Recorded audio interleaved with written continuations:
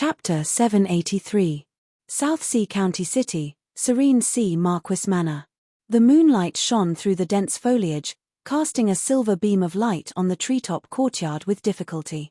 Dressed in luxurious clothes, the Marquis of Serene Sea paced back and forth under the moonlight with his hands behind his back. His brows were sometimes furrowed and sometimes relaxed. His expression was relaxed one moment and grave the next. He kept repeating a name, Li Qingshan. Ever since Li Qingshan came, he had been feeling uneasy. At first, she was filled with anger and hatred, wanting to find an opportunity to make him suffer. But now, she was filled with fear and uneasiness, wishing that she could never see him again. This child has a vicious nature and will definitely take revenge for the smallest grievance. He cannot be provoked casually. However, what kind of place was Savage Mountain? It was one of the few dangerous places in the south. According to the news from his subordinates, the entire city had been flattened. Aside from the 8 cave masters, all the other demonic cultivators had been killed. Not a single one had managed to escape. However, the main peak of Savage Mountain was enveloped by formations, preventing any information from being sent back. As a result, he had no idea what the outcome of the battle was. Did Li Qingshan die on Savage Mountain, or? No, that was impossible.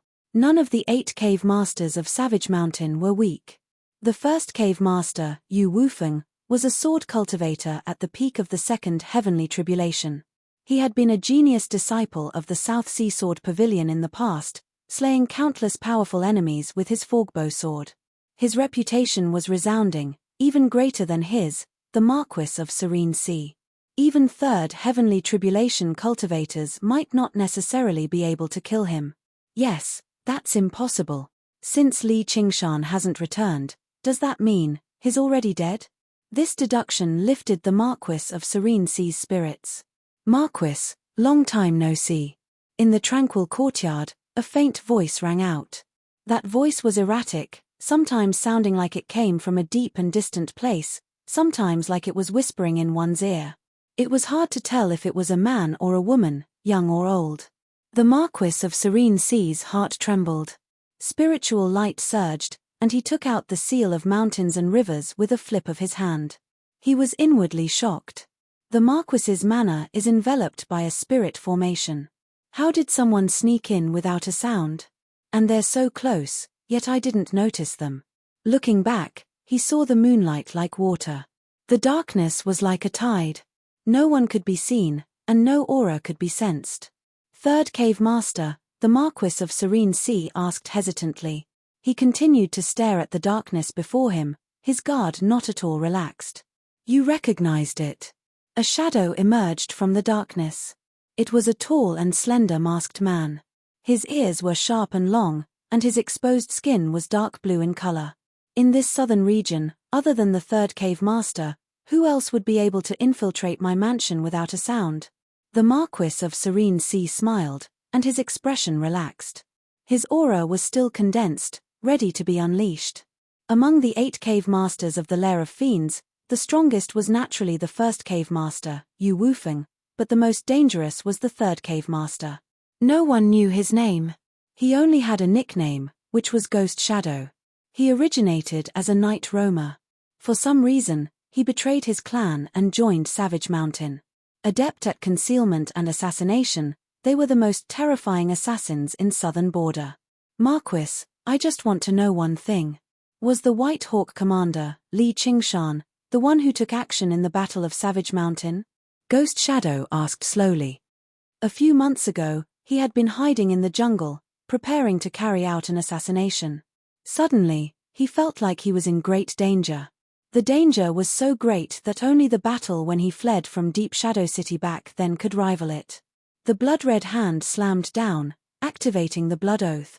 Although he had always been doing what Yu Wufeng and the Gentleman of Heavenly Blubber were doing his best to dilute his connection with the blood oath scroll, his cultivation paled in comparison to the two of them. Faced with great danger, he had only managed to escape with his innate ability as a night roamer. He had not been slapped to death. After a period of recuperation, most of his wounds had recovered. As an assassin, he had almost been finished off like this, which was basically a great humiliation. He could endure the humiliation, but what he wanted to understand was just what had happened. Who had refined the Blood Oath scroll and wanted to kill him? He had yet to recover completely, so he was afraid to go to Savage Mountain. No matter who it was that had refined the Blood Oath scroll, they definitely could not be underestimated. As a result, he came to the Marquis of Serene Sea's estate to investigate. It's hard for me to say. It's not like he's going to tell me what he's going to do. It's been a long time since I last saw him either. However, someone personally saw him and that woman called Little and head in the direction of Savage Mountain. The Marquis of Serene Sea tried to think of what to say. Li Qingshan, Little and Ghost Shadow repeated the two names, as if he wanted to carve them firmly into his heart. Don't tell anyone that I'm still alive, or I'll come looking for you again. As Ghost Shadow said that, the darkness surged over like the tide, gradually swallowing him up and turning him into a blurry shadow. The Marquis of Serene Sea frowned. With his identity and cultivation, not just anyone could threaten him. However, the person before him did indeed have the right.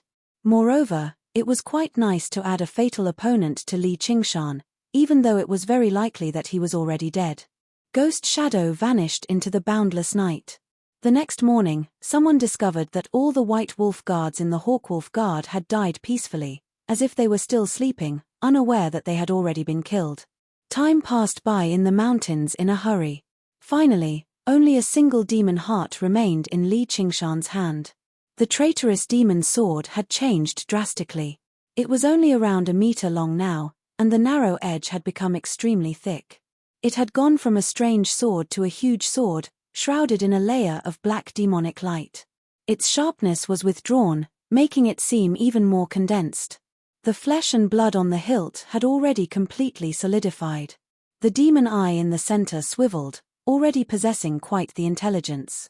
However, it was still a step away from a true demonic treasure. I've fed several dozen high-level demon hearts from demon commanders. The energy I need is already enough. All I'm missing is a final gamble. Li Qingshan formed a seal with his hand and pointed at the traitorous demon's sword. The traitorous demon's sword leapt up from his knee, turning the blade around and stabbing towards his chest. One with the sword. The blade stabbed into Li Qingshan's chest inch by inch. Only the hilt remained, but it did not pierce through his body. My unity of man and sword is really ugly, Li Qingshan said in a self-deprecating manner. He gripped the hilt and pressed down hard. The hilt also stabbed into his chest, leaving behind a huge wound that flickered with a dark light. The wound closed up very quickly, but the demonic light seeped out from Li Qingshan's body, dyeing him black. Li Qingshan focused and powered the traitorous demon sword, taking that crucial step. Quite a while later, the darkness receded, and his skin returned to normal. He smiled. It's done. But before he finished speaking, there was a clang, and a blade pierced through his shoulder. In the blink of an eye, several dozen blades had pierced through his body, making him look like a porcupine. In the past, when Li Qingshan had taken this sword from the demon general in the demon suppression tower, the demon general had ended up like this. His strength had greatly increased, but the price he had paid was being devoured by the sword, turning from the sword's master into a sacrifice for the sword. The blades trembled and gave off a strange hum. Eyes actually opened on them, staring straight at Li Qingshan, revealing a cruel and greedy light. The traitorous demon's sword that had always been as docile as a puppy in Li Qingshan's hand had devoured several dozen demon hearts and become a demonic treasure. It had finally turned into a monster, wanting to devour even Li Qingshan's demon heart. It's just a demonic treasure. You're overestimating yourself if you want to devour me. Whatever, this is your ability, so I'll let you devour me. Collect. A demonic light flashed through Li Qingshan's eyes, and the blades were withdrawn into his body. In the boundless darkness, the eyes stared at Li Qingshan's demon heart.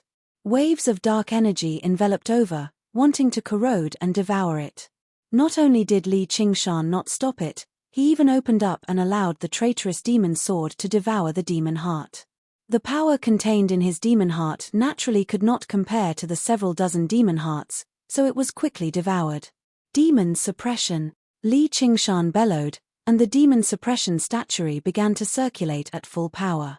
The devoured demon heart shone brightly, infusing the power of the traitorous demon sword. Let alone these several dozen demon hearts, even if the owners of these several dozen demon hearts were all revived, he could still suppress and kill them all. Furthermore, these demon hearts had been fused into the traitorous demon sword through his hands, so they carried the imprint of his power. It's just a sword at the end of the day. It might have gained some intelligence, but it's nowhere near intelligent. It only knows how to act based on what it can do. In the past, I made a promise with you that if I wasn't strong enough and you devoured me, I would have no complaints, which was why I named you traitorous. Now that you've failed, there's only one fate awaiting you. A sword thrum rang out from Li Qingshan's body, filled with fear and pleading. However, it subsided very quickly, finally dying away. The intelligence it had just nurtured was directly suppressed and obliterated. It was like an army of 100,000 had rebelled. A single imperial edict had been issued, and the army immediately changed sides, killing the leader of the rebel army and presenting his head before the steps. The heavy demon chi condensed once again, turning into a set of armor and displaying a brand new form of the demon commander. Li Qingshan summoned a spirit turtle's profound shell and used it as a mirror to examine himself. All he saw was that the black armor enveloped his entire body. The lines were sharp and neat, making him seem even more robust. His limbs were long and slender, and his entire body was on full display. Only half of the curved visor remained. A crystal that resembled an eye condensed at the center of his forehead. And it was not just his forehead. There were many crystals on his shoulders, chest, knees, and even his back as well. They shone with different colors, as if they were several dozen demon hearts. At the same time, there were several dozen demon eyes that could peer into his surroundings and see through all openings. It doesn't look bad, but it doesn't seem to be what I imagined. Is this a sword seed? Li Qingshan said in thought. He wanted to fuse with the sword and catalyze the traitorous demon sword into a demonic treasure, and he had indeed succeeded. However, he never expected the traitorous demon sword to suddenly rebel, which he suppressed mercilessly. After losing its intelligence, it merged with him. A tiny sword hovered in his demon heart. Although it was unexpected, he was extremely satisfied with the result. The power of the traitorous demon sword had completely merged with his body. Seeking help from an external object was nowhere near as powerful as himself. If it were possible, he would like to merge the demon dragon sword into his body as well. However, the demon dragon sword did not have the ability to devour its owner, nor would it merge with its owner, which was quite a pity. Chapter 784. Then Li Qingshan looked in Little Anne's direction. The Samdi flames of white bone burned silently, lifting up Little Anne like a lotus of fire. Under the illumination of the flames, her skin would fade in and out of existence. Sometimes, she would be a white skeleton, and sometimes, she would be a great beauty. The Buddha slaying sword hovered in the flames, taking on a blurry, rudimentary form. It was no longer a sword embryo. Li Qingshan saw how she still needed some more time to forge the sword, so he did not disturb her. He dove into the azure field. In this blood-red world, only the sky held up by the banyan tree king possessed a normal color. Li Qingshan stood on the top of the tree and gazed down. The night roamers prospered and thrived under the tree. It was a very peaceful sight, but the color of blood was currently invading in strand by strand. This peace and tranquility probably could not continue forever. Keeping the night roamers in the azure field isn't a solution either. Li Qingshan thought as he searched for Yi Liubo and Yi Liusu. He discovered that they were in secluded cultivation as well, working hard to break through to the second heavenly tribulation. The two of them sat before each other. Between them was Yi Mingzhu's spinning night demon core. It had already become much smaller, radiating with power that merged with their bodies. He had no idea how Yi Liubo had convinced her, but Li Qingshan felt rather relieved inside. How's the progress in the south? A gust of wind blew over, and the banyan tree king rustled. The aged voice reached Li Qingshan's ears. Not bad. I've already taken down Savage Mountain and obtained the Blood Oath Scroll. I've also accepted 2 cave masters as subordinates along the way. Li Qingshan turned around and smiled. Your strength has become more and more refined. As a demon king that had taken root in the Mist Province for 10,000 years, no one understood the Mist Province better than the Banyan Tree King. He knew what kind of place Savage Mountain was. Taking down that place and obtaining the Blood Oath Scroll was anything but easy. We can't just waste our time. Fellow Daoist, are you interested in staying somewhere else? Li Qingshan asked. As the Azura field strengthened, the Banyan Tree King's existence had already started to affect the Azura field's operations. Moreover, the purpose of the Azura field was to train and battle, to summon Asuras to do battle, and not to be a mobile abode. Sure. It just so happens that I'm a little tired too. Savage Mountain is a good place, a famous paradise in the southern border. The Banyan Tree King smiled. Although he had Li Qingshan's spiritual chi replenishment, he had been fighting against the power of the Azura path. It was also very exhausting. It's good that you're willing. This was indeed not a place to stay for long. However, I'm not in a hurry, so please hold on until I'm fully prepared, so that you can return to the Mist Province. With that, Li Qingshan leapt up and arrived in the desert.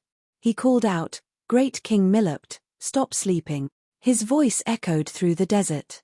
A while later, the sand dune in front of Li Qingshan began to tremble. The sand flowed and surged. With a thump, a huge, pink worm pierced through the sand dune, wrapping around him intimately.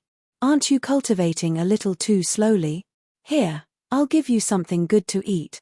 Li Qingshan tossed Wei of the poisonous pill to Milopt. Milopt turned into human form and swallowed the poisonous pill in a single gulp. He burped and rubbed his bald head, grinning widely. Stop grinning like an idiot. Refine this poisonous pill properly and become a demon commander. Don't say I'm not a good friend. Li Qingshan smiled. Milopt nodded foolishly. At this moment, the lake in the distance suddenly surged. With a splash, thousands of splashes flew into the air. A huge, red carp leapt out and shot through the air, lunging towards Li Qingshan. You bastard, you've come to take advantage of me again. Li Qingshan extended his hand and grabbed a young man in red. He was the carp demon he had named Li Hong. Great King, I want it too. Li Qingshan casually fished out a pill and shoved it into his mouth before tossing it out forcefully. With a plop, it fell into the lake in the distance. Li Qingshan returned to the great banyan tree and asked the Banyan Tree King for guidance on the cultivation of the demon suppression statuary. The Banyan Tree King was rather amazed by the wonders of this cultivation method, but he admired Li Qingshan's breadth of mind even more. This cultivation method could be described as one of the greatest cultivation methods in this world. Its value was immeasurable. In the hands of regular cultivators, all of them would view it as more important than their own lives, so why would they tell others so easily? However, he did not care at all. Sensing this trust, the Banyan Tree King also did his best to play the role of a teacher. Although he had never practiced this cultivation method, even the unraging monk paled in comparison to his 10 millennia of experience and knowledge, which allowed Li Qingshan to benefit tremendously. It was not that he did not know how to keep things to himself. For example, he would never tell anyone about the cultivation method of the 9 transformations of the demonic and divine, but a mere demon suppression statuary was not worth so much attention. This cultivation method would be replaced sooner or later anyway. Chatting with the Banyan Tree King was a great joy, and it was not just for cultivation.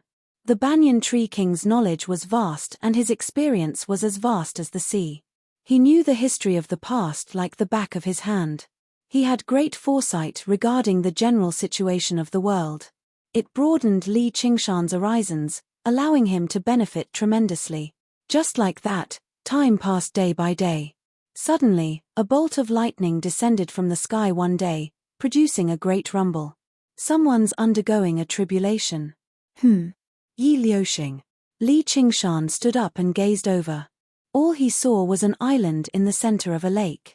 The lightning illuminated the surroundings, but it was unable to illuminate Yi Liuxing's gloomy figure.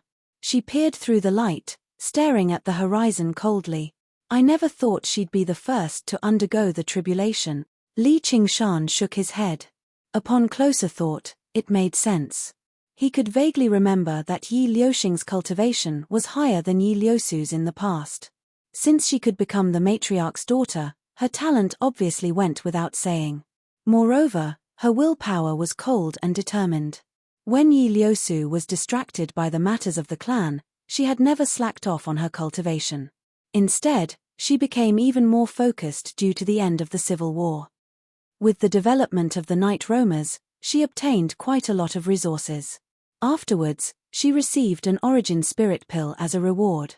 After such a long period of accumulation, it was finally time for her to break through. Bolts of lightning struck down, and the entire Azura field shook. The sounds of her clashing with the lightning froze in everyone's vision.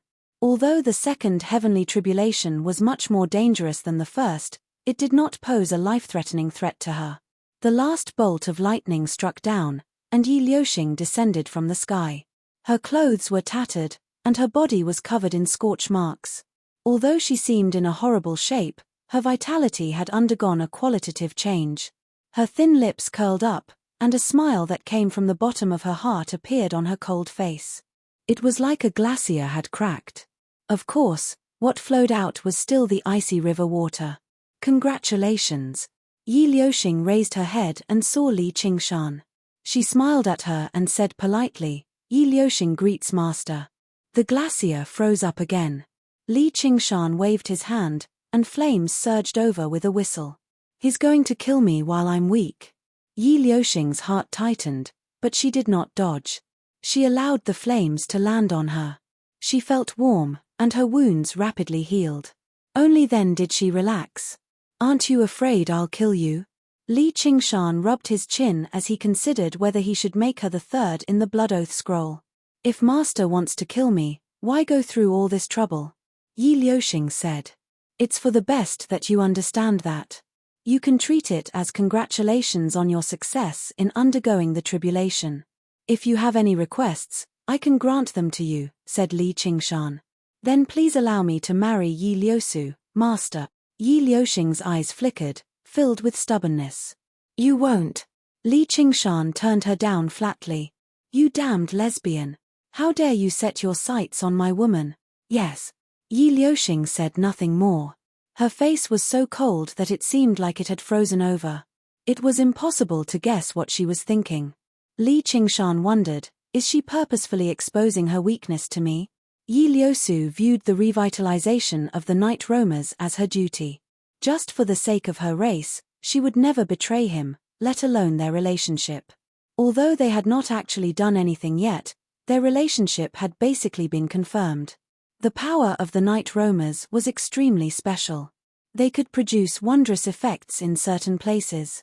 Afterwards, he would definitely attack everywhere and gather 10 people for the Blood Oath Scroll so that he could form a tremendous force. Through deterrence and trade, he could get the fire-devouring folk to lend him the divine Wutong tree for cultivation. Otherwise, why would a mere White Hawk commander like him make the fire-devouring king lend his clan's treasure to him? And, through the Banyan Tree King's warning, he discovered another hidden danger, which was the Lord of the Mist Province, the King of Southern Yu, and the Lord of the Green Province, Chu Lai King.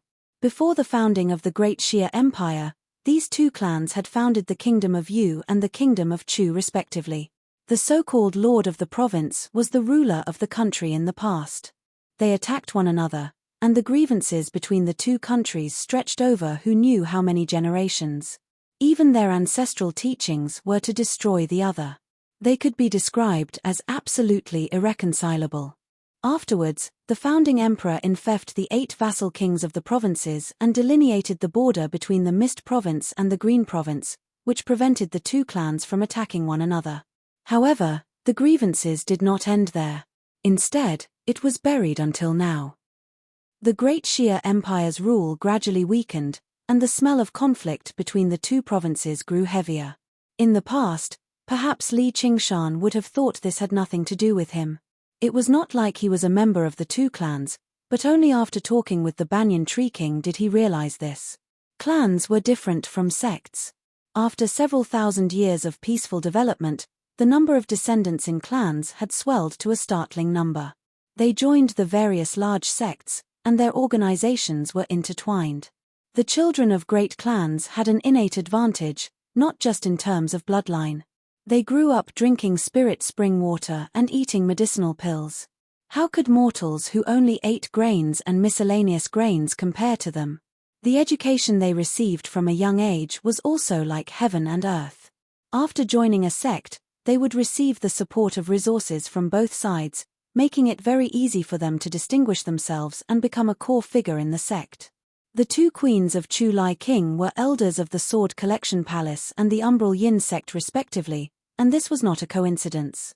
It was not even a political marriage like Li Qingshan had imagined in the beginning, where he would sacrifice himself. On the contrary, the three of them had known each other since they were young. Although they were separated by several generations by blood, they were truly members of the same clan. They were geniuses chosen from the thousands of descendants of the clan. They received guidance together and formed a friendship. The young man remained in the clan to continue cultivating due to his supreme talent, while the two girls joined the Sword Collection Palace and the Umbral Yin sect due to their different talents and personalities. Chapter 785. In the past, I was wrong in my thinking. This is the only logical thing to do. The world of cultivation attaches great importance to a cultivator's independent will. How could two powerful and talented female cultivators go against their own will and marry a man, let alone serve the same man? If they were regular female cultivators, it might be possible, but they both have a chance at overcoming the third heavenly tribulation. At the end of the day, Little An's father's harem is really good. It's worth learning from. Though, it still fizzled out in the end. Even his own daughter died mysteriously. Li Qingshan could not help but think, in the past, the three of them were childhood sweethearts. No, they were childhood sweethearts, so why did they turn against each other in the end? Probably the Sword Collection Palace and the Umbral Yin sect were involved. When the clan influenced the sect, it was unavoidable for the clan to be influenced as well, even forming different factions within the clan. It sure was difficult for Little An's father to run a harem. Two women were easy to deal with, but how was he supposed to deal with two sects? Coupled with the conflict between forces within the clan, even a god would be helpless. In the end, it ended up harming Little Anne. In short, the Umbral Yin sect, the Sword Collection Palace, and the King of Chu's clan were inseparable. They were in each other, completely entangled together. Back then, when he heard the great Banyan Tree King mention it, Li Qingshan even rejoiced that he did not belong to that category. He was a proper monk. Although he was a secular disciple, even if he did not have 6 pure senses, he still had 3 at the very least. However, the Banyan Tree King told him that among the 3 great sects of the Green Province, the one with the closest ties to the royal clan was not the Sword Collection Palace or the Umbral Yin sect, but the Buddhist Holy Land, the Chan Monastery of Devarengye. These monks obviously came with a home. The Chan Monastery of Devarengye was located in the center of the Green Province. It was extremely close to South Hub City, so this was no surprise. Before the Great Xia Empire was founded, Buddhism was the state religion of the Kingdom of Chu, while the Chan Monastery of Devarengye was the imperial temple of the Kingdom of Chu. There were even kings who entered the Chan Monastery of Devarengye to shave their hair and become monks after abdicating. In the campaigns of the Kingdom of Yu that spanned several millennia, they played a decisive role. The Chan Monastery of Devarengye had been the protector of the Kingdom of Chu during the few major crises they faced. As a matter of fact, even the current sect master of the Chan Monastery of Devarengye, the Dauntless Monk. They all had the bloodline of the royal family. As a result, the Chan Monastery of Devarengye seemed to be neutral, cutting off the balance between the Umbral Yin sect and the Sword Collection Palace, but when it truly mattered, they would definitely be the central force. The unraging monk went mad, killing countless people. In the end, he was able to safely return to the mountain to cultivate. It was probably not only the sect behind him that protected him, but also the royal family. It was possible to imagine that once the 2 vassal kings resumed their battle, it would definitely develop into a full-scale war between the Green Province and the Mist Province. As for the 2 genius disciples of the Chan Monastery of Devarengye, Li Qingshan and Little Anne, it was impossible for them to remain uninvolved. Instead, he must be a key figure. The more famous they were, the the more likely they would be eliminated by the prefecture overseer's manner as a potential threat. If they were in a state of war, the King of Southern you might even directly charge over and slaughter the two geniuses. However, the Banyan Tree King told him that there was no need for him to worry too much. At the very least, war would not erupt within the next decade. His identity as a White Hawk commander would come in handy too. The decline of the Great Shia dynasty was not something that happened overnight, even though the sun had already set. Even when the sun had already set, the afterglow could still shine for a very long time. Right now, the two provinces were making preparations as well. If the King of Southern Yu personally took action to kill them, they would not be able to do so. If the King of Southern Yu personally took action to kill them, the Chan monastery of Devarenga would definitely launch a large-scale retaliation. War would immediately erupt, but while they would not do it openly, it was hard to say what they would do in secret. This was all thanks to Li Qingshan moving fast enough. He killed the White Hawk commander as soon as he struck before killing his way into Savage Mountain a few days later. His whereabouts became a mystery, and his fate was unknown. Even if others wanted to take him down, they would have to consider the situation first. Although the Banyan Tree King did not give him any direct suggestions, Li Qingshan understood a little. He needed to continue moving quickly and establish the framework of Savage Mountain before the hidden enemies could respond. He needed to use the power of the Blood Oath Scroll to gather 10 experts and form a great organization. That way, no one would dare to underestimate him.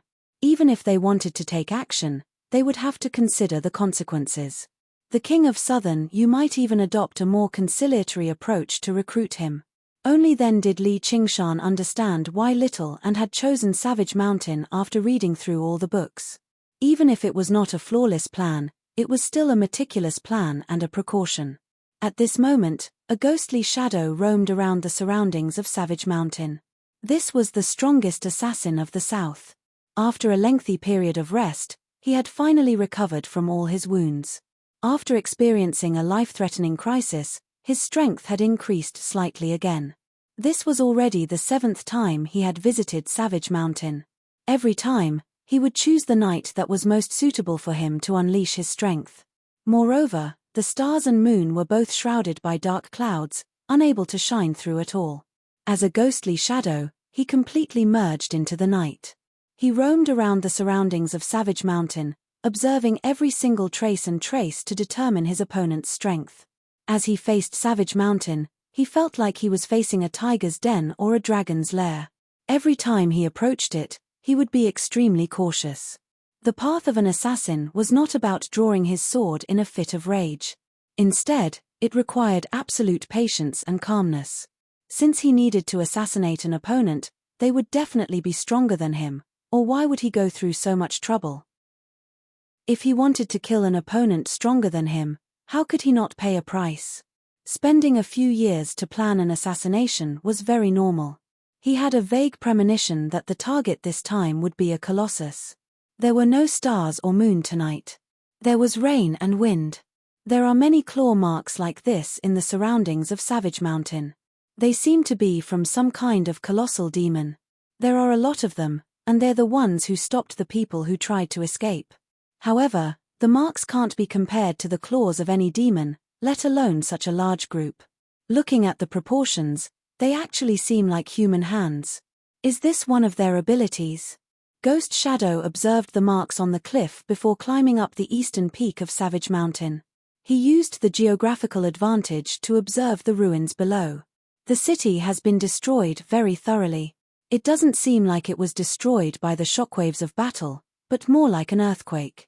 Ghost Shadow drifted down and patrolled through the ruins, stopping above a huge pit. The gentleman of heavenly blubber wanted to escape, but he was stopped. Afterwards, he directly collided with Li Qingshan or Little and here. That's why he left behind this huge pit. The gentleman of heavenly blubber was actually sent flying and slammed into the wall over there, leaving behind this huge pit. The pit was much smaller than his body, so he was clearly very heavily injured. He was forced to use his fat to offset it. This power is basically terrifying. I definitely can't face it head on. The more Ghost Shadow observed, the more shocked he became, but this did not make his determination waver. He gazed at the main peak of Savage Mountain and became slightly excited. The more powerful the prey was, the more worth it they were to assassinate. A gust of wind blew over, and he drifted up the mountain with the drizzle. Although Li Qingshan had taken control of the formations, how could it stop him who knew these formations like the back of his hand? With his innate ability as a night roamer, he passed through silently and followed the aura into the center of the mountain. Li Qingshan suddenly snapped open his eyes. His mind rippled. This was the spirit turtle's warning. The enemy was already extremely close. However, he failed to sense anything at all. He calmed down and used the spirit turtle to perform a divination. The corner of his lips curled slightly, and he stood up and made his way out. The pale white flames in Little Anne's eye sockets flickered as if she had sensed something too. Li Qingshan nodded at her, and she continued to focus on forging the sword. The 8-point formation in the Blood Oath Hall is a little troublesome. Although I can force my way through it, it's impossible for it to remain completely silent. The senses of the 8 desolate beasts are far too sharp. Once they activate the formation, it'll be very difficult for me to escape unscathed. Just as Ghost Shadow was thinking, his drifting figure suddenly stopped. He thought, even the heavens are on my side. His prey had appeared. Ghost Shadow was not worried about whether he had been discovered or not. He was extremely confident in his ability to conceal himself. Even if he was a great cultivator who had undergone the 3rd heavenly tribulation, they might not be able to discover him as long as he did nothing. He did not plan on carrying out an assassination tonight. He just wanted to observe his prey from a closer distance. He focused his mind, and all he saw was a man walking over from the hall in the center of the mountain. He made his way up the stairs step by step. He was tall and large, and his steps were firm. His appearance was nothing special, and the aura he gave off was not particularly powerful either. However, Ghost Shadow dared not underestimate him at all. It was very likely for him to be the one who had sent the gentleman of heavenly blubber flying in a direct confrontation. He had probably been injured in that battle and had been recuperating in secluded cultivation the entire time. The fact that he was still alive was the best proof. As Li Qingshan approached, Ghost Shadow gradually felt a sense of pressure. It was not from his aura or presence, but from an ability he had honed through countless life and death experiences, allowing him to understand which prey were extremely dangerous. Li Qingshan did not seem to notice anything at all. He approached Ghost Shadow step by step. 10 steps, 8 steps, 5 steps. When he was only 3 steps away, Li Qingshan's gaze suddenly became as tranquil as water. He said nothing at all, throwing a punch at Ghost Shadow. He smiled. An esteemed guest has come to visit. I was unable to welcome you from afar, so eat my punch first. Li Qingshan suddenly radiated with surging malice. Ghost Shadow seemed to see a vicious tiger roar. Even with his willpower, he was slightly affected. By the time he returned to his senses, the punch had already landed on him. It was already too late for him to do anything. However, Ghost Shadow was not afraid. Having transformed into the night roaming god, he could not be injured so easily. Whether it's techniques or blades, just pass through my body. That was his final thought before he fainted. Under Li Qingshan's control, the shockwaves condensed without dispersing. A black shadow was peeled away from the darkness, like a blob of ink that was constantly being shaken up. It had completely lost control over its body. Li Qingshan's punch could shatter space, although it was not as powerful in a stable world. The ghost shadow was clearly not as tough as space. After over a year of cultivation, he had already passed the Nirvana realm. He was much more powerful than when he fought the Corpse King. Although he had failed to shatter space, he could already shake it up. If the gentleman of heavenly blubber was bold enough to face him head-on now, he would struggle to avoid the fate of being killed in a single punch even if he threw away all of his fat. It's actually a night roamer, but it's a pity that he's a man. Whatever, his strength is passable. Doesn't that make me a third one? Li Qingshan turned around with Ghost Shadow. The strongest assassin of the south had not even managed to endure a single punch at the end of the day. Li Qingshan had also determined that this guy's strength is passable. If you can survive a punch from me, then go swear an oath. P.S. Chapter 786. When Li Qingshan tossed the unconscious Ghost Shadow in front of Little Anne, Little Anne said, "Ghost Shadow?" Li Qingshan asked in surprise, "You know him? The third cave master of the Lair of Demons. I didn't think he'd still be alive." Sure enough, those ranked at the top do have some strength. Yeah, he actually survived a punch from me. Coming to Savage Mountain this time really was the right decision. Ghost Shadow remained unconscious for 3 whole days and nights before waking up. His breathing was feeble, and his face was pale white. When he recalled the punch, he still felt lingering fear. Did I still underestimate the terror of prey in the end? This isn't the strength a White Hawk commander should possess. Stop playing dead. Get up. A bellow shook up Ghost Shadow's mind. He dared not be careless, sitting up slowly. All he saw was Li Qingshan crouching in front of him. His face was vicious as he waved a sheepskin scroll in his hand, like a creditor who had come to collect a debt. The 2 people behind him were obviously his subordinates or bodyguards. They currently gazed at him with mixed emotions. There was some sorrow and pity, as well as some schadenfreude. Yu Wufeng, the gentleman of heavenly blubber. Ghost Shadow blinked his eyes in surprise. "Third brother, you've come too." The gentleman of heavenly blubber sighed. After over a year of recuperation, his body had already turned back into a mountain of flesh. Yu Wufeng just shut his eyes. A while later, Ghost Shadow understood everything. He could withstand the backlash of the blood oath without dying, so the 2 of them could do it even more. At the same time, he managed to make out what the sheepskin scroll in Li Qingshan's hand was. He even got a rough idea of the blood oath that had been rewritten on it. In other words, Li Qingshan killed the 4 other cave masters and forced Yu Wufeng to sign a new blood oath with the gentleman of heavenly blubber. That's actually how it turned out. How is his strength? Yes, he has the strength. The fact that the gentleman of heavenly blubber can withstand a punch from him without dying can already be regarded as his cultivation method. "Kid, I can see that you're very talented, so I can't bear to kill you. Swear an oath." Li Qingshan pressed down on Ghost Shadow's shoulder and chuckled. "Just kill me," Ghost Shadow said calmly. "You want to die?" Li Qingshan raised an eyebrow. He never thought there would actually be a tough nut to crack in Savage Mountain, which piqued his interest. "I don't. However, I don't want to be a servant anymore and live an ignoble existence anymore," Ghost Shadow said calmly. He stared death with equanimity. The gentleman of heavenly blubber's face reddened, but he was completely red, so it was quite difficult to tell. Yu Wufeng even clenched his fists tightly. He silently told himself that he had to endure the humiliation. He could not give up on this sliver of hope. "I heard that you escaped from the clan." "Why?" "Because you're a man. You were oppressed by those women?" Li Qingshan asked with a smile. Ghost Shadow's eyes narrowed. He said nothing, but Li Qingshan knew he had guessed correctly.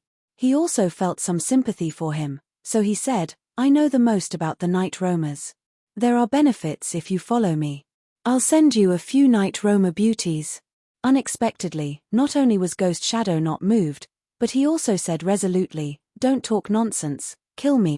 You do have character. I like it." Li Qingshan gave him a thumbs up and put away the blood oath scroll. With another wave of his hand, Ghost Shadow disappeared. Li Qingshan waved his hand.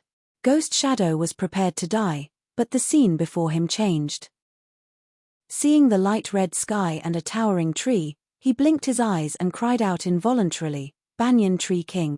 Probably no one in the entire cultivation community of the Mist Province did not know this phrase, nor was there anyone who did not revere this phrase. However, the Banyan Tree King mainly existed in the central and western regions of the Mist Province. It did not exist in the south. What left Ghost Shadow even more surprised was yet to come. A night roamer arrived before him. She was a female night roamer. Her nose was straight and thin, but her eyes were very faint, which made her seem even colder. However, she was also a rare beauty. There was a hint of surprise in her eyes. This night roamer has already undergone the second heavenly tribulation and condensed a night demon core. Her status in the clan should be very great, so why haven't I seen her before? And even if I haven't seen her before, she should have seen me before. Isn't she a night roamer under the Shadow Queen's command? But the night roamers of the Mist Province have clearly been unified a long time ago. Ghost Shadow sank into his thoughts. He had a vague feeling that something bad was about to happen. Yi Liuxing suddenly paid close attention and said, "Yes." After a moment of further thought, she grabbed Ghost Shadow and made her way towards the great banyan tree. Ghost Shadow saw even more night roamers.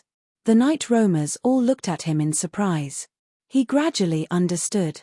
This is a tribe of night roamers that has never been under the Shadow Queen's rule. Arriving beneath the great banyan tree, they passed through the cavern condensed from tree roots and arrived before a black altar. Yi Liuxing removed Ghost Shadow's clothes and placed him on the altar. She activated the altar, and black shadows surged. Ghost Shadow felt his wounds slowly recover, but he did not feel at ease at all. Another strand of dark green liquid poured into his mouth, which immediately melted into his body. His wounds rapidly recovered. That's a branch from the Banyan Tree King, the most renowned medicine for healing in the Mist Province. However, the restraints left behind by Li Qingshan still suppressed him firmly. The black altar possessed this power too. Yi Liuxing studied Ghost Shadow's body and nodded in satisfaction in the end. Ghost Shadow, who had always been unafraid of death, showed fear in his eyes as if he recalled something. Very soon, Yi Liuxing summoned a group of female night roamers to the side of the altar. They listened to what Yi Liuxing said and looked at Ghost Shadow on the altar. They all became interested. Afterwards, a female night roamer stripped off her clothes and began kissing and caressing Ghost Shadow. Ghost Shadow's eyes widened as his body tensed up, but it was not excitement, but fear. It was unimaginable that a person who was not even afraid of death would actually be afraid of a female night roamer. Seeing how Ghost Shadow did not respond at all, the female night roamers in the surroundings mocked him. The female night roamer was furious too, slapping Ghost Shadow viciously and asking Yi Liuxing for help. Yi Liuxing gave a few more instructions. A while later, she brought over a porcelain bottle and took out a blue pill, shoving it into Ghost Shadow's mouth. It was like a spark had landed in the wilderness. In the blink of an eye, the flames of lust blazed. His rationality was still there, but his body's reactions were involuntary. The female night roamer on him became excited. A tear rolled down from the corner of Ghost Shadow's eye. Night roamers were a society where women were superior to men, as the talent of men was nowhere close to that of women. Undergoing the first heavenly tribulation was extremely difficult, and those who underwent the second heavenly tribulation were even rarer. All male night roamers who had undergone the second heavenly tribulation would immediately experience an overwhelming change in status. They no longer had to carry out any dangerous missions. They could remain in the safest main city the entire time. Ghost Shadow was one of those lucky dogs. Of course, this did not mean he did not have to do anything. At the very least, there was one job he had to do, which was reproduce with the female night roamers in his clan. It was just like how the children of human cultivators would often possess impressive talent for cultivation. As long as they could guarantee they would only marry cultivators, they would develop a cultivation bloodline. That was how clans came about. Other folk clans placed even more emphasis on bloodlines than human clans. They were born with talent and lifespans that mortals could never hope to attain. They basically possessed the advantages of both humans and diamonds, allowing them to achieve twice the results with half the effort. This was the importance of bloodlines. As a result, Ghost Shadow obtained a job that could drive all men mad with envy. Every day and night, different women would visit him and make love with him. For the sake of this opportunity, the various organizations in the clan even engaged in an open and covert struggle. In the end, the Shadow Queen mediated and set a timetable. As a result, there was a very long period of time when he could not even see a single repetitive face. Countless faces overlapped and became blurry. That was because the stronger the bloodline, the lower the chances of having children. As a result, day and night, it never ended.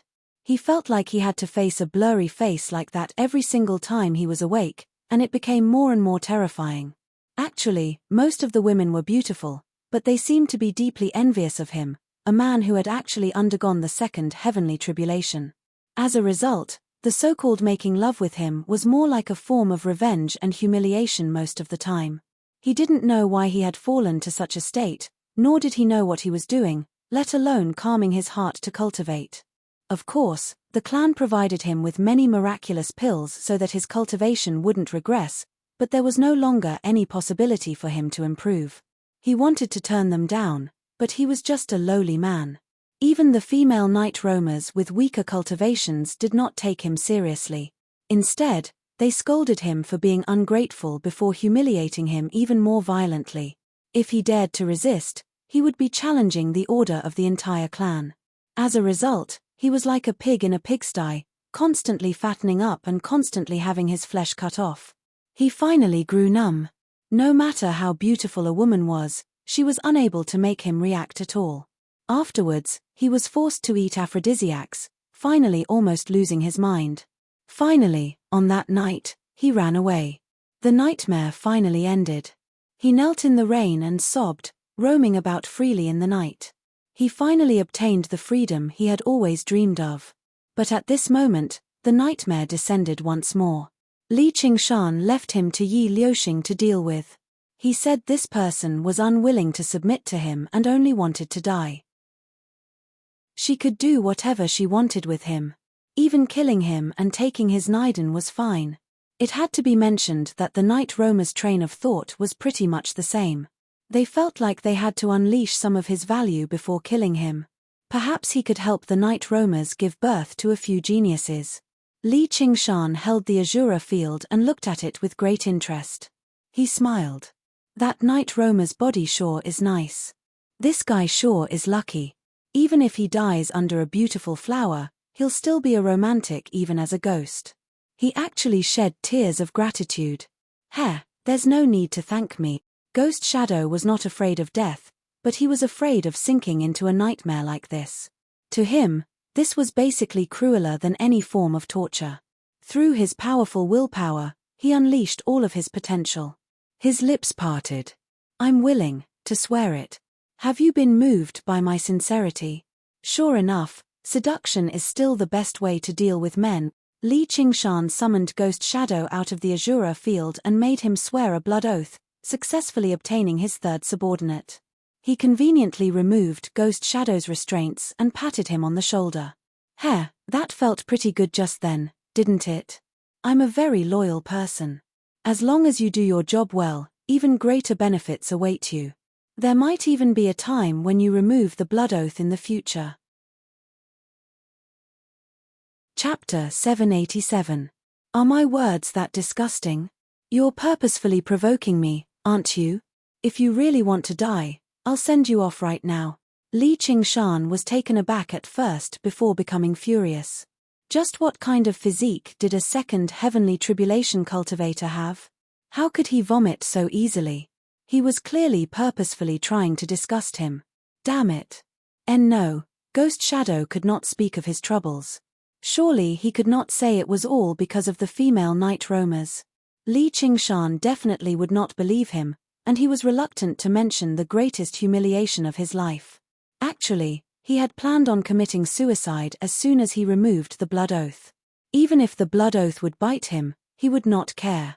However, after going through another nightmare, he suddenly felt like he could endure any pain and hardship in life.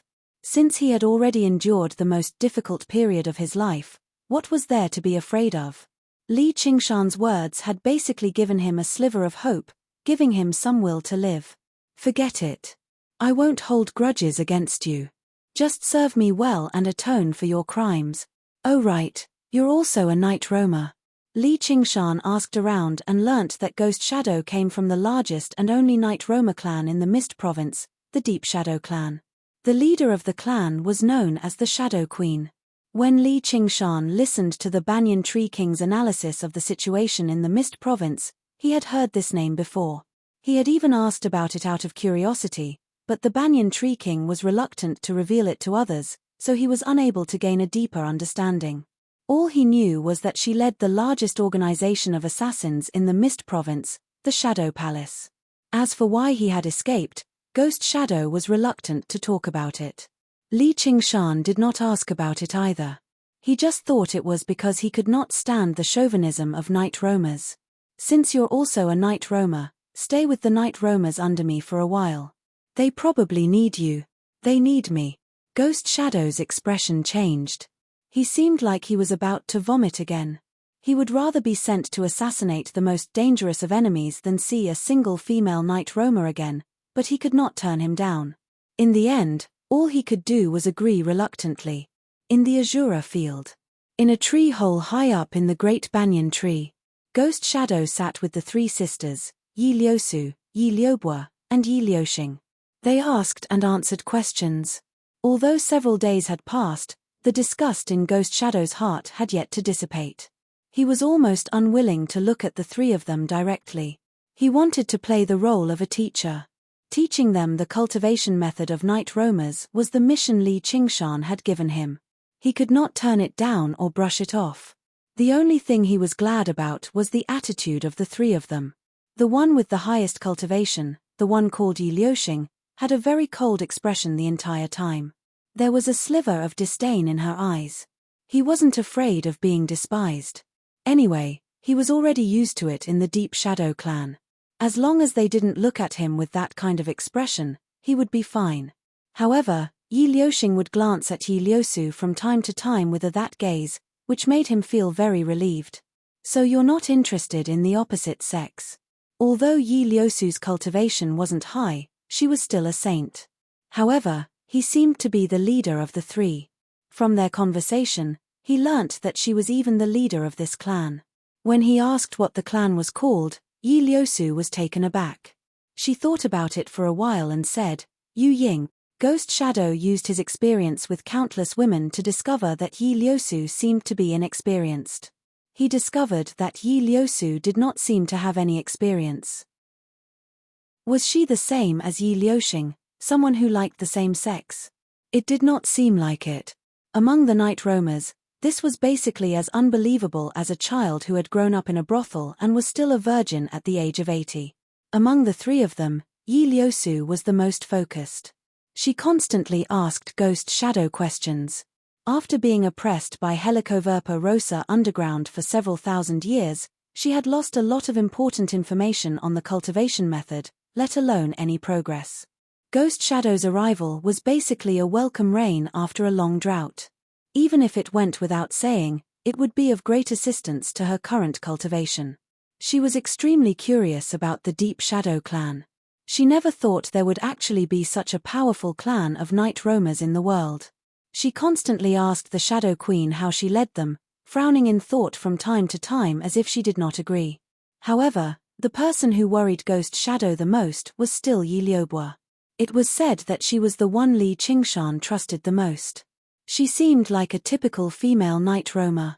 Back in Deep Shadow City, women like her would often be the most fearless when they humiliated him, which still lingered in his heart. You're saying, you were thrown in here by a person called Li Qingshan, not North Moon? Yi Liubwa asked. Ghost Shadow had only learnt from their conversation that their master was actually the North Moon that the Dragon King of the Sea hunted down. All he could think about his current fate was serves you right.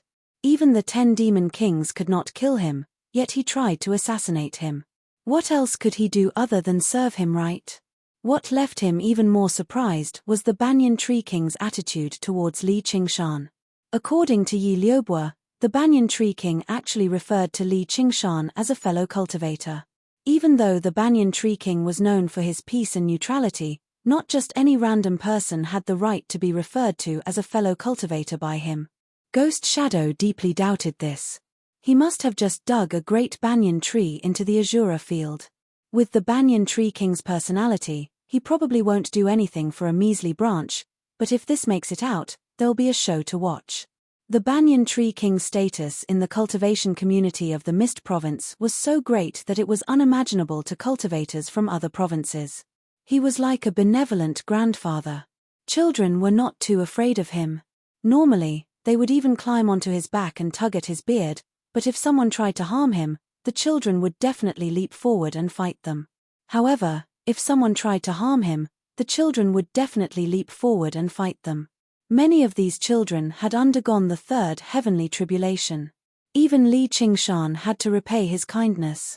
Oi, why aren't you saying anything? I'm asking you, Yi Liubo said impatiently. I can't answer that, said Ghost Shadow. This was the restriction of the blood oath. He could not purposefully expose Li Qingshan's secret. You idiot, don't you understand? This is his other identity. He uses it to move about in the human world, Yi Liuxing said coldly. Is that so? You're the idiot. Yi Liubo bellowed furiously. Yi Liuxing smiled coldly. All right, stop arguing. Fellow ghost, please continue explaining the fifth transformation of the night roaming god. This was within Li Qingshan's expectations. Since even Yu Wufeng and the gentleman of heavenly blubber knew about his dual identity, there was nothing wrong with telling them. Moreover, this was different from exposing the North Moon's identity under Li Qingshan's name. He did not have that many qualms.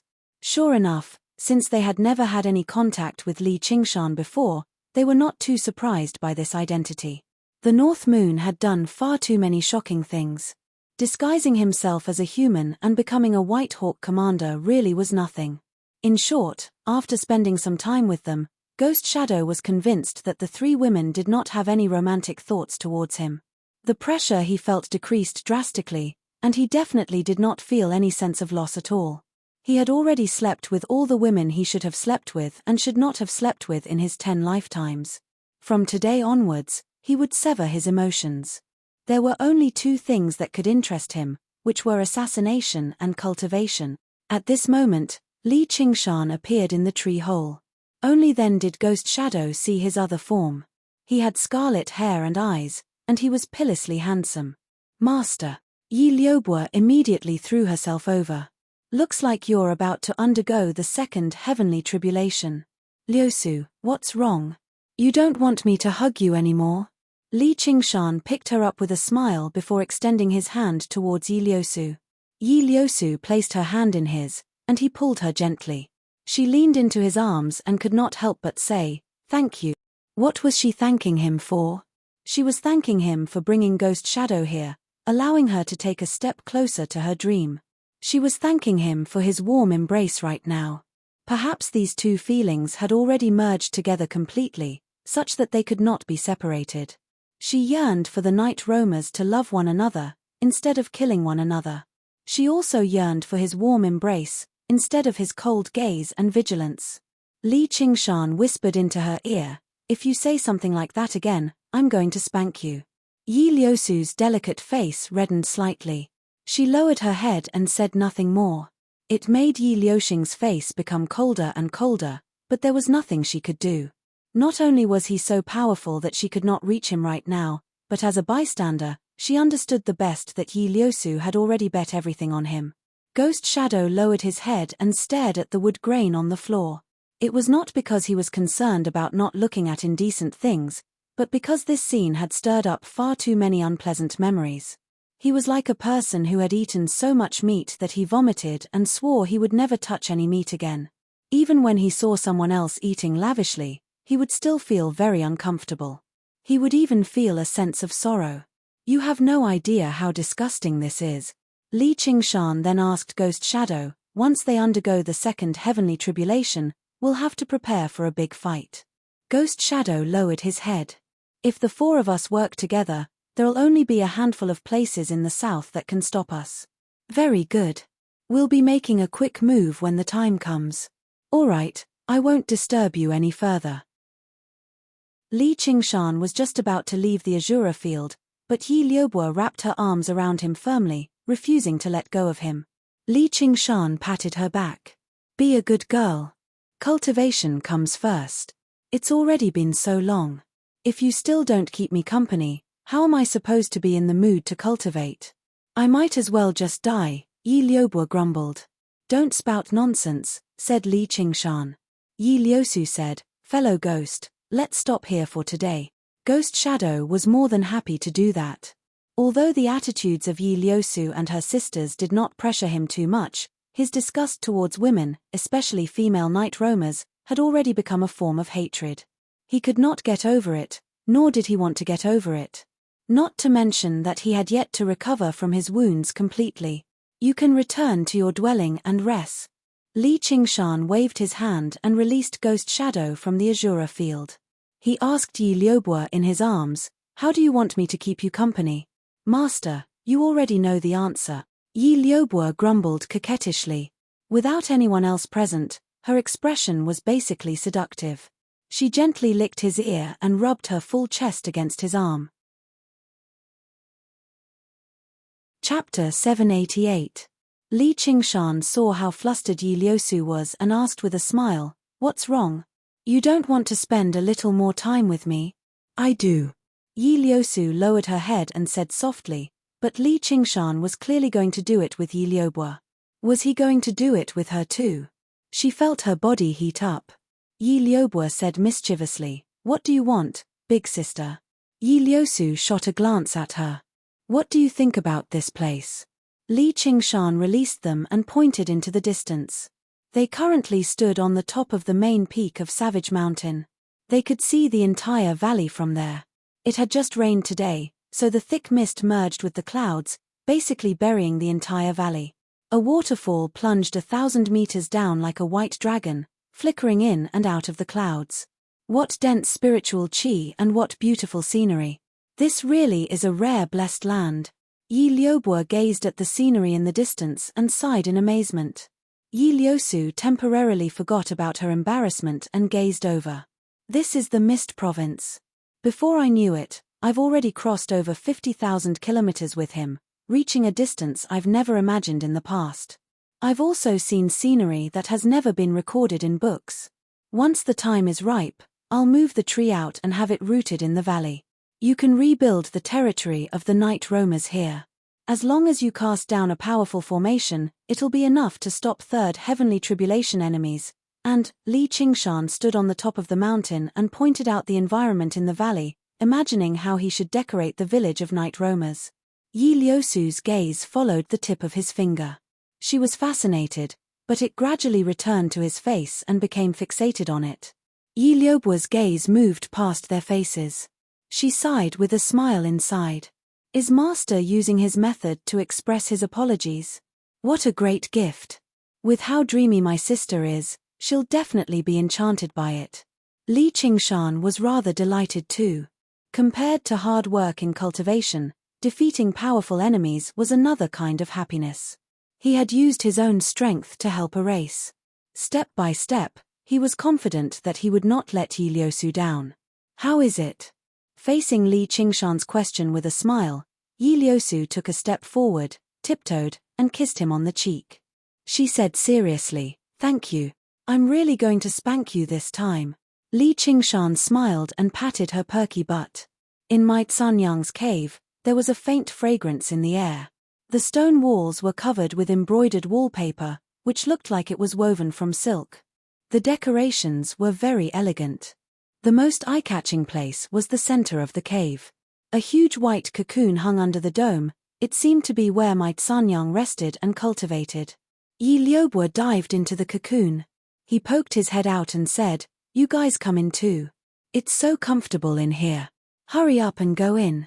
I'll look around." Yi Liusu said to Li Qingshan, her eyes darting around, not daring to meet his eyes. Li Qingshan carried her up and jumped into the cocoon. The space inside was not small, but it was still a little cramped to accommodate 3 people. The pure white silk was smooth, cold and soft, glowing faintly, like a huge sleeping bag. This cocoon is a treasure. Li Qingshan examined it. Before he finished speaking, Yi Liubo pounced on him and sealed his mouth with her plump lips. Her tongue slid in like a snake and she mumbled, "Master, love me, you're so horny, can't you see your sister is still here?" Li Qingshan flipped her over and pressed her under him. With a light wave of his hand, her bra fell off and 2 voluptuous mounds jumped out. He held them in his hands and played with them, pinching the tips lightly. Yi Liubo moaned softly and said with a flirtatious look, "It's not like I can escape from your demonic claws anyway." Yi Liusu, who had always been composed and generous, was basically at a loss for what to do. Born as a night roamer, she had seen many things like this before. She was not as shy as mortals and treated it as a matter of course. She had been mentally prepared for this a long time ago. But only now did she realize she could not act as naturally as she imagined. Li Qingshan's hand caressing Yi Liubo basically felt like it was on her body. Even her breathing became labored.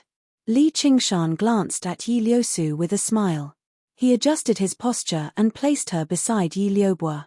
Two equally beautiful faces were currently looking at her with different expressions. Yi Liusu's body tensed up.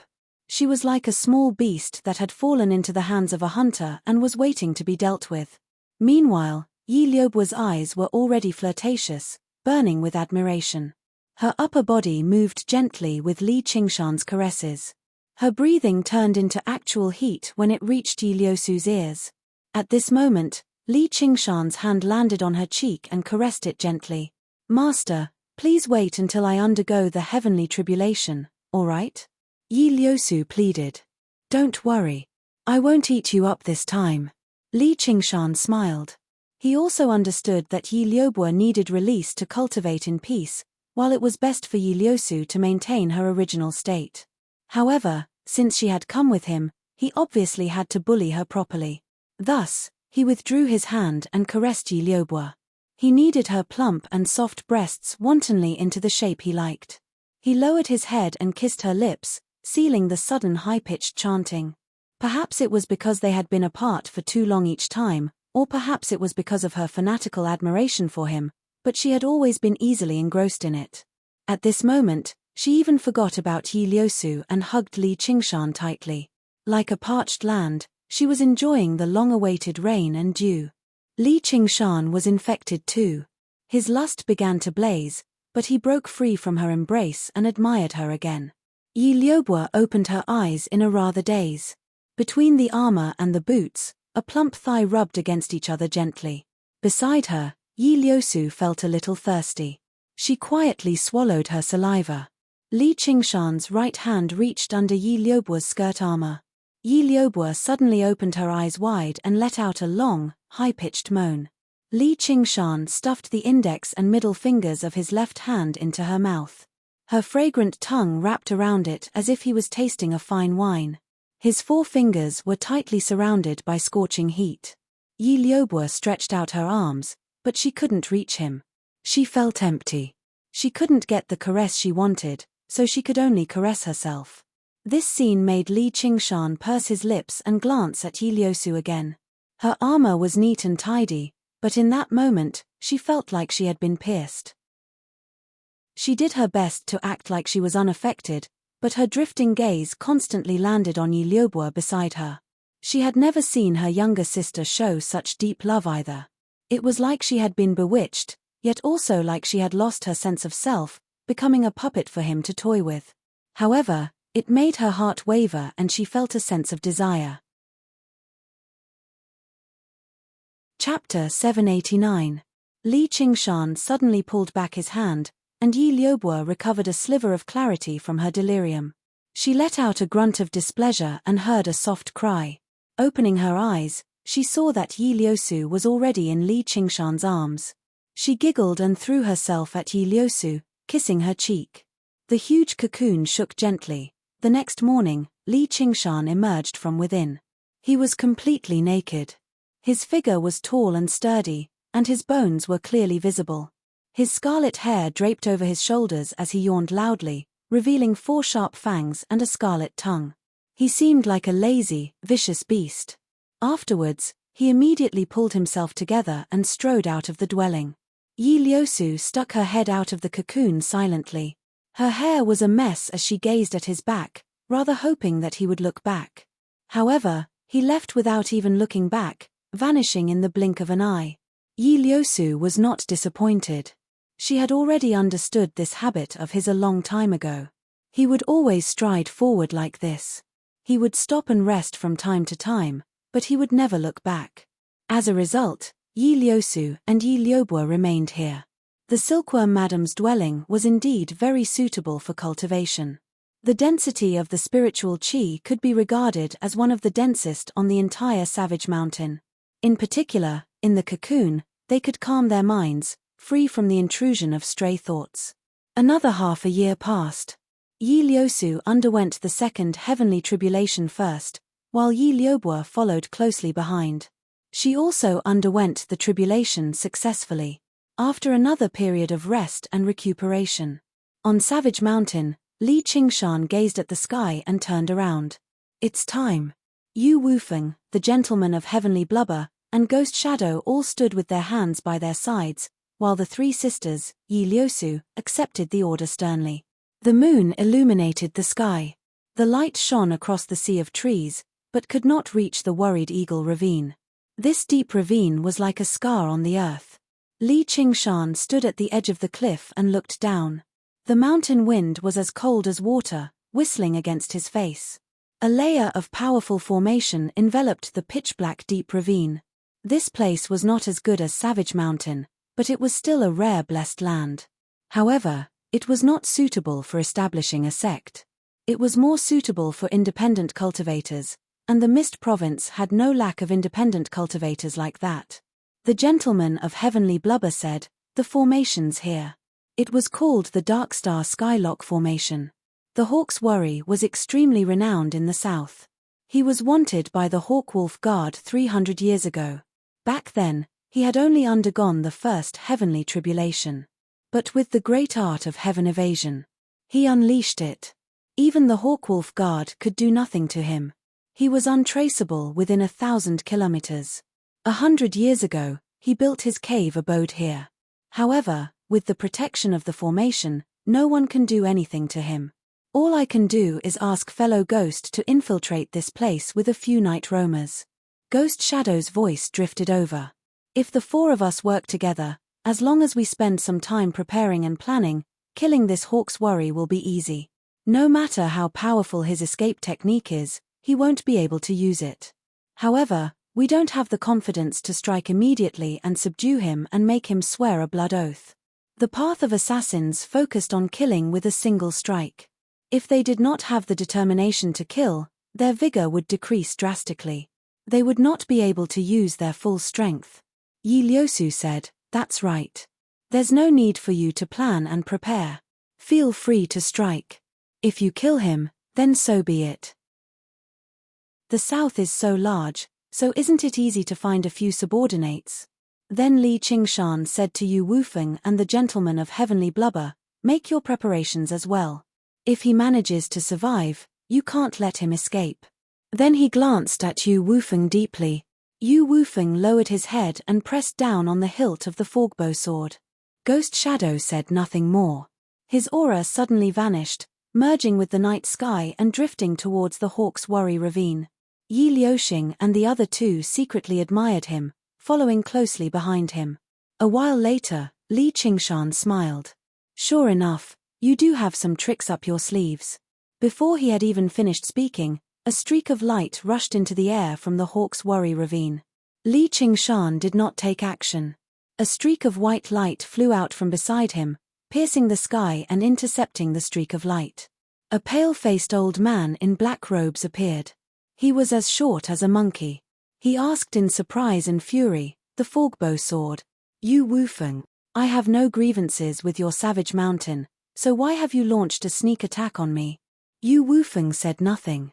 He formed a seal with his hand, and the forkbow sword turned into a slithering streak of white light, surrounding Hawk's Worry. "Who's that?" "The White Hawk Commander." Hawk's Worry glanced at the man in white clothes before Yu Wufeng, standing with his arms crossed with a smile. Under the moonlight, his white clothes resembled a silver hawk spreading its wings. The gentleman of heavenly blubber who was renowned for his viciousness also stood behind him with his head lowered, doing his best to maintain a humble posture. Hawk's Worry forced himself to calm down. The forkbow sword's light was dense, but it could not trap him. Right when he was about to use the great technique of Heaven's Escape to break free, several drifting strands of killing intent froze him where he was, preventing him from moving. A while ago, if it were not for his sharp senses that had been honed from many years of life and death, he would have almost died to a terrifying assassination before he could even use his escape technique. Apart from Ghost Shadow, the other three were clearly peak assassins of the Shadow Palace, which scared him witless. Although he managed to escape by luck, he was heavily injured, even abandoning his dwelling. Yet, the first cave master of Savage Mountain intercepted him with his renowned forkbow sword. In an instant, killing intent filled the air from all directions, but it was like a bow that was ready to be drawn. Just as Hawk's Worry was thinking about a countermeasure, the Demon Suppression Tower descended from above. Demon Suppression. The 4 Night Roamer assassins worked together to assassinate him. The first cave master of Savage Mountain used his arcane treasure, the Forgbow sword, to trap him, and Li Qingshan suppressed him in the end. No matter how powerful Hawk's Worry's escape technique was, all he could do was surrender. In the Demon Suppression Tower, Hawk's Worry turned into a streak of light, charging around, but it was obviously useless. The Demon Suppression Tower was rather clumsy in actual combat, but as long as it suppressed an enemy, they would struggle to break free. At this moment, a figure passed through the tower. Li Qingshan appeared and said, "Don't waste your energy. Let's talk about something useful." "You're Li Qingshan? How extravagant of you, sir." Hawk's Worry did his best to maintain his distance from Li Qingshan.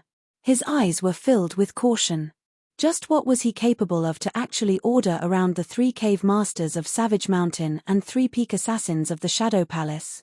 Li Qingshan took out the Blood Oath scroll and smiled. "Come, fellow, swear an oath." The Blood Oath scroll. "You've actually refined the Blood Oath scroll." Hawk's Worry's expression changed drastically.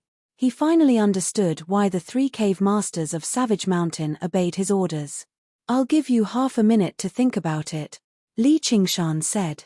Half a minute later, the Demon Suppression Tower turned into demon chi and dispersed. Li Qingshan stowed the Blood Oath scroll away and patted Hawk's Worry's shoulder. He said in praise, "Fellow Hawk truly is a sensible person." Hawk's Worry was dejected. He forced out a smile. Yes, let's go to the next stop." Li Qingshan waved his hand in high spirits. 7 days later, in the Marquis of Serene Sea's estate. The Marquis of Serene Sea was currently meditating with his eyes closed when the caretaker reported, "Marquis, that Li Qingshan is outside, requesting an audience." "He's still alive." The Marquis of Serene Sea snapped open his eyes and received him at the entrance. He saw Li Qingshan's back to him, currently lecturing a group of people. "From today onwards, you must turn over a new leaf and start anew. You'll definitely achieve great things in the future." The Marquis of Serene Sea counted a total of 8 people. They varied in height, weight, and weight. Every single one of them wore a black cloak with the hood covering their faces. Although they all lowered their heads like servants, the auras they gave off vaguely left the Marquis of Serene Sea alarmed. "These people are so familiar. Who's that big fatty?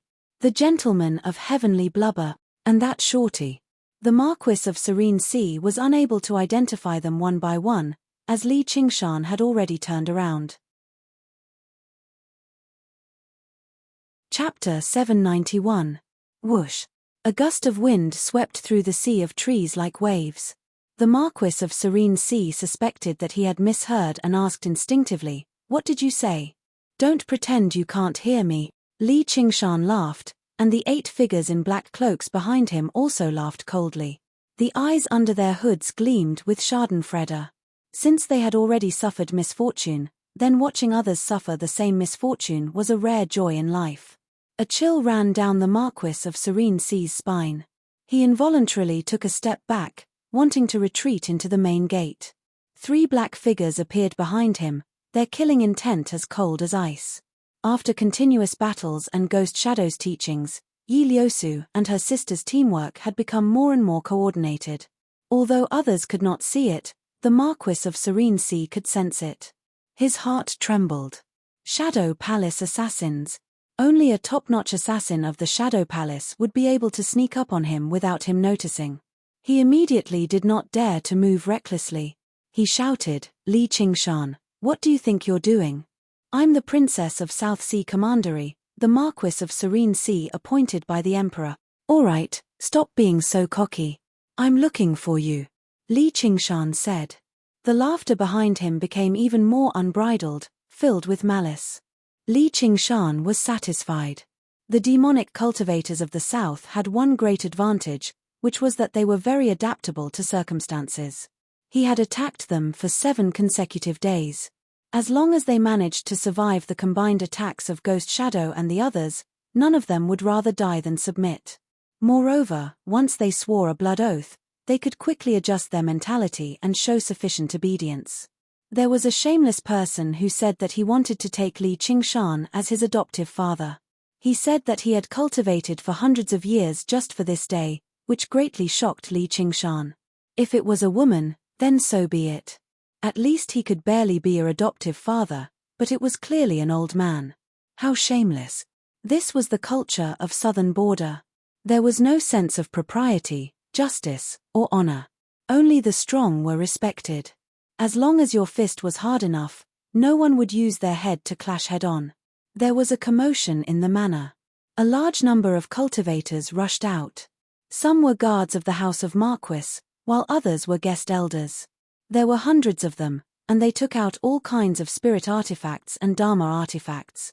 He activated all sorts of strange GU worms. They surrounded Li Qingshan and the others. However, this scene. Not to mention that Li Qingshan didn't care, even the 8 black cloaks behind him didn't care at all. Because among these hundreds of people, none of them had undergone the second heavenly tribulation. Commander Li, you dare to be rude to my Marquis? Do you know that all the White Wolf guards were killed while you were gone? Just you wait for the Hawk Wolf guard to punish you. If you know what's good for you, I can let my Marquis put in a good word for you. Steward Ju of the Hu Fu said. He saw that his family had the advantage in numbers and also had the geographical advantage. He believed that Li Qingshan would not dare to commit murder, so he jumped out to express his loyalty. As for the 8 black cloaks behind Li Qingshan, his cultivation was insufficient for him to make an accurate judgment. As for the 3 black shadows behind the Marquis of Serene Sea, he was completely unaware of them. Who did it? Li Qingshan really did not know about this. It's me. A reply rang out from space. The Marquis of Serene Sea's face lit up. It was Ghost Shadow's voice. As long as Ghost Shadow carried out the assassination, even if he failed, he would be able to divert some of Li Qingshan's attention. He could use this opportunity to retreat to the estate. He had specially prepared an escape route in the secret room of the estate. It was a formation that could teleport him 500 kilometers away. This was different from streaks of light. It was completely untraceable. The assassins of the Shadow Palace are impressive, but since they've already exposed themselves, there's nothing to be afraid of. In terms of strength, the 3 of them definitely can't rival the greatest assassin of the South, Ghost Shadow. Sure enough, Ghost Shadow had taken action. However, the sliver of joy in the Marquis of Serene Sea's heart immediately turned to fear. Caretaker Ju of the Marquis estate glared at Li Qingshan furiously. A bloody mark had appeared between his eyebrows. The mark was so thin that only a bead of blood seeped out. He seemed to sense something, extending his hand to touch it instinctively before collapsing like this. 3rd Cave Master. The Marquis of Serene Sea paled in fright. His heart sank. I could tell a long time ago that those bastards were colluding with demonic cultivators. It's clean even if they die. I can go to the Mist capital to ask for a reward, Li Qingshan said in an unconcerned manner. Marquis, don't be so stubborn and rely on luck. Even Boss you and I have sworn loyalty to Commander Li, so 3rd Brother Shadow will obviously be no exception. If you still don't tell these several hundred pieces of trash to piss off and piss me off, I'll swallow them all. The gentleman of heavenly blubber patted his belly with a smile. His fat jiggled about. The gentleman of heavenly blubber, it really is you. Apart from me, who else can be so plump? The gentleman of heavenly blubber smiled and extended his huge, fan-like hand. A guard of the estate over 30 meters away cried out as he flew over. The gentleman of heavenly blubber's mouth widened to an unbelievable degree. He actually swallowed the guard in a single gulp. He could vaguely make out a figure below his belly, which vanished after a few struggles. Ah, it's the 2nd Cave Master of Savage Mountain, the gentleman of heavenly blubber, and the 3rd Cave Master, Ghost Shadow. Everyone cried out and dispersed in a large circle. All of the cave masters of Savage Mountain were renowned for their viciousness. However, the Marquis of Serene Sea's gaze was focused on the black-cloaked figure to the right behind Li Qingshan. His white hair draped down from the hood, and he carried a sword on his back. He was in disbelief. If it was anyone else, then so be it, but he was a sword cultivator wielding an arcane treasure. How proud and arrogant was he? Why would he submit to Li Qingshan? With a final sliver of hope, he called out, "Cave Master Yu, Marquis of Serene Sea, stop wasting time." Yu Wufeng gripped the forgbow sword and said coldly, "Yeah. Do you want to live or die? I still hope you can survive." Although finding a second heavenly tribulation cultivator in the vast south is quite easy, there aren't a lot of truly useful experts. However, if you really want to die, I'll fulfill your wish, Li Qingshan said. The Marquis of Serene Sea despaired. Li Qingshan was already an extremely terrifying opponent. There were also the 3 peak assassins of the Shadow Palace, the first 3 cave masters of Savage Mountain, and the remaining 6 people.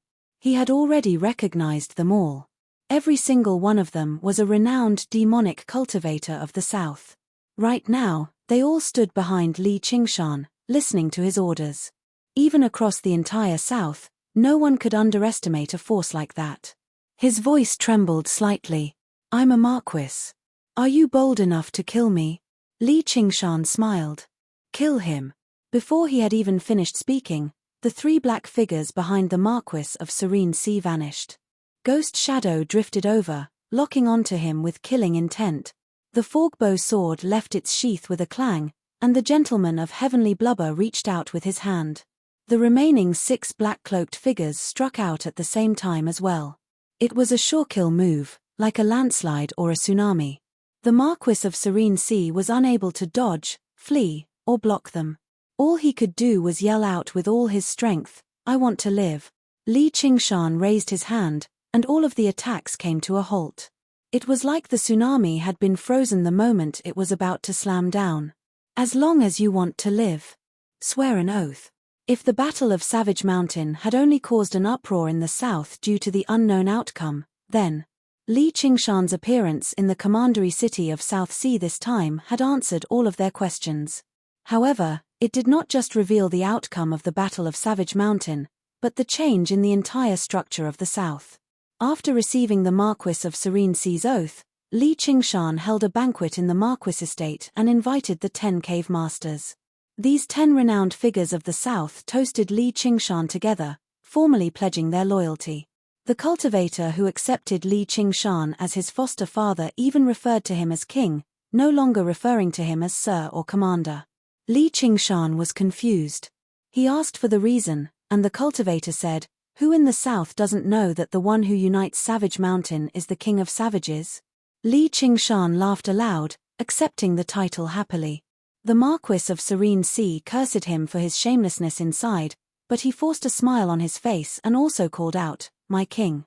After the banquet, Li Qingshan gave the order to set off immediately and continue his campaign.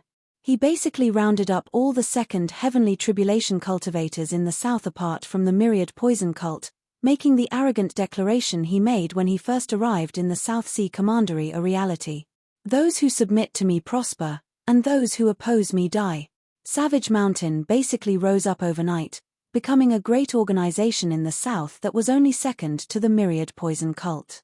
If it were not for the fact that Li Qingshan had not undergone the third heavenly tribulation, he would have been able to establish a large sect.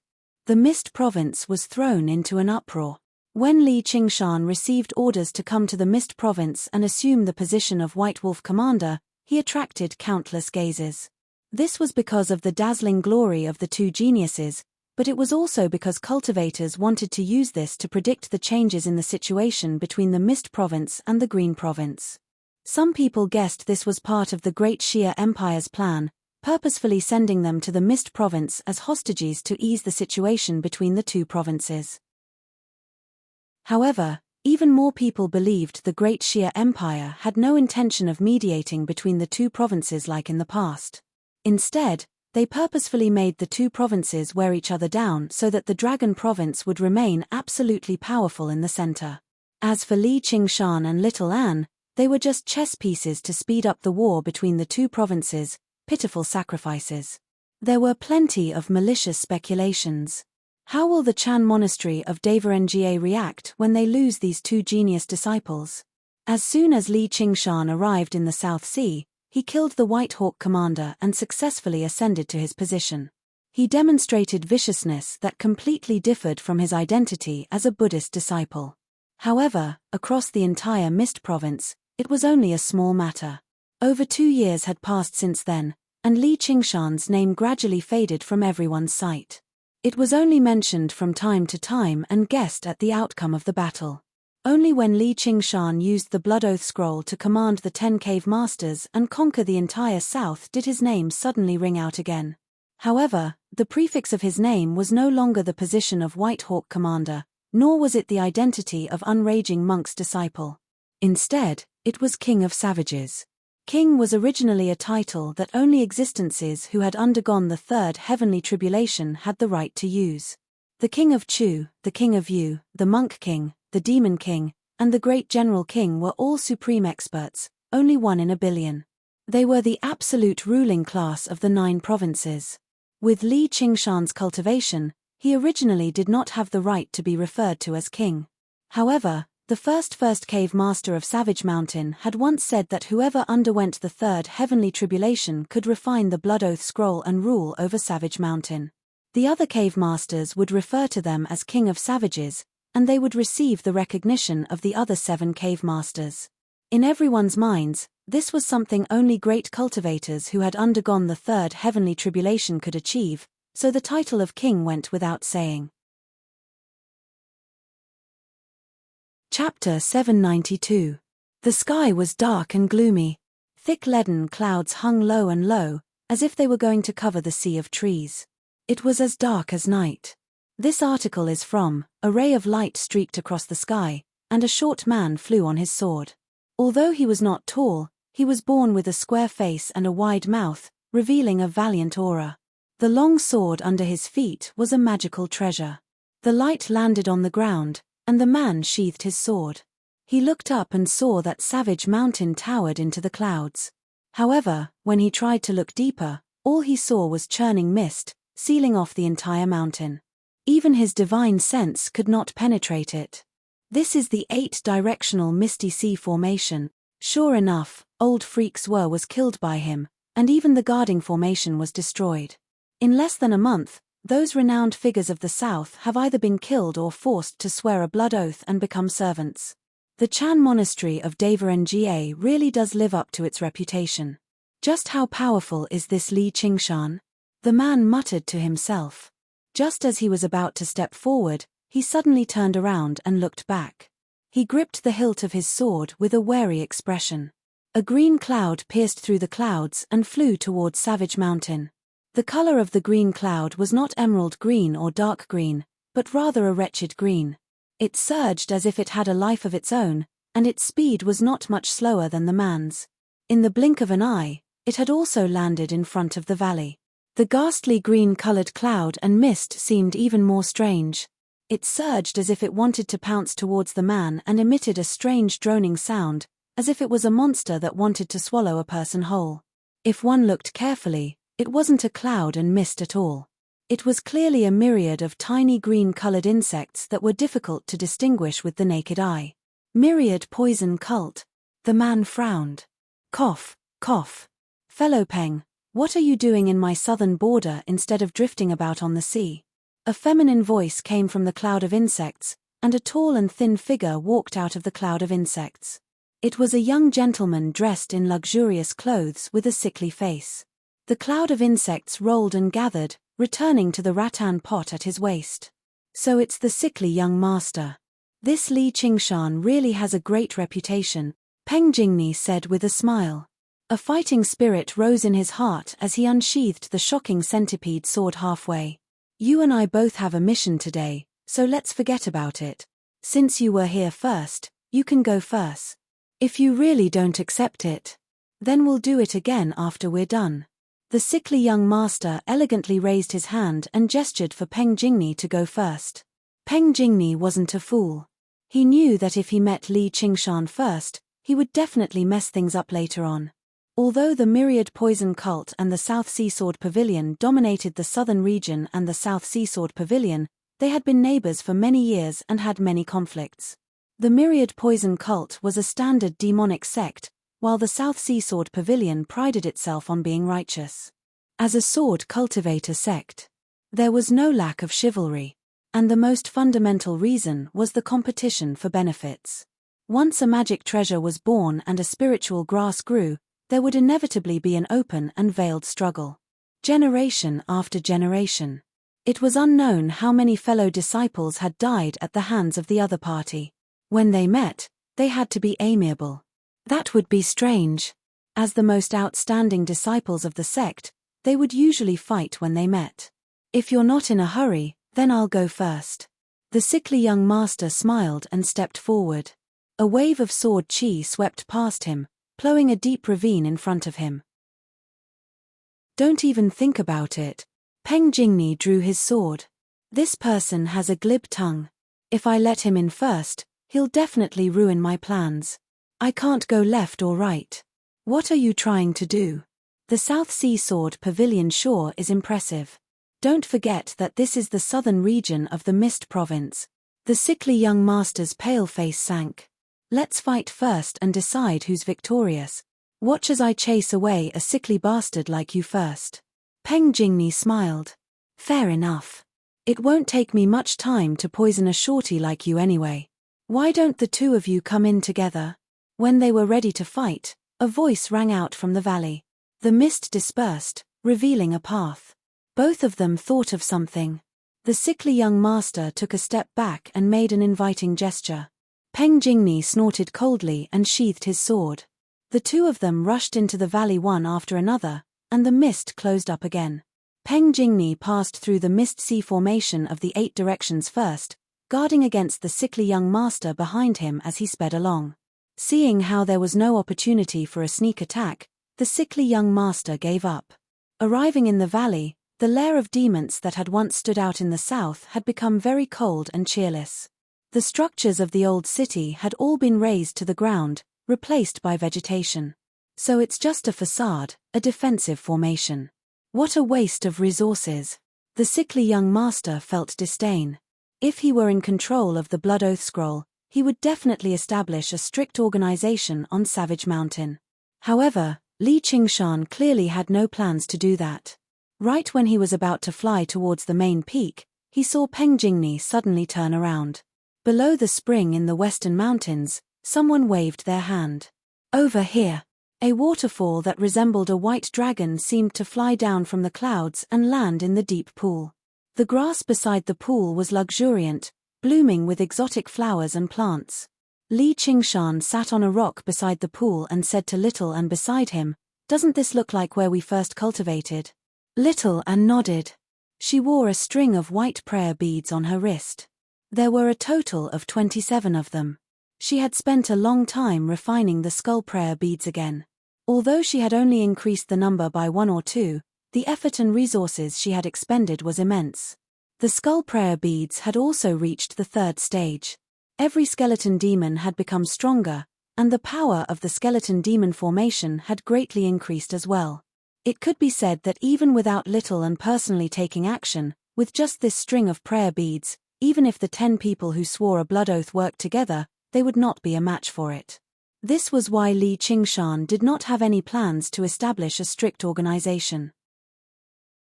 His strength came from himself and Little and beside him, not from a bunch of messy demonic cultivators. Everyone focused their attention on the powerful forces he had gathered, but they did not know that this was just the tip of the iceberg of his true strength. Anyone who thought they could step on him would end up crashing into an iceberg. However, Li Qingshan could vaguely sense that this secret was close to being exposed, as far too many people knew about it. Although he had various safety measures in place, he was no longer an insignificant figure that no one paid any attention to. He would always leave behind traces in everything he did. From a certain perspective, this was all thanks to the Dragon King of the Sea killing the North Moon. No one believed the Dragon King of the Sea would fail. Even those who doubted it in the beginning would no longer connect Li Qingshan to the North Moon now. It would be best if he could maintain this secret until the day he went dragon slaying in the Ink Sea. By then, even if everyone in the world knew that Li Qingshan was the North Moon, it would be nothing. However, This would probably be very difficult. Li Qingshan understood. Having reached the fourth layer of the spirit turtle, his premonition was definitely not groundless. Someone's here. It's the people of the Myriad Poison Cult and the South Sea Sword Pavilion. Sure enough, I've alarmed them. Li Qingshan raised his eyebrows and smiled. Little and said, that disciple of the Myriad Poison Cult is known as the sickly young master in the south. He's a member of the imperial clan of the Kingdom of Yu, one of the successors to the throne. He probably doesn't just represent the Myriad Poison Cult. Chapter 793. P.S. Today is my cousin's engagement. I set off in the morning and ran to Jingju for a whole day. I spent most of the time in the car and only returned at night. I'm dead tired. I was too depressed last month. I need to adjust my pace and pull myself together this month. After all, this is the only meaningful thing in my life right now. From tomorrow onwards, I will resume 2 nights a week. Please cast your monthly votes. Dream Talker thanks you. Peng Jingmi arrived before the deep pool first. He saw 2 people sitting under the waterfall. One was a tall man dressed in white. His black hair draped over his shoulders. He sat there casually, but his aura was as heavy as a mountain, giving off an unshakable feeling. So this is Li Qingshan. He lives up to his reputation. As for the other person, Peng Jingmi narrowed his eyes and revealed a look of amazement. The sickly young man also rushed over. His first glance landed on little Anne, and he exclaimed inwardly, to think there's such a beauty in the world. How incredible. He then said to Li Qingshan, you must be Li Qingshan. That's right. How should I address the 2 of you? Li Qingshan examined the 2 and asked with a smile. Peng Jingmi of the South Sea Sword Pavilion. Qian Liangmu of the Myriad Poison Cult. The 2 reported their names at the same time, but they were rather dissatisfied. This Li Qingshan was too arrogant. They came from extraordinary backgrounds, possessed outstanding talent, and had made a name for themselves many years ago. No matter where they went, everyone would show them some respect. However, not only did Li Qingshan not invite them to the main peak for a discussion, but he did not even stand there. He looked down on them without any manners at all, asking for their names right away. What can I do for the 2 of you to come from afar? Li Qingshan propped his face with his fist. He tilted his head, curious about their intentions as well. I came from afar to pay a visit, intending to gift a great fortune to the commander, but I don't even have a cup of hot tea or a stool. That's too stingy. It doesn't match the reputation of the King of Savages, Qian Liangmu said. Peng Jingmi hugged his sword and did not comment. However, he agreed with Qian Liangmu for once. He had come from the sea. He was acting as an envoy. Personal honor was secondary. They absolutely could not weaken their momentum and lose the reputation of the South Sea Sword Pavilion. Otherwise, how could they talk about this matter if they felt inferior to each other the moment they met? I didn't notice that. My bad. But I don't have tea here. Only wine. If you like it, let's have a drink together. If you don't like it, let's drink together. This pond water is refreshing and sweet. Li Qingshan smiled. He took out 2 jars of wine from his sumaru ring and tossed them to the 2. Then, he picked up a jar of wine and drank it heartily. Peng Jingmi caught the wine jar that flew over and was stunned for a moment before he said, why drink water when there's wine? He opened the clay seal and drank a few mouthfuls before praising, good wine. This praise was not at all polite. There was no need to say more about the taste of this wine, but in terms of the density of the spiritual energy, it was comparable to elixirs, enough to cause a bloody battle in the southern border. He admitted that if he had such a jar of wine, he wouldn't be willing to share it with others. Li Qingshan had gone on a killing spree in the southern border and obtained many spoils of war. This wine was just one of them. In any case, he had obtained it easily, so he did not feel that it was a pity. Qian Liangmu took a few sips and was speechless. He found it strange. If Li Qingshan wanted to take them down a notch, he would not have taken out such a precious spiritual wine. If he wanted to befriend them, he should not have been so disrespectful. He raised his head and met Li Qingshan's bright eyes. He suddenly realized that his attitude was indifferent.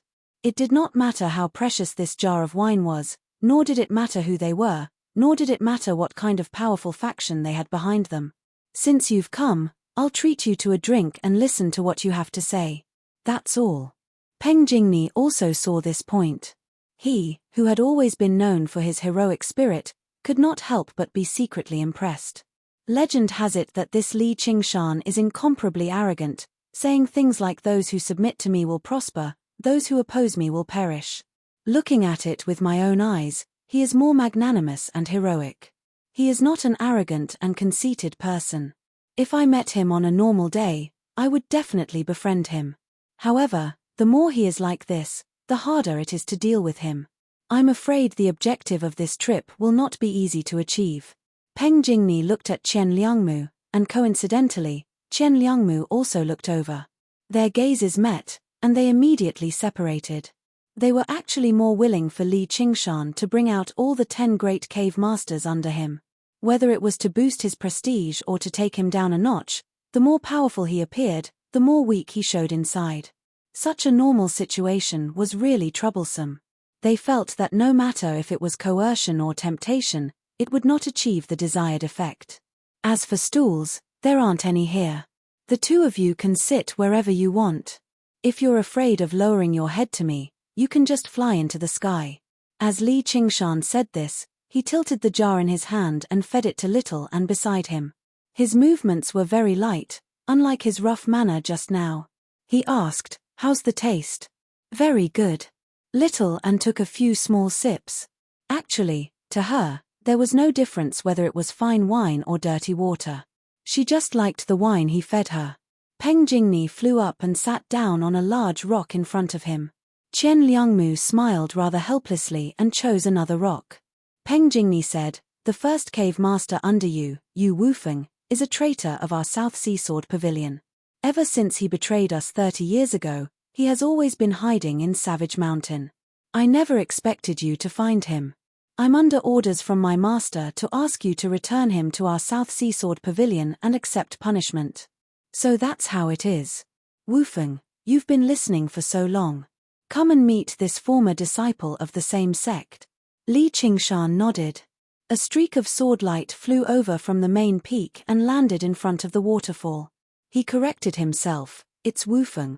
After a moment of silence, he bowed and said, "My king. There's no difference." "Fellow Peng, is this the person?" Peng Jingni's eyes lit up when he saw Wufeng. He immediately straightened up and withdrew his gaze. He said to Li Qingshan, "That's him. If you help us capture the traitor, the South Sea Sword Pavilion will definitely repay you in the future. Yu Wufeng, are you willing to return to the South Sea Sword Pavilion with your junior brother?" Li Qingshan asked. "I am." Yu Wufeng fell silent again. "Is that so?" Li Qingshan rubbed his chin. "This fellow Yu is not a traitor of the South Sea Sword Pavilion, but a hero," Qian Liangmu interrupted. Peng Jingni glared at him. This bastard really was going to ruin his plans. "What do you mean?" Li Qingshan asked. "This is an open secret in the southern border. This brother Yu of the South Sea Sword Pavilion endured the humiliation, pretending to be a judge and joining Savage Mountain. His goal is to unify Savage Mountain, turning this place into a springboard for the South Sea Sword Pavilion to enter the southern border, so that they can fight our myriad poison cult.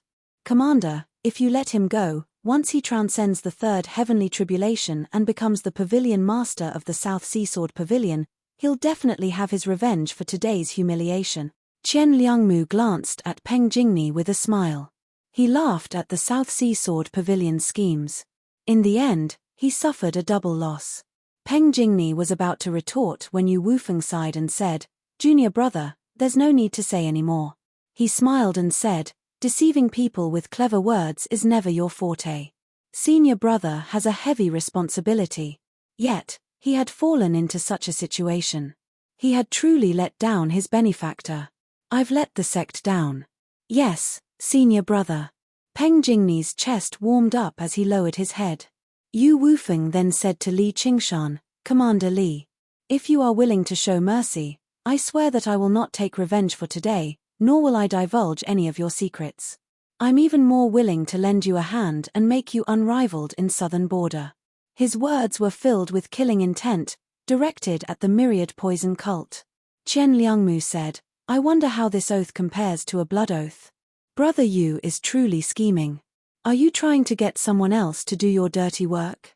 Commander Li, a single thought of benevolence can lead to endless trouble in the future. There are many things that can replace the blood oath scroll in southern border, such as the poison vow Ji, the thousand needle curse." Chen Liangmu interrupted, "I wonder which of these things can restrain a cultivator who has transcended the third heavenly tribulation. Are you trying to deceive the commander into not knowing about southern border's Ji curse arts?" The two of them engaged in a verbal battle. In the end, Chen Liangmu was the more eloquent one. Every word struck at the heart of the matter, leaving Yu Wufeng speechless. He could only bow deeply towards Li Qingshan.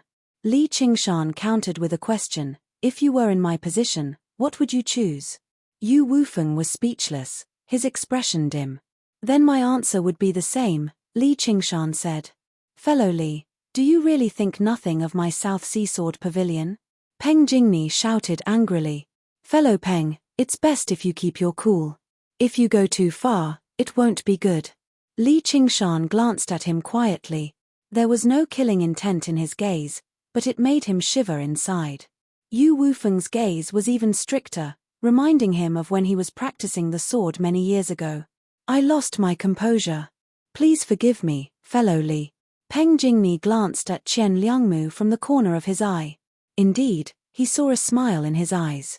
If they really fell out and invaded southern border to attack Savage Mountain, it would only make Li Qingshan side with the myriad poison cult. Not to mention that he still held a hostage that the South Sea Sword Pavilion could not give up. "You don't have to hate me. When your senior brother drew his sword against me back then, didn't he want to kill me? The path of cultivation is about fighting for a chance of survival with all one's strength in the first place. I will not hate him. One day in the future, I might release him, but it definitely won't be now. I don't need to explain the reasoning behind this. You should understand it as well." Li Qingshan's words still left Yu Wufeng and the South Sea Sword Pavilion a glimmer of hope. "I'm clumsy with words, and there are many things I can't say clearly. I would like to invite you to the South Sea. Our master will definitely give you a satisfactory result," Peng Jingni said. "Commander, be careful not to fall into a trap," Chen Liangmu said indifferently, but it made Peng Jingni grit his teeth in anger. "All right, we will go." The one who spoke was not Li Qingshan, but little Anne, who had been listening quietly the entire time. Peng Jingni rejoiced inside and looked at Li Qingshan. "If she agrees, then I agree." Li Qingshan was originally stuck between two options. Since Little Anne had spoken, she definitely had a plan. As long as he did not go to the South Sea Sword Pavilion, he was confident that he could put up a fight even if he faced that great sword cultivator, not to mention that he had the spirit turtle to foretell fortune. Chen Liangmu wanted to say something, but he shut his mouth again. Even he would struggle to turn down a woman like that, let alone go back on his word after turning her down. Li Qingshan was clearly not an indecisive person. Moreover, this matter might even be an opportunity. Peng Jingni let out a sigh of relief. This outcome was barely satisfactory. He never thought he would actually feel so much pressure when he faced this Li Qingshan. Li Qingshan said, "Prince Chen, let me hear what you mean by great riches and honor." Chapter 794. Chen Liangmu coughed gently. The leader of the Myriad Poison cult, the Myriad Poison ancestor, would like to invite you to become a protector of the cult. Peng Jingni immediately sneered. The Myriad Poison cult sure has schemed well. Is this the great riches and honor you speak of? Li Qingshan took a sip of alcohol. That's right. To regular cultivators, the identity of a protector of the Myriad Poison cult is indeed great riches and honor. However, what he was implying was as clear as day. This was absolutely nothing to him. He thought, a mere protector wants to pull me into the Myriad Poison cult's war chariot? Isn't that a little too naive? The Sword Collection Palace invited me as a guest elder, and they gave me a powerful arcane treasure at the very least. And, if I really do run into trouble, the Sword Collection Palace will lend me a hand for the sake of their pride. For a demonic sect like the Myriad Poison Cult, it'll be nice if they don't stab me in the back. Qian Liangmu smiled as if everything was within his grasp. Then he said, "Then what about the identity of a guest elder of the King of Southern Yu's estate?" Yu Wufeng raised an eyebrow and thought, here comes the main show. The King of Southern Yu's estate had always had a tradition of recruiting guests, regardless of their identity or race. As long as they could pass through the corresponding test, they could become guests and receive the protection of the royal family, enjoying many benefits. In the past, whenever they recruited guests, countless cultivators of the Mist province would flock over like ducks. In the Mist capital, they would wage a bloody battle for the identity of a guest. Peng Jingni's lips parted, but he said nothing in the end. The South Sea Sword Pavilion could oppose the Myriad Poison Cult, and they did not fear Qian Liangmu's identity as a prince, but they dared not ruin the King of Southern Yu's estate's grand plan. The King of Southern Yu's method of selecting a successor was even harsher than the imperial clan of Great Xia. They revered the primitive law of the survival of the fittest. Princes trained in various parts of the Mist province, so dying was very common. As long as a great cultivator like the master of the Sword Pavilion did not directly take action and carry out targeted killings, the King of Southern Yu's estate basically would not seek revenge. However, this matter was clearly connected to the conflict between the Mist province and the Green province. If the King of Southern Yu's estate could recruit Li Qingshan, it would be equivalent to directly dealing a heavy blow to the cultivation community of the Green province. Who would be reckless enough to drag the King of Southern Yu down? Qian Liangmu glanced at Peng Jingni with a smile, filled with provocation. Right now, he no longer represented the Myriad Poison Cult, but the King of Southern Yu's estate. However, to his disappointment, Li Qingshan did not reveal any expression of surprise. He still appeared very calm. Not bad, this can also be considered a great fortune. Is there anything else? Li Qingshan took a sip of wine and asked with a smile. Qian Liangmu's brows twitched. Should I say that he is greedy, or is he heartless? In the face of such an important decision, he could actually still smile. Esteemed guest. Qian Liangmu narrowed his eyes and spat out these two words as if he was spitting out a knife. A cold light flashed in his eyes. The dagger was revealed. Humph, let's see if you can still laugh. Yu Wufeng's eyes narrowed. He never expected the King of Southern Yu to offer something like that. The King of Southern Yu's estate was known to have 3,000 followers, which were divided into upper, middle, and lower levels according to their cultivations. Those who had to go through the first heavenly tribulation could become low-ranking officials, while those who had to go through the second heavenly tribulation could become mid-ranking officials. Only those who had undergone 3 heavenly tribulations had the right to become an honored guest. Just the mere status of a lower honored guest was enough to make countless people scramble for it. Before honored guests, even the King of Southern Yu had to show some respect, referring to them as fellow. Although Li Qingshan was known as the King of Savages, he had yet to undergo the 3rd heavenly tribulation. The King of Southern Yu had actually broken tradition and directly appointed Li Qingshan as an honored guest. As long as he became an honored guest, he could basically do whatever he wanted in the Mist province. There were countless other benefits as well. This truly was a great fortune. However, it was exactly because this fortune was great enough that it made it even more difficult for him to turn it down. Since the King of Southern Yu had demonstrated his determination, there were not a lot of people who dared to turn him down. If Li Qingshan turned him down, he would not necessarily be safe even if he remained within the formations of Savage Mountain. However, if he agreed, it would be equivalent to breaking off ties with the Green province. As Qian Liangmu had expected, Li Qingshan's smile vanished as expected. He frowned slightly, but Qian Liangmu's heart sank. However, Qian Liangmu's heart sank. Li Qingshan had only straightened his body. Just this simple action was like a mountain suddenly growing several hundred meters taller, casting down a huge, heavy shadow. He felt the pressure suddenly increase. He was shocked. Li Qingshan had clearly not purposefully displayed his bearing to deter him. He had only assumed a stern stance, yet it was enough to make him feel greatly threatened. It was like a mortal facing a vicious tiger. Even if the vicious tiger had no intentions of hunting, all it needed to do was stare, and it was enough to frighten them. The startling salamander sword in Peng Jingni's hand thrummed and flew out of its sheath with a clang. He pressed down on the hilt in a hurry and comforted the startling salamander sword spirit. He sighed in amazement inside, just a slightly stern expression and no aura, and he managed to make the startling salamander sword give off a warning. What boldness! Originally, I thought with my cultivation, I wouldn't be among the best at the second heavenly tribulation, but I wouldn't be any weaker than anyone. Looking at it now, I've really overestimated myself. Senior brother Yu has cultivated arduously for so many years and is already close to the third heavenly tribulation, yet he still lost to him. Looks like it's no coincidence. In the past few years, Li Qingshan had been decisive in killing. Who knew how many second heavenly tribulation humans, demons, and diamonds had died to his hands, so he had developed a certain bearing. Please consider it carefully, Commander. Do not let down the King of Yu's kind intentions. Qian Liangmu knelt on the rock and clasped his hands. His sleeves fluttered as he bowed to the ground, bowing deeply.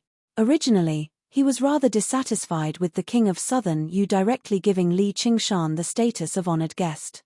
Once Li Qingshan became an honored guest, even he, the prince, would have to take the initiative to bow when they met. But at that moment, most of his dissatisfaction vanished. Instead, he came to a realization. If it really became a battle to the death, I'll probably die to his hands. I won't even be able to escape. This was not a judgment based on rationality. It was purely a feeling of intuition. This intuition had only come to him through countless trials of life and death since he was young. Who knew how many times it had saved his life? Even if the title of King of Savages was still a little undeserving right now, with his talent and boldness, as long as he did not die along the way, there would be a day when he would leap over the third heavenly tribulation and stand alongside the various kings. It was not a shameful thing to bow to such a person. However, his bow was already a form of etiquette towards honored guests. It was close to forcing him to abdicate. He stared right into Li Qingshan's eyes fearlessly and thought to himself. Make your choice, King of Savages, whether it's the Mist Province or the Green Province. If you take a wrong step, even geniuses will die. Their souls will disperse, and they'll be crushed to pieces. Li Qingshan smiled. What are you being so stern for? He scratched his head and sighed. Sigh, I originally wanted to muddle my way through, at least for a few years and wait until the war actually begins. But sure enough, a mighty provincial lord isn't that easy to deal with. Of course, pretending to agree first before explaining to the Green Province without offending either side seems to be the smartest choice. However, I've never been a clever person, and I don't like putting on an act and feigning civility, so, Li Qingshan drank all the alcohol in the jar and smiled. I refuse. Chapter 795. Qian Liangmu was originally complacent. He was extremely satisfied with his performance just now. Not only did he put on a sufficiently humble front, preventing Li Qingshan from venting his anger on him, but he did not back down at all in terms of bearing, directly forcing Li Qingshan to make a choice. He could not do it half-heartedly. When he heard Li Qingshan's earlier words, the corner of his lips had already curled up slightly. Since he understood the King of Southern Yu's power, all he could do was agree obediently. He had already begun imagining what kind of reward he would receive after completing this mission of persuasion. He would be taking another step closer to the King of Southern Yu's throne. If he could pull Li Qingshan and Qian Liangmu into his side, that would be for the best. However, when Li Qingshan gave his answer, even Qian Liangmu was stunned despite how shrewd he was. Peng Jingni and Yu Wufeng were taken aback too. They knew Li Qingshan would not agree so easily, but they never expected him to turn it down so straightforwardly. His words were equivalent to cutting off his path of retreat. He was not half-heartedly, not fooling around, not deceiving. He was rejecting him flatly, leaving no room for negotiation. Little and looked at him, blinked his eyes, and smiled. Commander Li, have you thought it through? Do you know what the consequences will be? There are a lot of people who don't fear the emperor in the Mist Province, But there aren't a lot of people who don't fear the king of southern Yu. Even if there are, they probably won't be able to live for long. Qian Liangmu was not threatening Li Qingshan. He had no intention of creating a powerful enemy for himself over the matter of the king's estate. Instead, out of surprise, he questioned him instinctively. He was tempted to smash open Li Qingshan's head and see what he was thinking. My life. Li Qingshan extended his hand towards Qian Liangmu. In that moment, Qian Liangmu felt like the hand could blot out the sky and envelop him. He could not help but lean backwards. If it were not for the fact that Li Qingshan did not give off any killing intent, he basically would have turned around and fled already. Li Qingshan clenched his fingers gently and smiled. Only in my own hands. Qian Liangmu coughed violently a few times to hide his loss of composure just now. He let out a long sigh and said, Ari, I didn't expect Commander to be so loyal to the sect. That's rare in the Mist Province, but have you ever considered, Commander, when you were set up by despicable people and sent to the Mist Province, did the Chan Monastery of Devarenjie and Chu Lai King ever protect you? The so-called righteous path is nothing more than using a set of hypocritical morals to restrain mortals. We cultivators should not be restrained by such things. Haven't I made myself clear enough? I'm loyal to no one. Whether it's the Chan Monastery of Devarenjie, Chu Lai King, or the King of Southern Yu, I came to the Mist Province because of my own choice. Of course, I haven't forgotten about the name Saiqing either. Regardless of gratitude or enmity, I will return it double. Li Qingshan resumed his lazy posture and gently stroked little and seaweed-like long hair. The smooth and silky touch was very comfortable. Then I have nothing else to say. All I can do is bid farewell. Qian Liangmu stood up and clasped his hands. Please. Li Qingshan waved his hand. After a moment of thought, he took out another jar of alcohol and tossed it to Qian Liangmu. He tossed it to Qian Liangmu. Send my regards to Lord Prefecture Overseer. If the opportunity arises, I'll pay a visit to the Mist Capital. Qian Liangmu was taken aback again. He only felt like his actions were always unexpected and unpredictable. Probably all geniuses had a few eccentricities, but he had forgotten that he was also known as a genius in the south. Qian Liangmu left in a hurry with the alcohol, returning to the Myriad Poison Cult and the Mist Capital to report back. Peng Jingni originally stayed behind because he wanted to ruin Qian Liangmu's plans, but in the end, he did not even get a word in. However, he still felt extremely satisfied after watching the show. You're quite gallant, fellow. Peng Jingni personally believed he did not have the courage to remain composed after turning down the King of Southern Yu. I've just turned down something that I should turn down. What gallant is there to speak of? Li Qingshan said. Though, I'm a little confused. Why did you say it so decisively, without leaving any room for negotiation? Peng Jingni originally thought that Li Qingshan did not turn down the South Sea Sword Pavilion's request outright and even left behind a sliver of hope because he was fearful of the South Sea Sword Pavilion. Looking at it now, that was not the case at all. Why would someone who did not even take the King of Southern Yu's estate seriously fear the South Sea Sword Pavilion? How can the mighty King of Southern Yu be brushed aside with words? If I agree, I'll definitely go to the Mist Capital to accept the appointment. By then, if I don't offer up a few proof of my allegiance, how can he spare me? If I want to turn him down again, I won't have a choice. In the end, I'll end up in an awkward position, at a loss for what to do. I'll be looked down upon by the Green Province, but I won't be trusted by the Mist Province either. I still have to make a choice. Li Qingshan shook his head in disapproval. Many times, it was not that he had to be resolute. Instead, there were many things where taking a step back would only lead to constantly retreating until there was no more room to retreat. The outcome would instead be even worse. He would be better off taking a step forward right from the beginning and carving out a path. I see. Peng Jingni came to a realization before letting out another long sigh. He should not have thought of such a simple principle. However, the influence of the King of Yu's estate was just too great, making people want to run away involuntarily. Then he asked, May I ask when you'll be visiting the South Sea? Li Qingshan rubbed Little An's head. When she wants to go, I'll get your senior brother to contact you. I have a word of advice. This Qian Liangmu is a prince in name, but is actually a despicable person. When he returns, he'll definitely stir up trouble and make things difficult for the myriad poison cult and the King of Yu's estate. Why don't you lie low for a while? The South Sea is boundless. You can just find a random place there, and even the King of Yu's estate won't be able to reach you. Peng Jingni tried to persuade him. Before he knew it, his attitude towards Li Qingshan had changed from hostility to admiration. He really did not want to see him die here. And, if the King of Yu's estate really took action, Yu Wufeng would have to go down with him.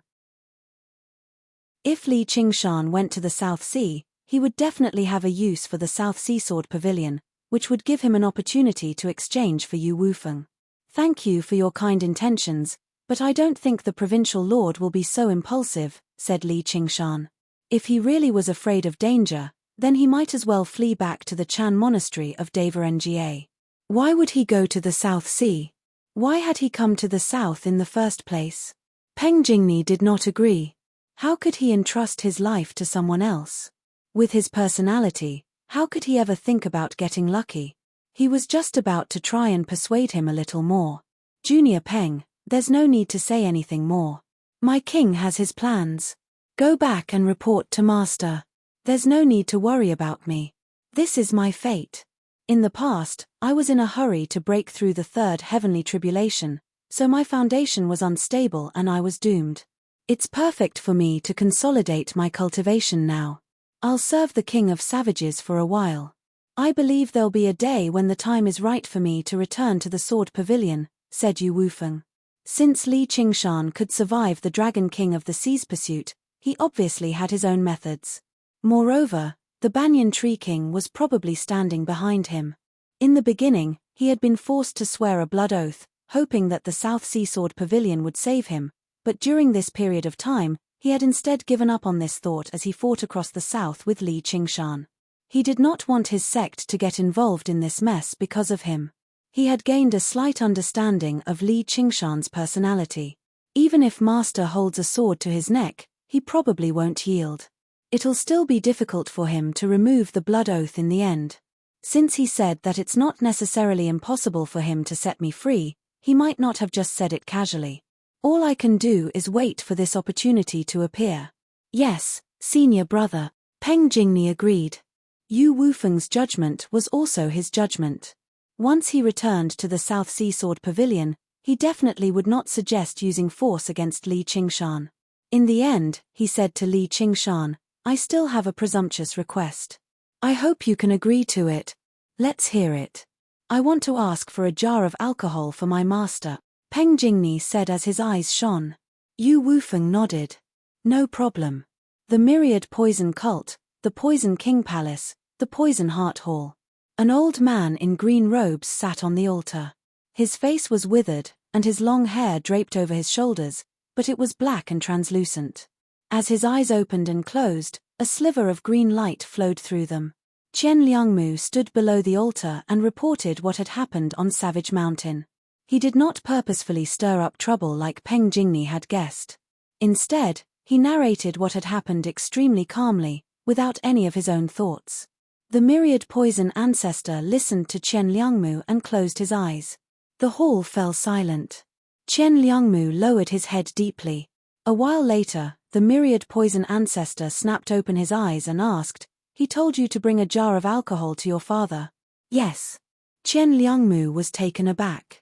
He had always prided himself on his cleverness, but even he found it rather difficult to wrap his head around this right now.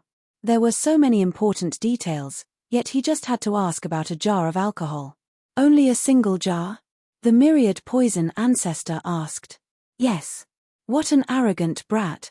The myriad poison ancestor said sternly. Qian Liangmu was rather confused. There were many areas where Li Qingshan was arrogant, but it was nowhere near this jar of alcohol. He had no idea how to answer, so all he could do was continue with an affirmative. Go to the Mist Capital and report back. In the King of Yu's palace, under a flowering tree in a quiet courtyard.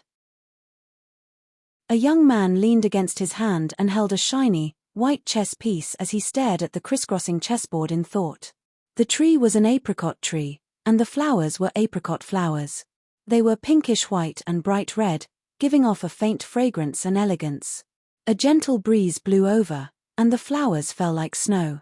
A while later, a thin layer covered the chessboard. A woman as pretty as an apricot flower blew gently with her pink lips. There were only the two of them in the courtyard, but the woman was not one of the players. Of course, the man was not pretending to play against her either. On the opposite side of the chessboard, there was a bonsai placed on a stone bench. It was a delicate, small tree. The trunk of the tree snaked around like a dragon, entrenched in the pot. Within its tiny space, it gave off a vigorous aura. "My king, Prince Liangmu has returned," an attendant from the palace reported. "Let him in." Qian Liangmu walked in slowly and bowed towards the young man first. "Greetings, father." The young man happened to be the lord of the Mist Province, the king of southern Yu. He continued to stare at the chessboard. Then Qian Liangmu bowed towards the bonsai. "Tree king." The bonsai was a banyan tree, one of the countless clones of the banyan tree king.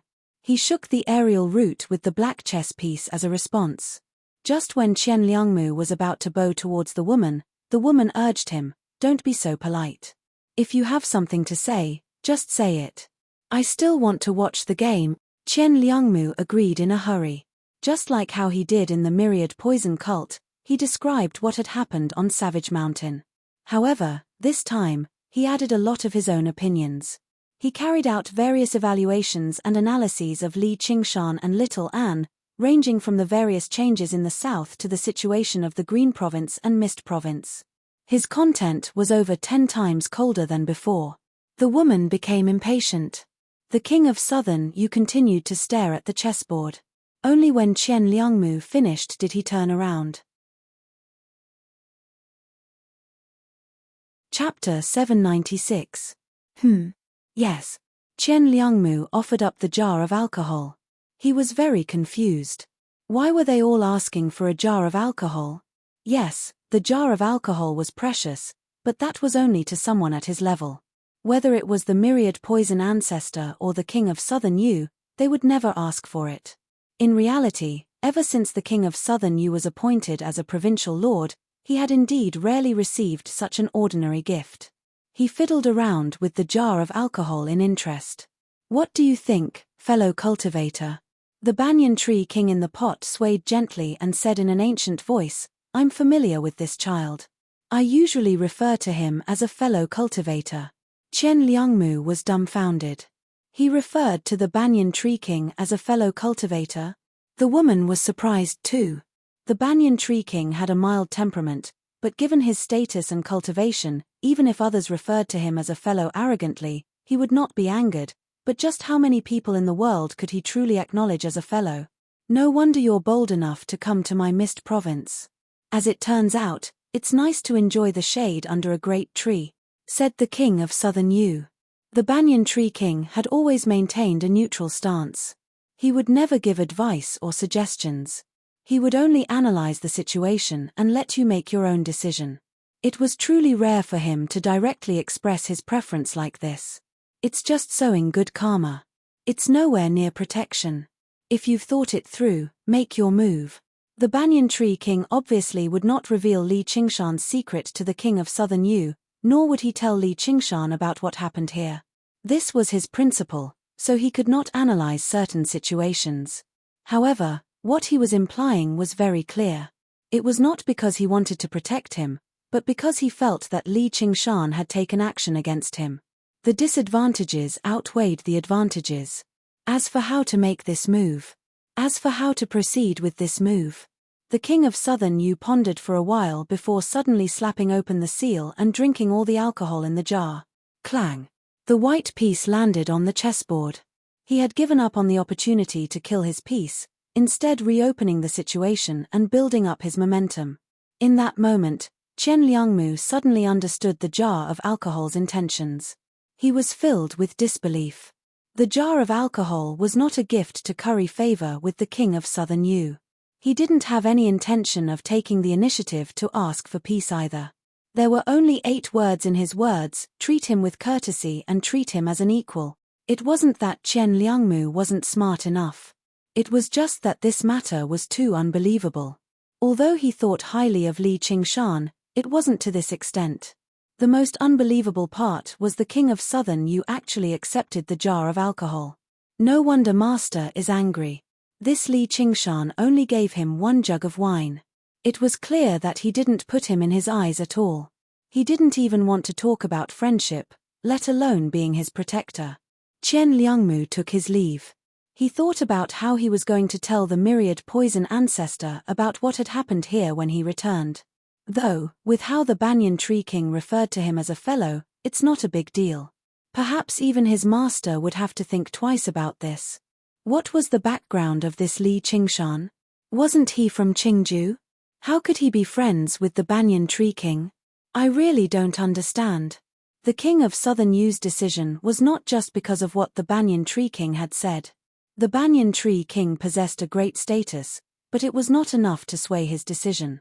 However, this was not enough to influence his decision. Moreover, after considering various factors, the current situation was not suitable to start a war with the Azure province. Li Qingshan had stated his stance too. He would not become embroiled in the conflict between the two provinces for the sake of the Chan monastery of Deva Nga. Of course, this guarantee was utterly unconvincing to the king of Southern Yu. If the two provinces actually went to war, he refused to believe that Li Qingshan could remain uninvolved. As a third heavenly tribulation cultivator, why would he be willing to become embroiled in conflict? Could the hatred passed down from his ancestors really make him empathize with them, even to the point of losing his rationality? Compared to that, he would much rather remain in his courtyard, playing chess and admiring the flowers, focusing on cultivation. However, how could people truly be alone in the world? They would definitely be tied down by various connections, such as friends, lovers, children, and even enemies. It would lead to endless conflict. As for people who only wanted to avoid conflict and not prepare for battle, they would definitely lose all peace. His actions will be quite troublesome. There aren't a lot of banyan trees in the south, and the myriad poison ancestor isn't a magnanimous person. I'd like to see what he does next. The king of Southern Yu thought and took a few more steps. However, the banyan tree king's skill at chess had always been superior, so he was still distracted. The situation for the white pieces took a sudden turn for the worse. The black pieces were about to kill the dragon. The woman clapped her hands and smiled. Grandpa Banyan Tree is about to win. This game doesn't count. I was distracted. The king of Southern Yu waved his hand and messed up the chessboard. Lingji, you're being shameless again. How shameless, the woman said. Even a small area needs to be fought over when it comes to games, let alone a region that spans thousands of kilometers. It's a matter of life and death. The king of Southern Yu tapped the chessboard, producing a clear thumping sound. Stop quibbling. You've never been obedient since you were young, and your skills at chess are terrible. Grandpa Banyan Tree was far more distracted than you. The woman did not buy it, revealing the king of Southern Yu's past without holding back. Who told me to be called Lingji? It's obviously because I'm unwilling to lose out. The king of Southern Yu smiled. The Banyan Tree king smiled silently. Just like the woman had said, his mind was divided into countless parts, listening to countless words and watching countless flourish and decline, birth, age, sickness, and death. It was always the joys and sorrows of separation and reunion, love and hatred, repeated over and over again, but when he thought about it carefully, it was all different. It was like thousands of stars gathered in his heart, turning into a sea of stars. He had never grown weary because of his long lifespan. There were many, many things he needed to think about and questions he could not answer. As he played chess with the king of Southern Yu, he also conversed with Li Qingshan. Of course, he scrupulously abided by the rules of being a tree and did not reveal anything. Li Qingshan had to discover everything himself. Are you ready, sir? In the Azura field, Li Qingshan stood on the branch of the tree and asked. He had already decided to move the Banyan Tree King to Savage Mountain. He had moved all of the night roamers outside the Azura field. I'm ready. Then I'll have to trouble you to come out yourself. I really can't move you. Li Qingshan waved his hand, and a blood-red swirl appeared above the banyan tree king, expanding to several hundred times its original size in the blink of an eye. The ground shook, and the banyan tree king rose up slowly, flying towards the blood-red swirl with thousands of tons of soil and rock, vanishing into the swirl bit by bit. A similar swirl appeared in Savage Valley. The banyan tree king's colossal figure slowly appeared. The verdant crown was like a green cloud, blotting out the sky. All of the night roamers gazed at this sight with emotions from the bottom of their hearts. As for Yu Wufeng, the gentleman of heavenly blubber, and the other cave masters, they struggled to hide their shock, as the banyan tree king resided in the center of the Mist Province. He rarely had any branches in the south. They had only heard of his name, but they had never seen him in person. They could not help but sigh in amazement inside. So this is the banyan tree king. Ghost Shadow was basically the one who understood the banyan tree king the most out of everyone here, so the shock he felt became even more intense. He stared at Li Qingshan on the branch. When Yi Liubo told him that Li Qingshan and the banyan tree king referred to each other as fellow cultivators, he was filled with doubt. Only when he personally witnessed Li Qingshan and the banyan tree king chatting one day did he become convinced of this reality. As a result, he lost all thoughts of resistance. Just like Yu Wufeng, he just cultivated obediently and waited for the day when Li Qingshan would show mercy. A little more to the east. Yup, a little closer to the main peak. Be steady. Don't fall. All right. Luo. Li Qingshan directed, and the banyan tree king adjusted its direction. With a great rumble, the banyan tree king landed slowly, right in the center of the valley, in the city of the past. Afterwards, it dug its roots deep into the ground. If everyone was surprised by how the banyan tree king referred to Li Qingshan as fellow cultivator, then probably even the king of Southern Yu would struggle to believe him if he told them his true opinion of Li Qingshan. Although Li Qingshan purposefully avoided talking about many things, the banyan tree king still noticed quite a few signs through their conversations. Afterwards, through his intelligence, he gathered and analyzed them and obtained an answer that left him surprised for a very long time. In the distant 9 heavens, who is waiting for him? Are you satisfied with this place? Li Qingshan said to the banyan tree king. I still have to thank you for allowing me to return to the Mist Province and for having such a great place to cultivate. The banyan tree king thanked Li Qingshan. Although it was only one of the countless branches, being able to take root in a blessed land like this was beneficial to his cultivation. You're welcome. However, I do have a small request. In the future, I'll have to ask you to preside over the formations of Savage Mountain. Li Qingshan clasped his hands. He wanted to establish Savage Mountain as a base of operations so that it would be convenient for him to carry out his activities in the south. However, although he had cast down a few formations of extraordinary power, formations at this level could not be used on a whim. If he wanted to unleash its full power, he needed to possess a relatively deep understanding of formations, but that would take a tremendous amount of time. Even with Little An's intelligence, it was impossible for him to accomplish it in a single stroke. Moreover, it was impossible for him and Little An to remain on Savage Mountain forever. If there was no one to preside over it, the formation's power would decrease by another 30%. Right now, all of his potential opponents were third heavenly tribulation great cultivators, so it would be very difficult for the formations to stop them for too long. I'm just a tree. It's my duty to provide shade, but as for presiding over the formations, the banyan tree king was rather troubled. He had always maintained a neutral stance, so he would never directly interfere with these matters. You said you want me to follow you to the Mist Province, so I fell out with the old dragon in the Green Province.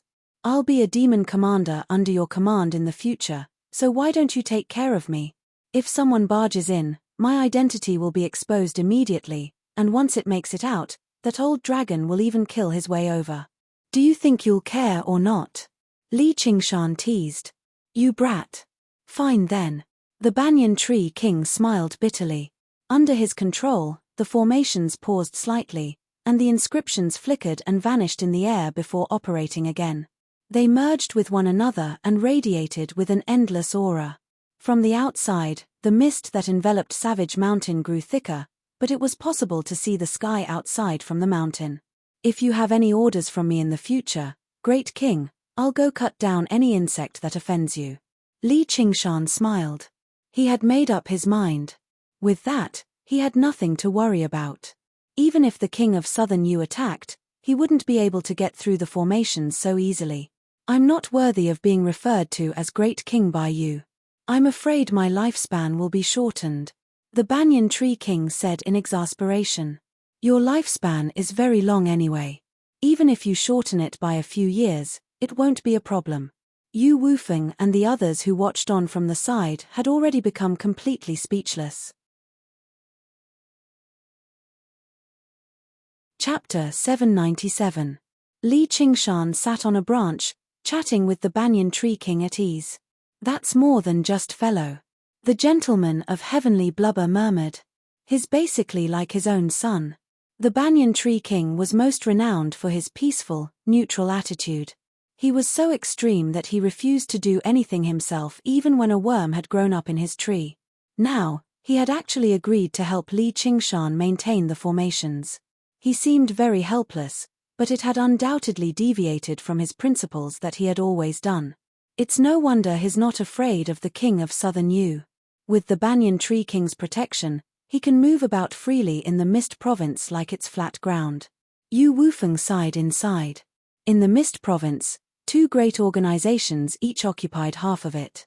One was the human cultivation community with the king of Southern Yu as their leader.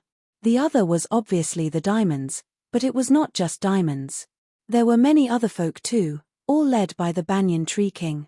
In reality, the latter's organization was even greater. Although he had never directly used this organization to fight for any authority, just like how peaches and plums did not need to be spoken, things were naturally different. He was different from the other 10 demon kings. He practiced the way of nature, benefiting countless lives. He established a system of order in the Mist Province without using force. However, little did he know that the reason why the Banyan Tree King had agreed to this excessive request was not because he admired Li Qingshan as a person, but also because Li Qingshan knew when to advance and when to retreat. He knew when to stop and when to stop. Even when he was hunted down by the Dragon King of the Sea and was on the brink of death, Li Qingshan did not ask for help from the Banyan Tree King, nor did he flee to his territory. If he was afraid the Dragon King would catch up to him if he was too far away, then the Golden Cicada Spirit King was right beneath the Clear River Prefecture in the magma. He was clearly an arm's length away, but he did not even think about asking for a favor. He asked for protection. It was exactly this character of taking responsibility for his actions that made the Banyan Tree King willing to break his principles for him. This kind of respect could be said to have been earned by Li Qingshan's life. If the king of Southern Yu truly launched a large-scale attack and reached a point where he could no longer turn back, Li Qingshan definitely would not rely on the Banyan Tree King's protection. Under Yi Liusu's command, the night roamers all took up residence. After settling down, the men and women, old and young, were all overjoyed by this new environment. In the future, I will definitely go to your towering sky city to take a look, Li Qingshan said to the Banyan Tree King. Towering City was located in the Solitary Tree Commandery. It was the largest city in the Mist Province, as well as where the Banyan Tree King's main body resided. Sure, you're welcome anytime. At that time, I'll introduce a few young friends to you. Actually, it's more suitable to be a monster, said the Banyan Tree King. I'll have to go through 3 heavenly tribulations. After settling things with the Dragon King of the Sea. That way, it'll be easier for me to meet them, just in case your young friends look down on me and think I've come to make trouble for you. Li Qingshan said. The Banyan Tree King's young friends were all demon kings that had undergone 3 heavenly tribulations. They were the core force of the Mist Province's diamonds. With the passing of the era of the 72 demon kings, many more diamonds had undergone 3 heavenly tribulations in the past few millennia, becoming demon kings and maintaining the balance with the humans. However, probably only the Banyan Tree King possessed such cohesiveness among the 10 demon kings' royal court. Li Qingshan had only learnt from a conversation with the Banyan Tree King that there was also a group of demon kings in the Dragon King of the Sea's royal court, but they only obeyed orders. They obeyed the Dragon King's commander in name and cultivated in seclusion. Unless war between the humans and diamonds reignited, they basically would not emerge. Compared to humans, diamonds had always been reclusive. They would not found their own sects or establish clans. And, in this age where humanity flourished, the Treaty of Kings was still in effect, so there was even less reason for demon kings to wander about.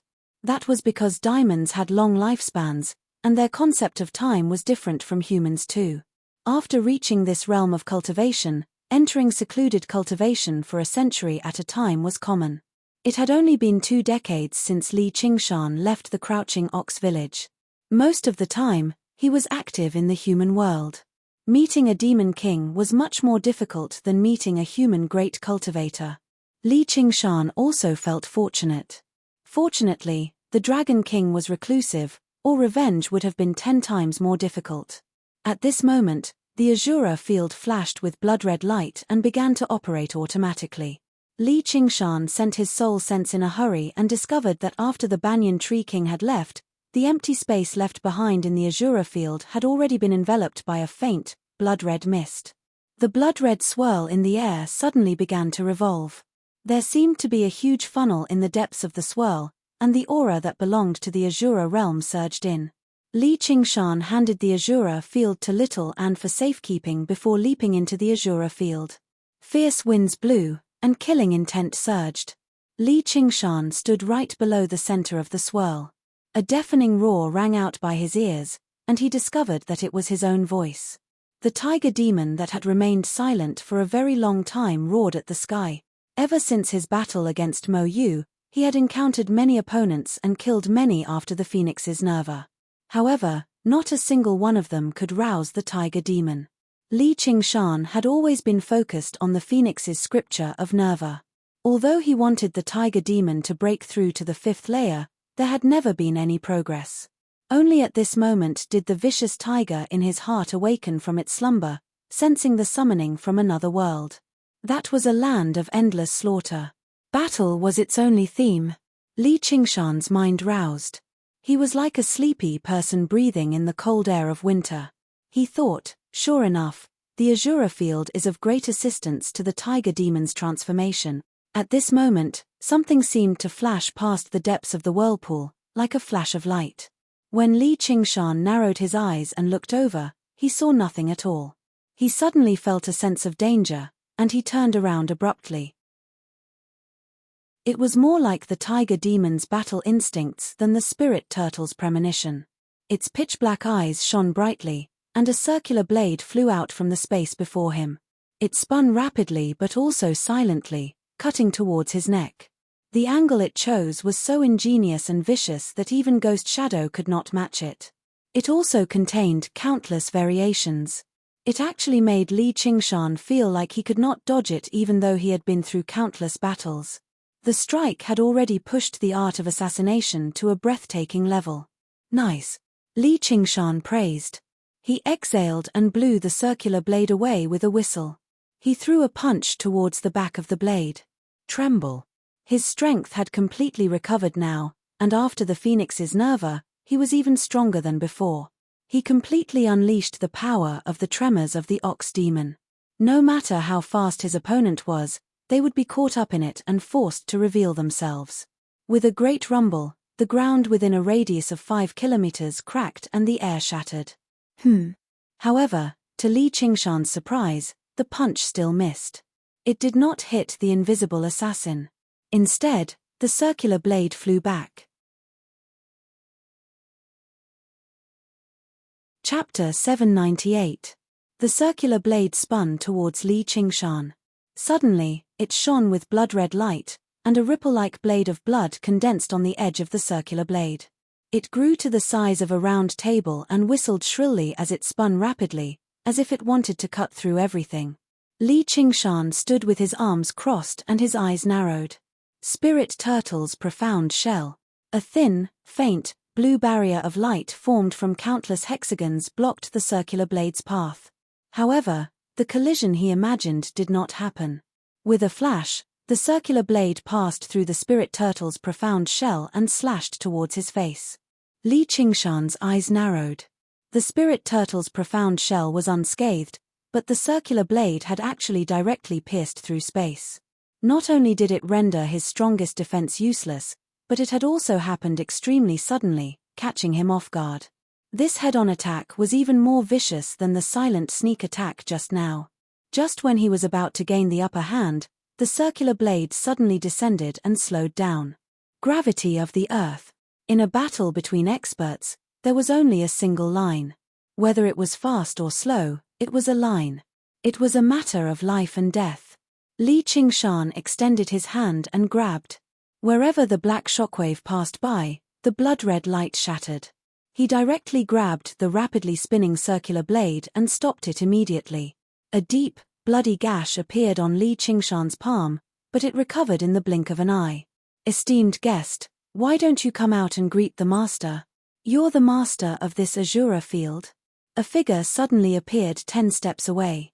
Before this, even Li Qingshan had failed to sense any aura. She wore a vicious mask as she stared deeply at Li Qingshan with her blood-red eyes. A female Azura. Li Qingshan immediately became interested, but it was not because he was excited to see a woman. Instead, all the Azura that came to the Azura field from the Azura realm were male. This seemed to be due to the imbalance in the ratio of males and females in the Azura realm. It made sense when he thought about it. Bloodthirst and warlike was more of a male instinct. It was said that the males of Azura were extremely ugly, while the females were extremely beautiful. He had no idea what they looked like behind the mask. So he smiled and said, "Not bad, you seem to have some strength. Why don't we make a deal and submit to me? Why don't we make a deal? Hand over this Azura field to me, and I'll spare your life." The female Azura sneered. "Ha, spare my life. You've even lost your weapon. What else can you do?" Li Qingshan waved the ring blade in his hand. It was unknown what material this circular blade was made of. He squeezed her hand. "It didn't change shape. What can you do to me?" The female Shura waved her hand and the circular blade returned to her hand. Then, it disappeared into the void along with her. Her figure flickered from time to time, searching for an opportunity. Just now, they had exchanged blows twice. Her opponent's strength was beyond her expectations, but she wasn't afraid. She was proficient in the art of hiding in the void, and could hide and travel through the void. This technique completely surpassed the night roamer's night roaming techniques. If space was compared to a piece of paper, then everything in the world was a painting on the paper. She could dive deeper into the paper. No matter how sharp her opponent's senses were, they would struggle to discover her. Even if she could not win, she would be undefeatable. This technique required the most exquisite control over the laws of space. According to her judgment, although this world wasn't a small world, it couldn't be considered a great world either. Instead, it was a medium world. The third or fourth heavenly tribulation was the limit. Any higher and they would have to ascend. Across the entire world, there were probably not a lot of people who could restrain her art of hiding in the void. The man before her was only at the second heavenly tribulation, so it was even more impossible for him to do that. However, she felt slightly uneasy inside. His first punch just now seemed to shake up the void, but she believed it was just her imagination.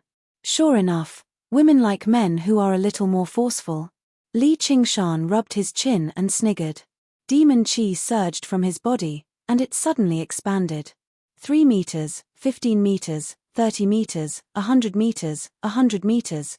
He had ox horns and ox hooves, tiger claws and a tiger tail, and his back was as broad as a spirit turtle's, while his wings were unfurled like a phoenix's. Demon. The female Azura shivered inside. She had never expected him to actually be a demon despite seeming like a human. However, he also gave off a rather unusual feeling, which made her think of those people of the heavenly ways for some reason. This was the first time Li Qingshan had transformed into a demon after undergoing the Phoenix's Nerva. He was in no hurry to deal with the female night roamer. Instead, he summoned the spirit turtle's profound shell and formed a huge mirror, inspecting himself. He also sensed the changes in his body. In the past, when he practiced the ox demon transformation and the tiger demon transformation, he was a demon through and through. His entire body radiated with ruthlessness. At this moment, His tranquil eyes and broad back exuded a steady aura. A pair of huge phoenix wings hung down from his back like clouds in the sky. Every single feather seemed to be formed from condensed flames.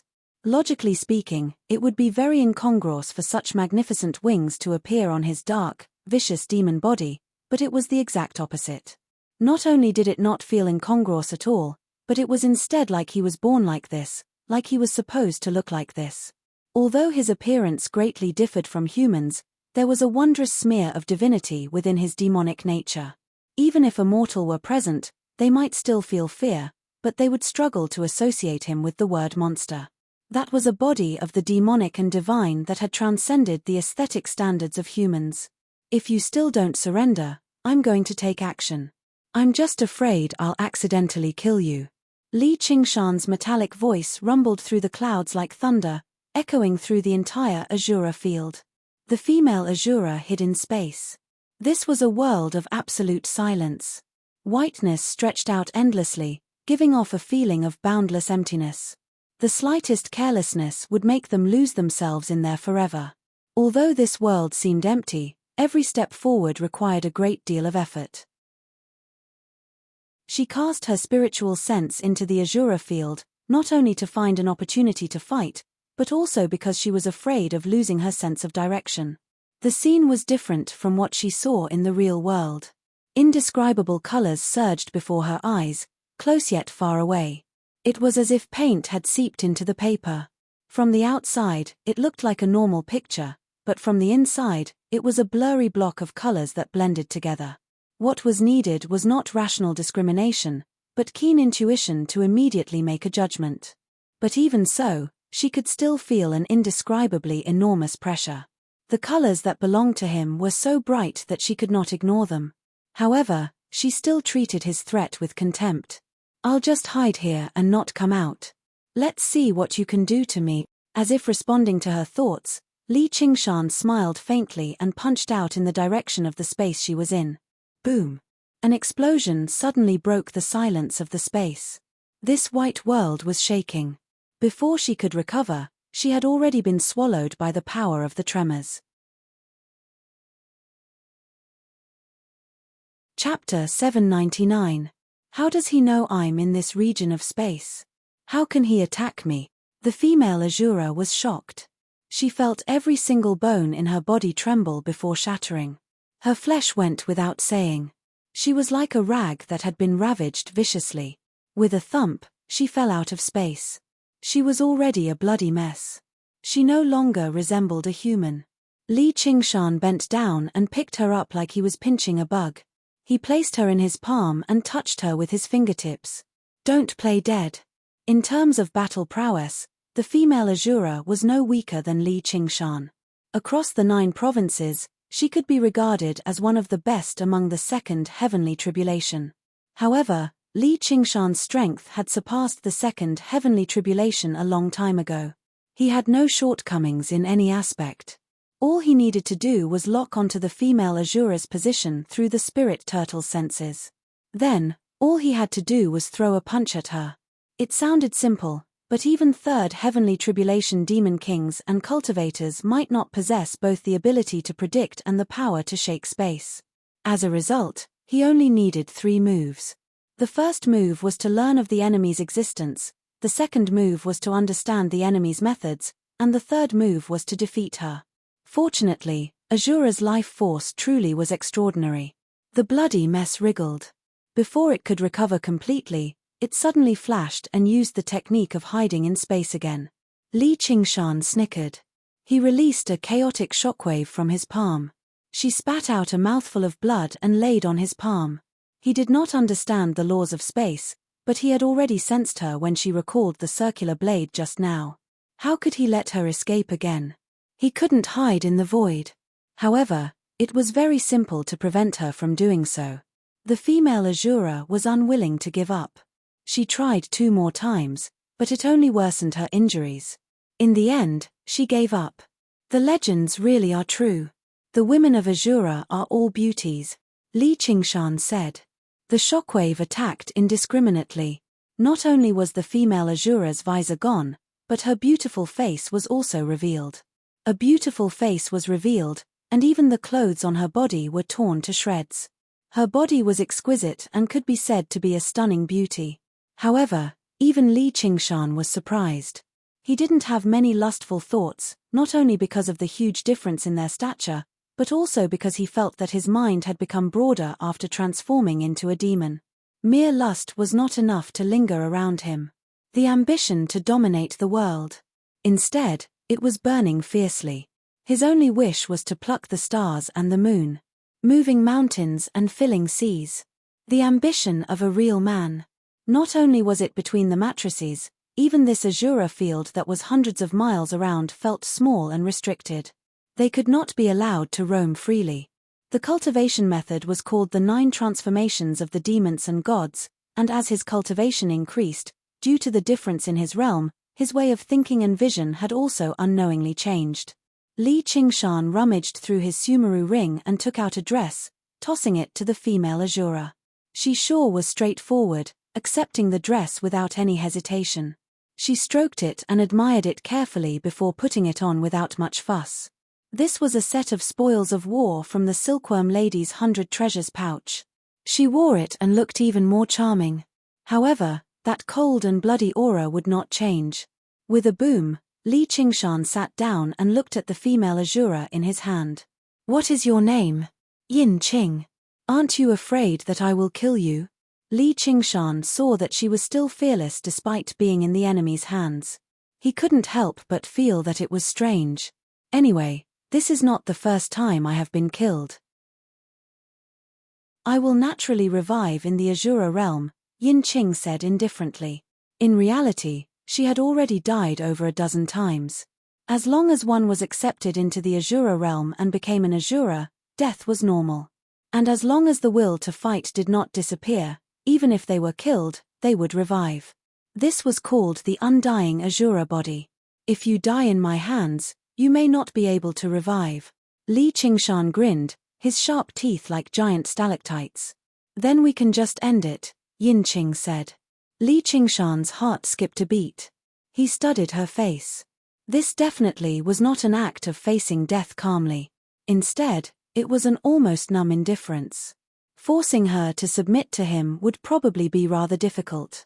He probed, "Be my subordinate." "Okay," Yin Qing said. Li Qingshan was stunned. "You agreed just like that.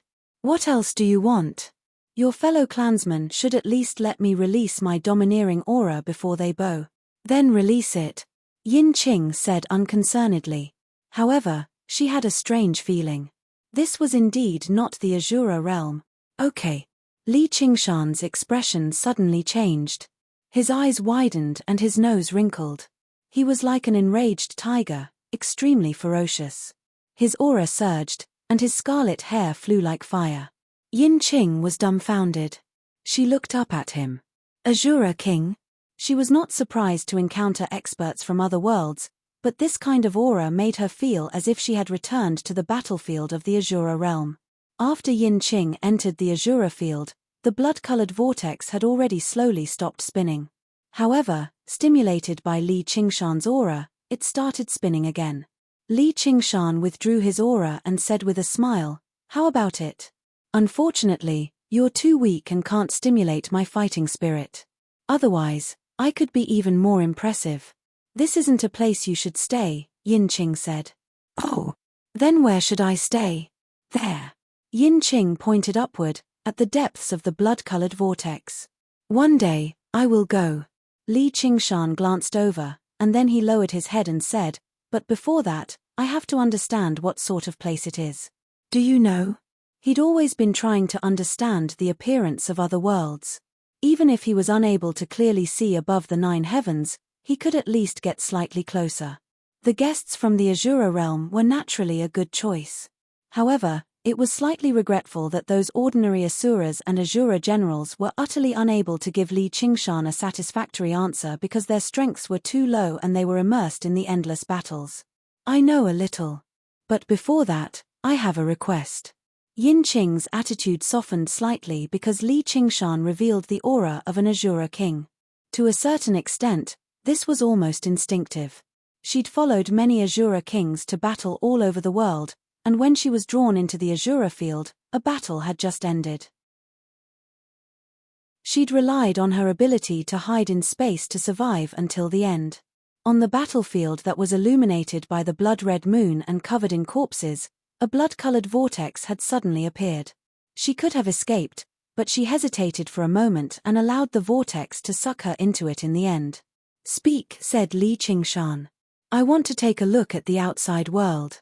It was an unexpectedly simple request.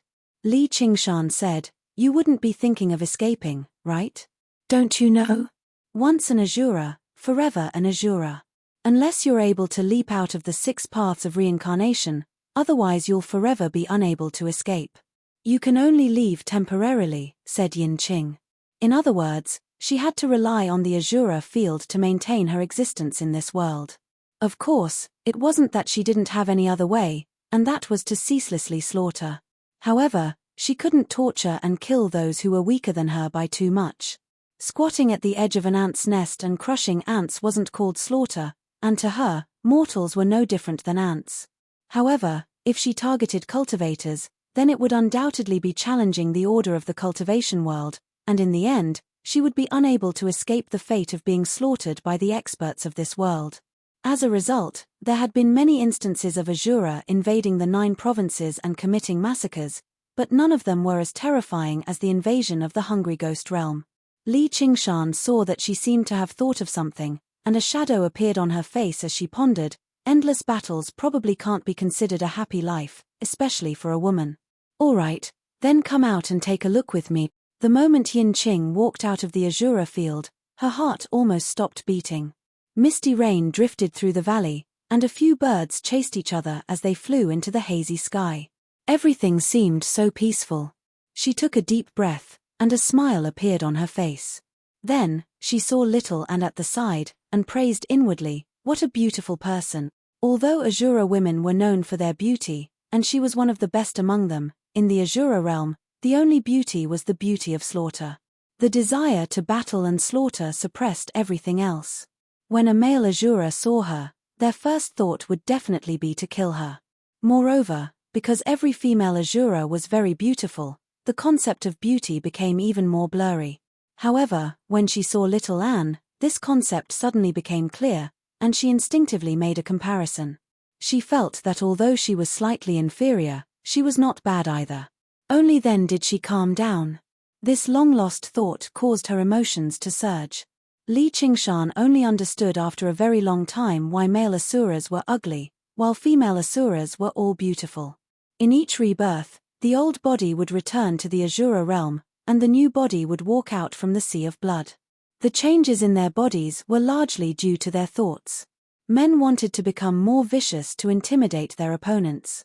As for women, no matter how many times they had been reborn, they were unable to abandon their love for beauty. Li Qingshan introduced, "This is Yin Qing, who has just come from the Azura realm. She can hide in the void, and her strength is very good. She's a powerful assassin, and I plan to learn about the Azura realm from her. This is Little Anne. In the future, apart from me, you only need to listen to her orders. Don't worry, her strength is definitely above yours. If there's a chance, we'll have to compete to know." How could she still be in the mood to listen to Li Qingshan's long-winded words?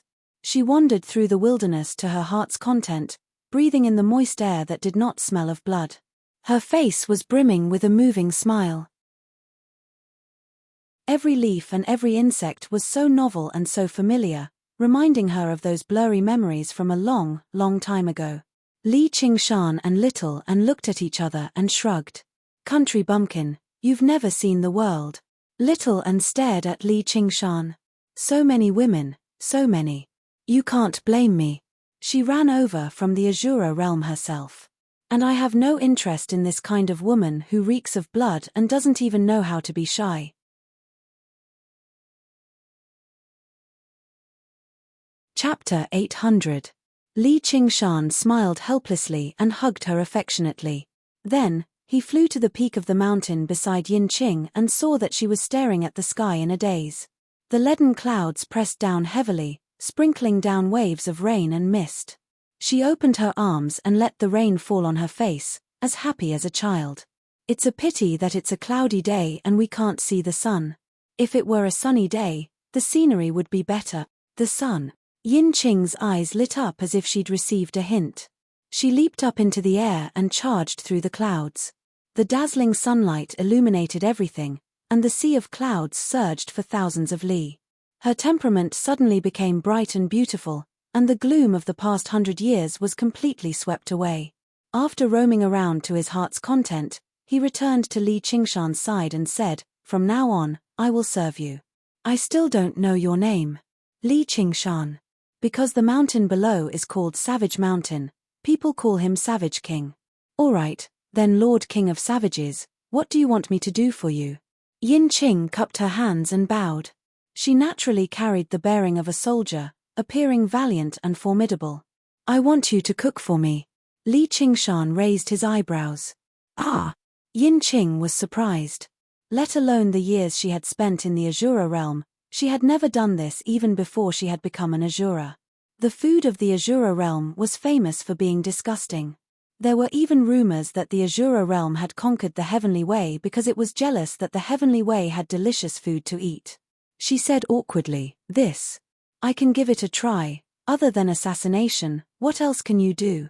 Li Qingshan shook his head helplessly. She really had no sense of humor at all, but he was very satisfied with her respectful attitude. "Heh. You're right." Only then did Yin Qing realize that he was joking. "After a while, there will probably be a mission for you. However, this isn't the Azura realm, so there aren't as many battles here. I'll take care of most of the battles myself. You can treat this as a vacation and rest in a different environment." Li Qingshan said gently. Among his many subordinates, Yin Qing's strength could be said to be the strongest.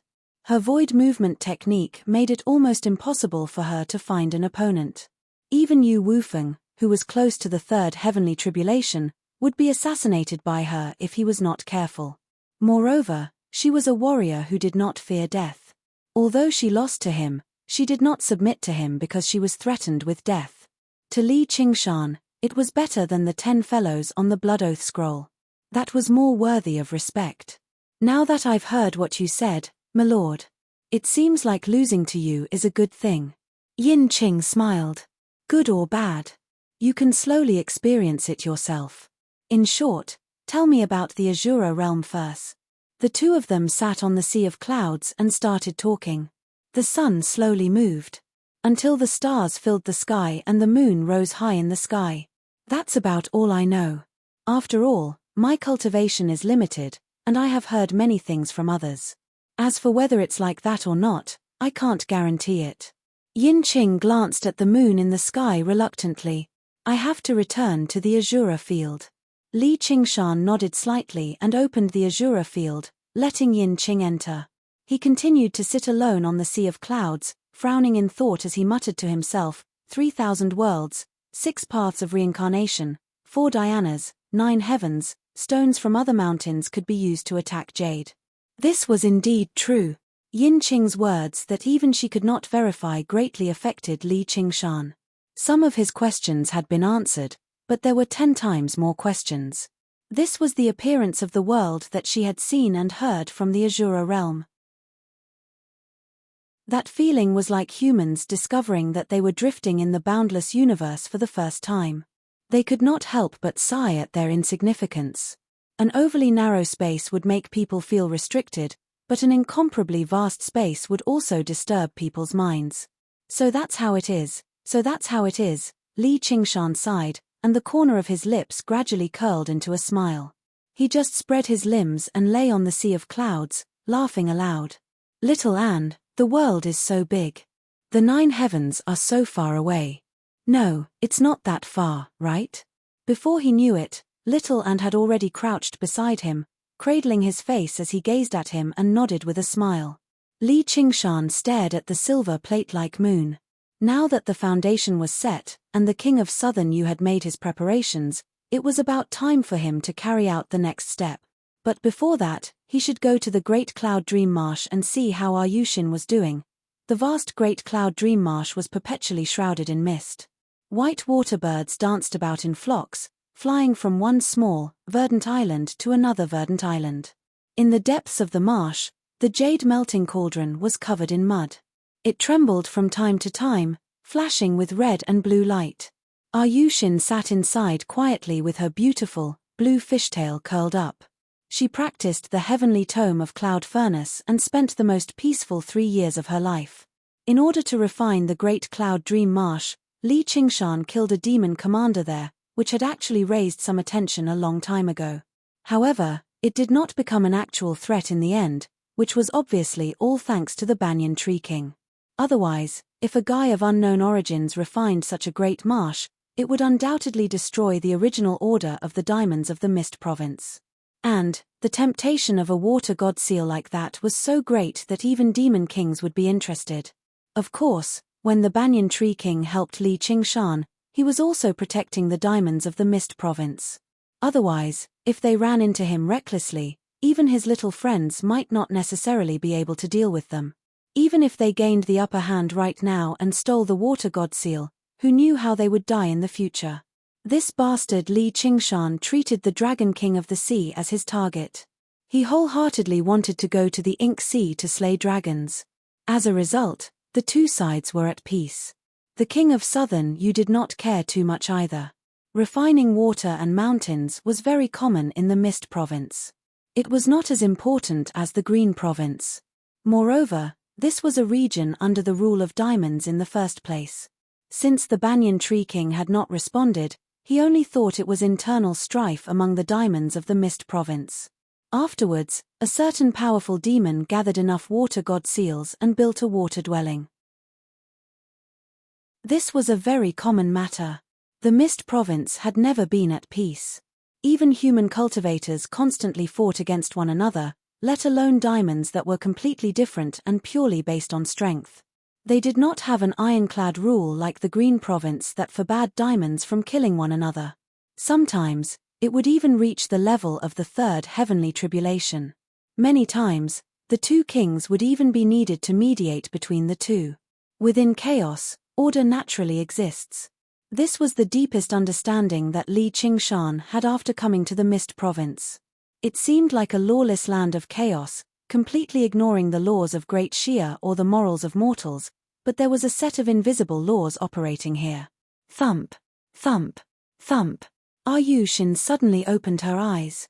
Someone was knocking the pill cauldron, and a familiar voice rang out by her ear. Chapter 801. Ayushin smiled. No. Little girl, if you don't open the door, I'm going to break in. With a soft sound, a series of white bubbles rose up, and the sludge slid down from the pill furnace. The pill furnace opened, and Ayushin walked out. Their eyes met, and they both smiled. They hadn't seen each other for nearly 3 years, but in this smile, it was as if they had just parted yesterday. Your cultivation speed is too slow. I gave you the water god seal, but you still haven't undergone the second heavenly tribulation. Li Qingshan sized her up. She had already retracted her fishtail and turned into human form. Her skin was even more lustrous, like the highest quality white jade. Even her lips were like natural red jade, and her flowing eyes were like rare black jade. She was like a jade beauty that had been enlightened by an immortal, coming to life, and had an otherworldly aura. How can it be that easy to undergo the second heavenly tribulation? I can't compare myself to some beasts. Oh, I'm not talking about you. Ayushin said with a smile. You don't need to emphasize it. I know you're talking about me.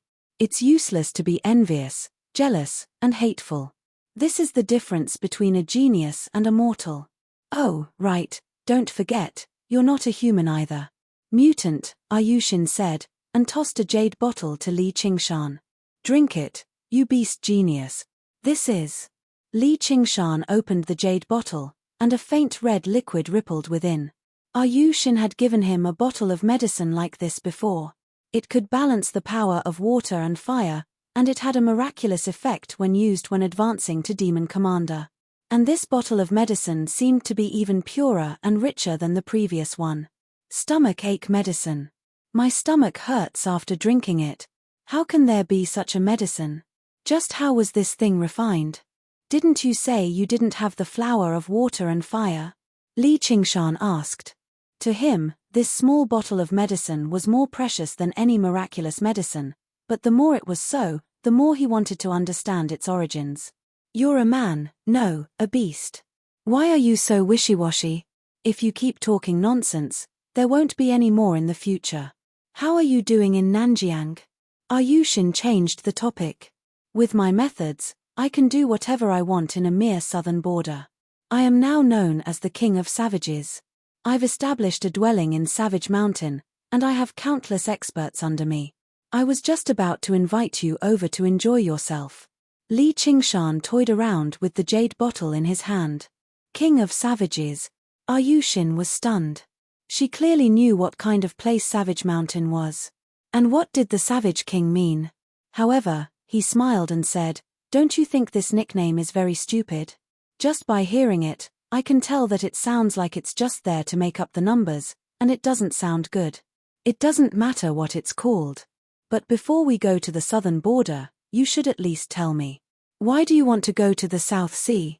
Although she had deliberately changed the topic, Li Qingshan would not let her go so easily. "I'm a mermaid from the South Sea. I've returned because I miss my hometown. Isn't this reason very reasonable?" Ayushin shrugged. "You said it's a reason, so you better tell me the truth. Don't force me to torture you. You're not my man, why do you care so much about me? If you want, I can be too." As expected, you don't want it at all. Ayushin thought about it seriously. "Hey, what is it that you can't say? Tell me." Li Qingshan truly ground his teeth in hatred. He was tempted to knock her mouth open. He pressed down on her shoulders with both hands, about to throw down a few harsh words and force her to speak. However, when he looked into her eyes, the words turned into a long sigh. He let go of her and shook his head with a bitter smile. "I give up, my lady." Sigh. Ayushin agreed with a smile. "Let's go. We'll go to Nanjiang. When you have something to say, you can tell me. I have to say, you've reminded me that there are still some things that can't be done forcefully." Li Qingshan had a helpless expression. "It's not that I can't." The corner of Ayushin's lips curled into a smile. "It's that I'm unwilling. As long as you understand." Li Qingshan left behind his mirror clone in Great Marsh of Cloud Dream to wield the water god seal before taking off on a cloud, traveling to the south with Ayushin. Sitting on the cloud, Li Qingshan told Ayushin about his experiences in the south. Ayushin could not help but mock him a little, but she was unable to hide her concern. In her eyes, Li Qingshan's current situation was not very optimistic. The King of Southern Yu definitely did not hold any goodwill towards him. Once the Mist Province declared war with the Green Province, he would definitely be the first one to sacrifice him. The King of Southern Yu was weaker than the Dragon King of the Sea, but if Li Qingshan wanted to contend with him, he would have to unleash the power of the North Moon. Once his identity was exposed, the Dragon King of the Sea would immediately kill his way over. The Chan Monastery of Nga probably would not be able to tolerate him either, so how was he supposed to run around freely? "What, are you worried for me?" Li Qingshan saw how she furrowed her brows and could not help but smile. To his surprise, Ayushin did not respond viciously. Instead, she said seriously, "It's best if you don't cause too much trouble. Just cultivate in seclusion on Savage Mountain for a few years and find an opportunity to return to the Green Province. Then what about you? We're cultivators. Shouldn't we each walk our own paths?" Ayushin said. Every single cultivator's paths were different. Perhaps they would overlap from time to time, but they would still walk in different directions at the end of the day. If they got in each other's way because of their feelings, then it would be better for them to forget about each other than helping each other in difficult times. "Without you, who's going to refine pills for me? We've known each other for so long, so when have I ever been afraid of trouble? Once we get to the south, come with me to Fire Melt Mountain. That's an old enemy of you merfolk of the South Sea, but I don't think you have any racial sentiment," Li Qingshan said. He was in no hurry to ingest the bottle of medicine that balanced fire and water. He had just undergone a lengthy period of secluded cultivation, so he was in a good mood right now. He would stick to the plan and go to Fire Melt Mountain first to obtain the divine Wutong tree before ingesting it. The effects should be better. Why are you going to fire Melt Mountain? Yu Xin's expression was rather strange. I'm going to negotiate with the fire-devouring king and see if he can lend me the divine Wutong tree for a few days. The divine Wutong tree. Yu Xin's expression changed slightly. That's the sacred tree of the fire devourers, and it's where the royal court is located. Even the fire devourers can't approach it casually, so why would he lend it to you? You sure know a lot about it. Help me come up with some ideas. How can I make the fire-devouring king change his mind? Li Qingshan said. Fire devourers have violent tempers. They're courageous and belligerent, and they're extremely vengeful. They're definitely not easy to get along with. I'd advise you to give up. I wouldn't be worried if you provoked the myriad poison ancestor. At his age, he'll definitely be weighed down with misgivings no matter what he does. However, the fire-devouring king will really make it impossible for you to establish a foothold in the south. Yu Xin said. Aren't you just trying to goad me into contending with the fire-devouring king? Li Qingshan smiled. Ever since he had spoken to the Golden Cicada Spirit King and the Banyan Tree King, he had become determined to obtain the divine Wutong tree. He wanted to see just how difficult the fire devourers were to deal with. I have absolutely no such intentions. Yu Xin suddenly raised her voice and looked at Li Qingshan, saying sternly. Chapter 802. Yu Xin also realized she had lost her composure. She shook her head gently. Just pretend I didn't say anything. I'm afraid I can't help you with this. Her long eyelashes cast a deep shadow, preventing Li Qingshan from seeing her eyes. Li Qingshan sank into his thoughts. As the cloud rapidly traveled south, Yu Xin's words gradually faded away. In the end, she fell completely silent, staring towards the south for a very long time. When the sun set in the west and the stars filled the sky, Li Qingshan said, "We've arrived at Savage Mountain." Yu Xin said inside, "The south, I've returned." Fire Melt Mountain stretched for several hundred kilometers. It was a huge mountain range. The rocks were scarlet red like fire, and there was not a single blade of grass growing on it. There was only a vermilion color. Balm-like plants grew and grew, like clumps of fire. Li Qingshan and Little and gazed down from the cloud. All they saw was that the mountains were like fire. Every single scarlet-red peak seemed to be burning, like a sea of fire that spanned several hundred kilometers. At the center of the sea of fire was a huge volcano that stood several thousand meters tall. The rocks had already crystallized, and firelight seeped out from the belly of the volcano. At first glance, it seemed like a ball of flowing, scarlet fire. The entire mountain is actually made of fire spiritual stone. If I can cultivate here, my phoenix transformation will definitely advance rapidly. It's no wonder the phoenix used this place as a cultivation dwelling in the past. Li Qingshan had once cultivated in a group of volcanoes to the north of the Mist Province. He found it quite nice, but compared to Fire Melt Mountain, it was nothing worth mentioning. Several hundred pillars of black smoke rose into the air. This was the smoke produced by active volcanoes that erupted all year round. The smoke condensed without dispersing, resonating with one another from afar. It seemed to possess some intelligence, entangling with one another in the air like snakes. Great rivers flowed down from the crater of the volcanoes or gushed out from the cracks. They flowed around in channels that were clearly man-made, forming a complicated inscription that gathered power. This is a colossal formation. Little Anne was afraid Li Qingshan did not understand what he was trying to say, so he added, even if the king of Southern Yu wants to launch an attack, he'll have to pay a corresponding price. In other words, even if they went as far as to expose themselves, it was impossible for them to take down Fire Melt Mountain. Despite their strength, it was comparable to 3 heavenly tribulations.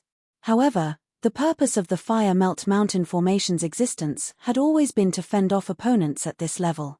Li Qingshan nodded. Across the entire Mist Province, only the Fire Devourers did not fear the king of Southern Yu. He ignored the Banyan Tree King. He must have something to rely on. Fire Devourers were renowned for their violent and warlike nature among other folk.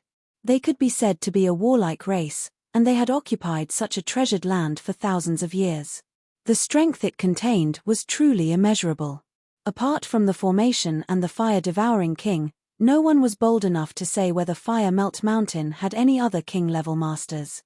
The lifespans of other folk paled in comparison to diamonds, but they were much longer than humans, and they were born with the spiritual nature of the world. In terms of bloodline, only descendants of clans and certain exotic beasts could rival them. They could be described as possessing the advantages of two races at the same time. They could be described as prodigies of heaven. This point was extremely evident with Yi Liusu and her sisters. Among the group of friends Li Qingshan knew in the Clear River Prefecture, basically all of them could be described as geniuses, but they were still stuck at foundation establishment. Not a single one of them had undergone the second heavenly tribulation. Just how many years had it taken for his father-in-law, Han Anjuan, to undergo the second heavenly tribulation? Although the three of them had Li Qingshan's assistance and some guidance from the Banyan Tree King, their cultivation speed was still startlingly fast. And, apart from them, there were a few other night roamers who were close to the second heavenly tribulation. They were all matriarchs and princesses of past night roamer clans. The bloodline of regular night roamers was equivalent to descendants of clans. Their talent was great. Even though they were not as great as Chu Tian's 5 elements constitution, Yu Zijian's pure yang constitution was not too far off. And, they were the best of the best among the night roamers. However, they had been suppressed by Helicoverpa rosa for many years, unable to unleash their full potential. They had basically built up their strength now. If Li Qingshan was not stingy with origin spirit pills, he would be able to obtain a group of powerful night roamer assassins in just a few years. He also understood why the Great Xia Empire allowed the sale of other folk as slaves, and why they did everything they could to suppress them. Legend had it that the 9 provinces had once been ruled by other folk in the ancient times. Other folk were known as godfolk. They established divine kingdoms and enslaved humans and diamonds. Afterwards, they only overthrew them by combining the strength of the two races while the other folk were in conflict. Looks like the fire devourers really are a tough bone to chew. Li Qingshan waved his hand. Profound light illuminates all. The spirit turtle's profound shell condensed into a sphere in the surroundings before suddenly dispersing. Every single piece illuminated a scene, illuminating Fire Melt Mountain down to the slightest detail. Fire devourers could be seen playing and fighting in the magma and flames, as well as red stone structures in a crude style that sat on the 2 banks of the Fire Seam River. Li Qingshan waved his hand again, and the spirit turtle's profound shell stacked together. He gazed at the huge, red, crystal-like volcano on the main peak like a pair of binoculars. In the crater of the volcano was a majestic city built on the rock face. Long corridors wound around it, leading straight to the very bottom of the volcano. The weakest fire devourers who could reside and move about here had undergone the first heavenly tribulation. There were so many of them that it would make many large sects ashamed. A palace hall that seemed to be carved out of red crystals was located at the bottom.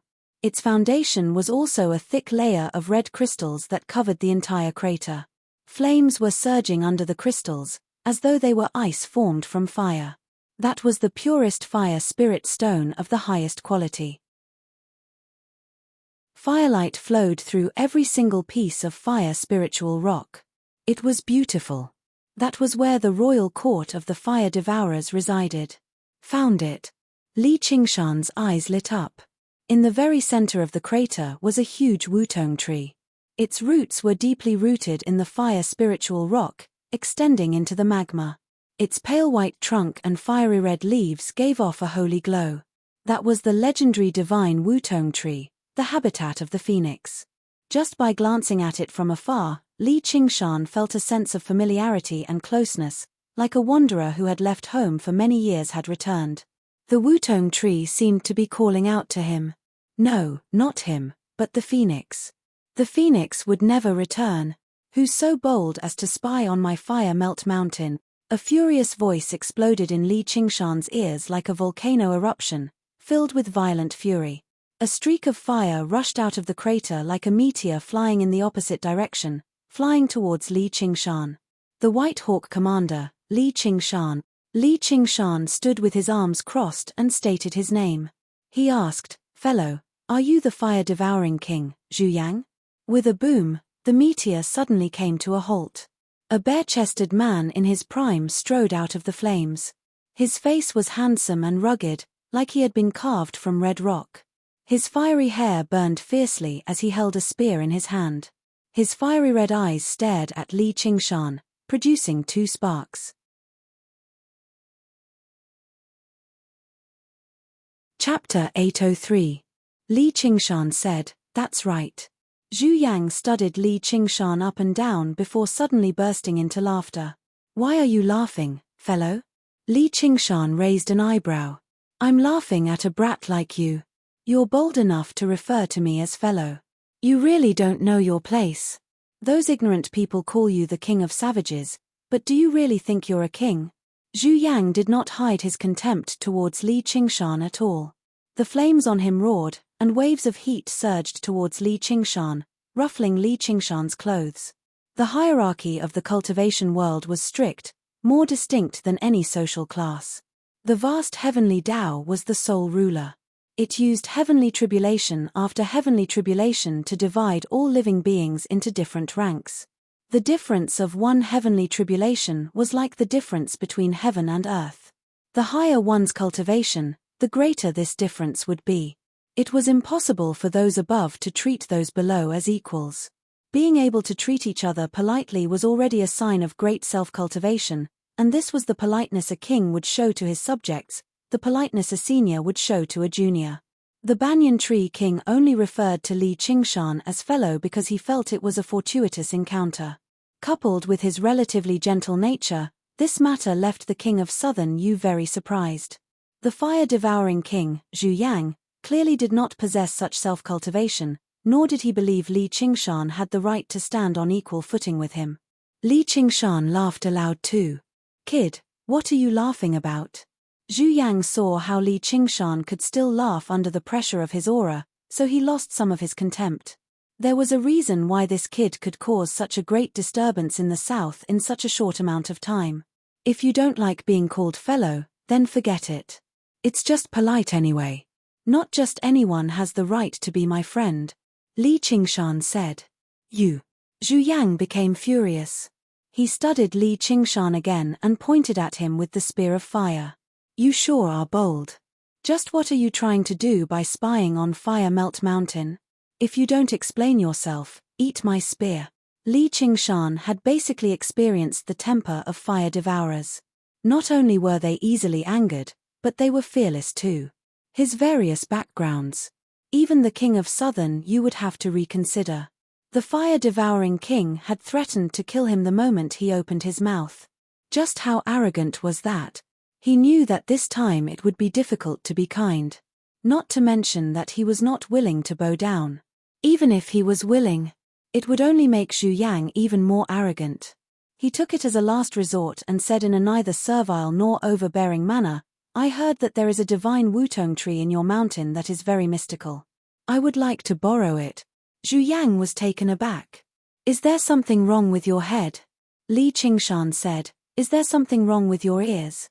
Zhu Yang's eyes widened.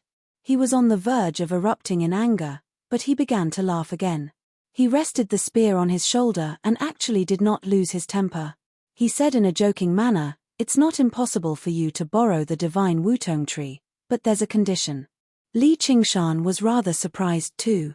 He asked, "What condition?" "Go to the South Sea and bring me the head of the Merfolk king, and I'll lend you the divine wutong tree." Zhu Yang smiled. Li Qingshan frowned. This bastard was clearly messing with him. He said sternly, "If I had the strength, I might as well just take your head." Zhu Yang's face sharpened. "Since you don't have the strength, then piss off. I'll spare your life for the sake of you making me laugh. You're not allowed to call yourself the king of savages in the future, or if I find out, I'll burn down your savage mountain." He seemed crude, but he actually still had some misgivings about Li Qingshan's identity. However, his misgivings were not the Chan monastery of Devarengye or the unraging monk, but the great Xia Empire. In a place as chaotic as the South, Basically no one would care about the identity of a White Hawk commander. Even if he died, the Hawkwolf Guard would not avenge him. However, there was an exception. The Great Shia Empire was extremely wary of other folk, in particular the most belligerent of the 7 other folk, the fire-devouring folk.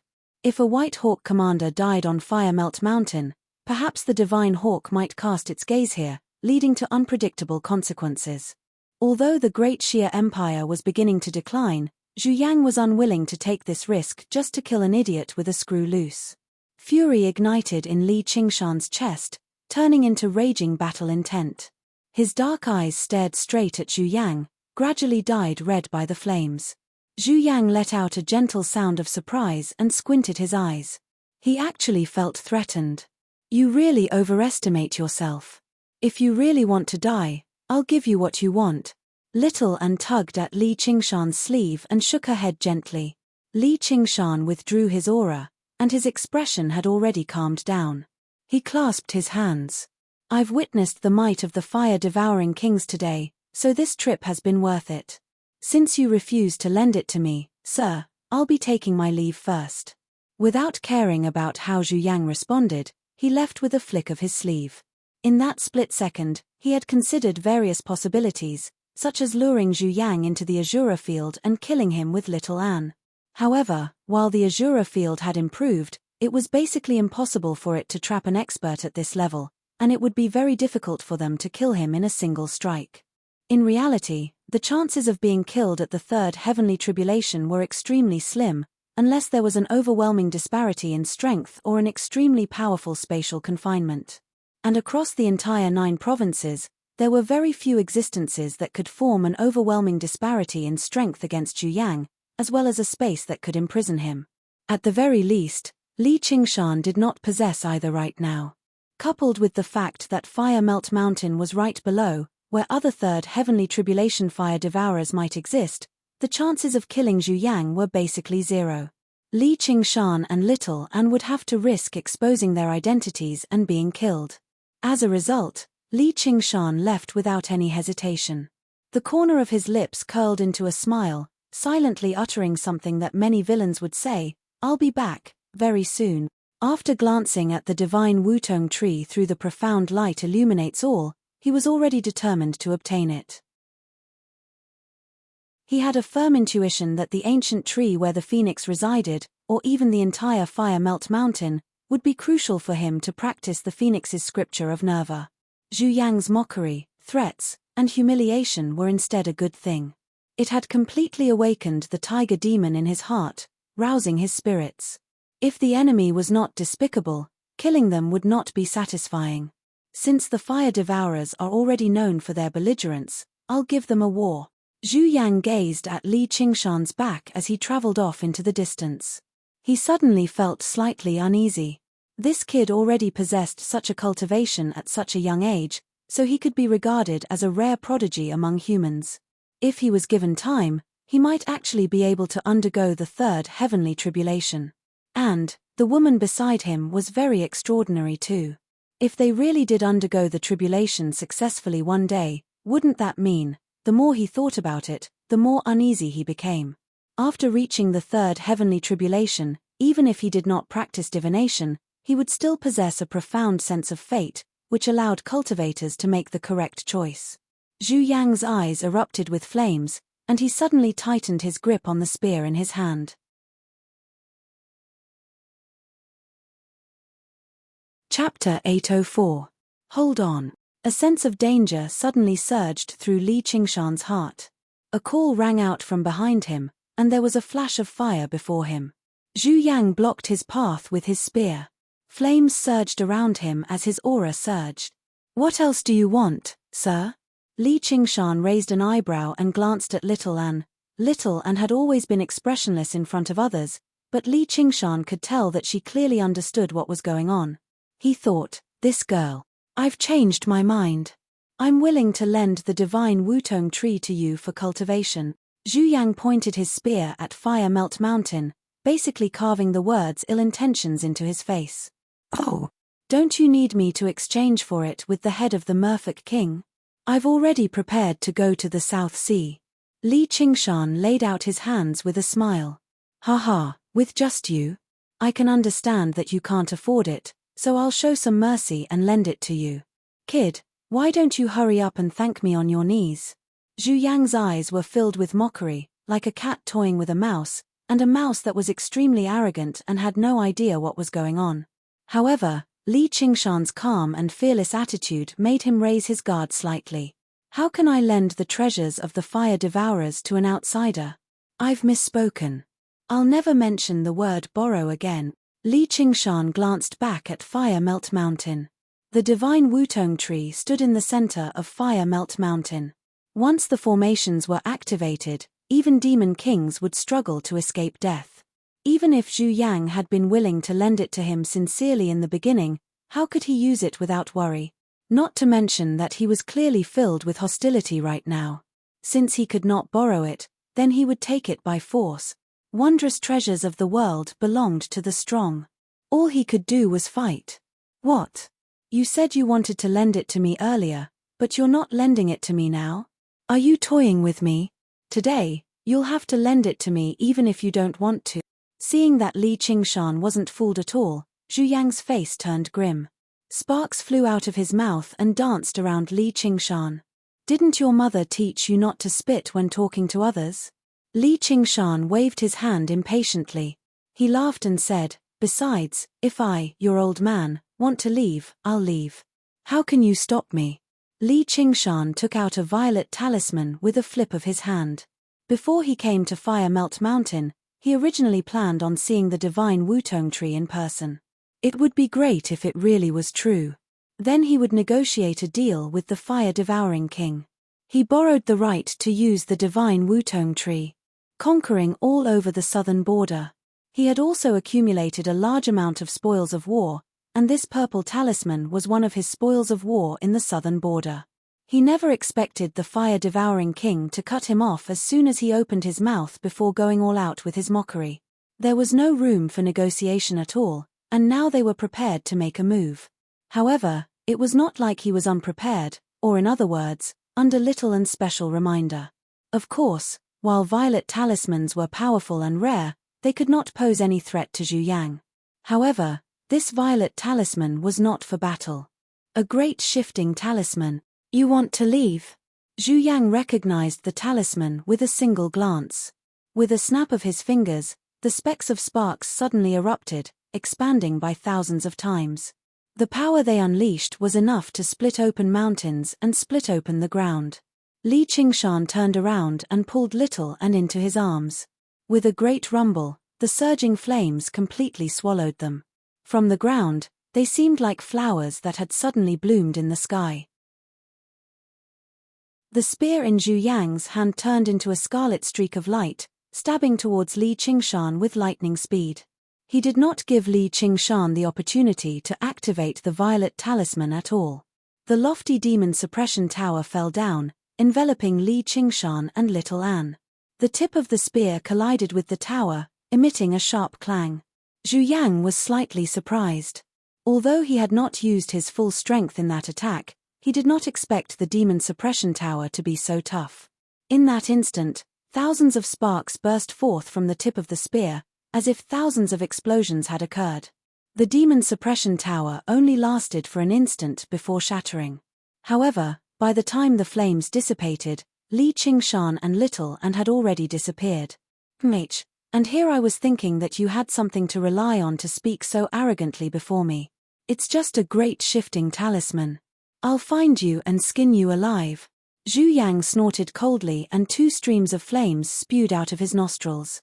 Then, he looked around and closed his eyes to sense. The great shifting talisman could not be compared to the purple escape talisman, which could allow one to travel 5,000 kilometers. It could only move 500 kilometers at most. Coupled with the fact that he was moving 2 people at the same time, they would not be more than 250 kilometers away.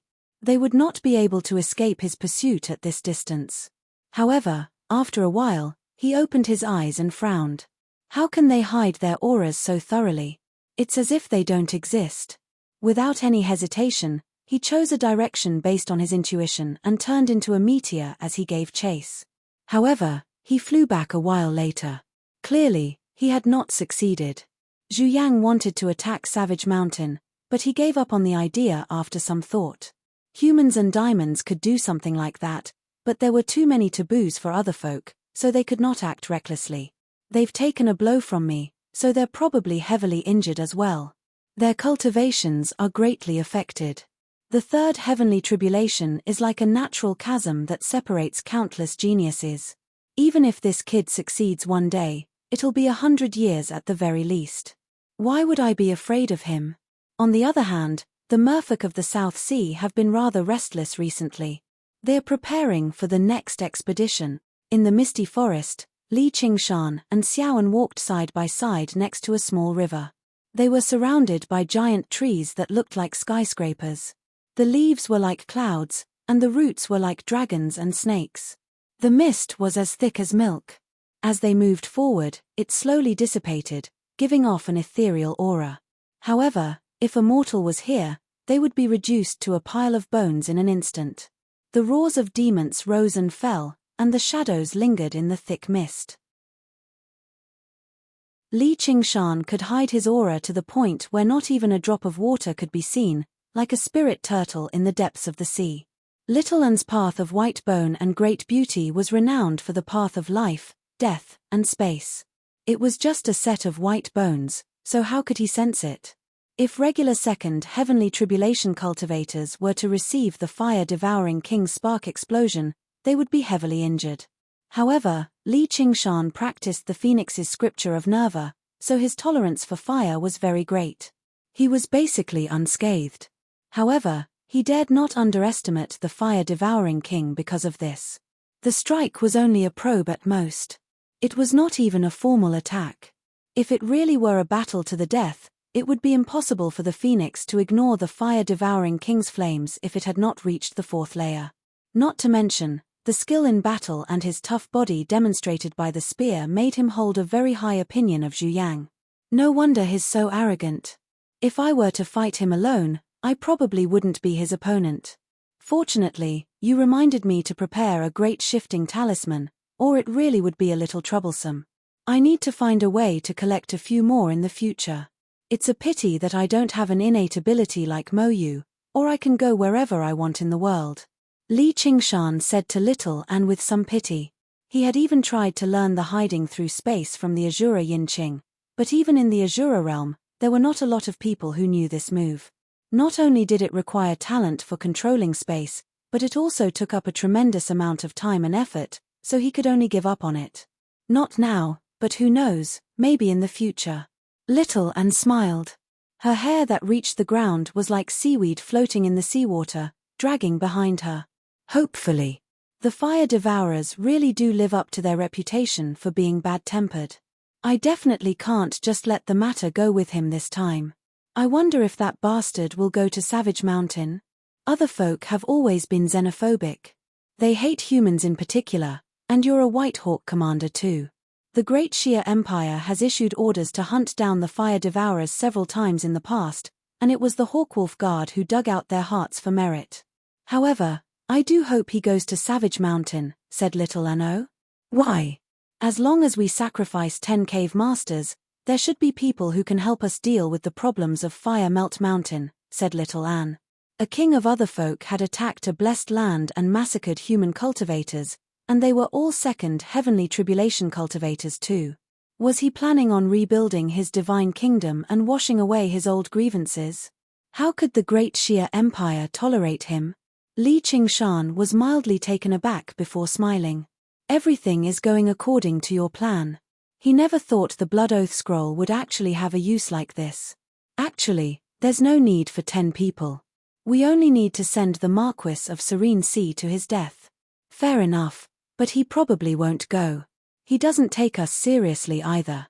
As soon as Little An turned around, Li Qingshan pinched her delicate nose and smiled. You knew the fire-devouring king would be like this a long time ago, didn't you? You even told me to negotiate with him, which made me lose so much fun. I even wasted a talisman. Nothing is absolute. Perhaps he really will offer us something we can accept, and it won't be the Merfolk King's head. Moreover, We have to personally confirm the divine Wutong tree before we can decide whether it's worth the effort or not. Little An pouted and said with a nasal voice. It's worth it. It's very worth it. We're basically determined to get it. Tell me, what other brilliant plans do you have? Li Qingshan rubbed her head. Haven't you already thought of it? Little An said. That's right. The enemy of my enemy is my friend. If we want to take down Fire Melt Mountain, we need to borrow the strength of the merfolk of the South Sea. That little head of yours sure is thinking too much. Li Qingshan nodded. If they had all undergone the third heavenly tribulation, flattening Fire Melt Mountain would not be difficult. However, they did not have that strength right now, so they needed to borrow their strength. If they did not have the Blood Oath Scroll and went to the South Sea and told the Merfolk King, "We're willing to lend you a hand and destroy Fire Melt Mountain," it'll probably be boring again. However, if the two of them were coupled with the 10 cave masters who had sworn a blood oath and 12-second heavenly tribulation cultivators, it would be enough to become an important counterweight to the balance between the two races. They might even be able to drag the South Sea Sword Pavilion down with them. However, even though they had made so many preparations, how to borrow their strength was still a problem. They would definitely be wary of him, and he could end up as a sacrifice with the slightest carelessness. The key is how to move the Merfolk King. Merfolk don't have such a bad temper, but they're exactly the same when it comes to xenophobia. Merfolk hide in the South Sea, and the Hawkwolf Guard has far less information than the Fire Devourers, so it's really difficult to make a decision.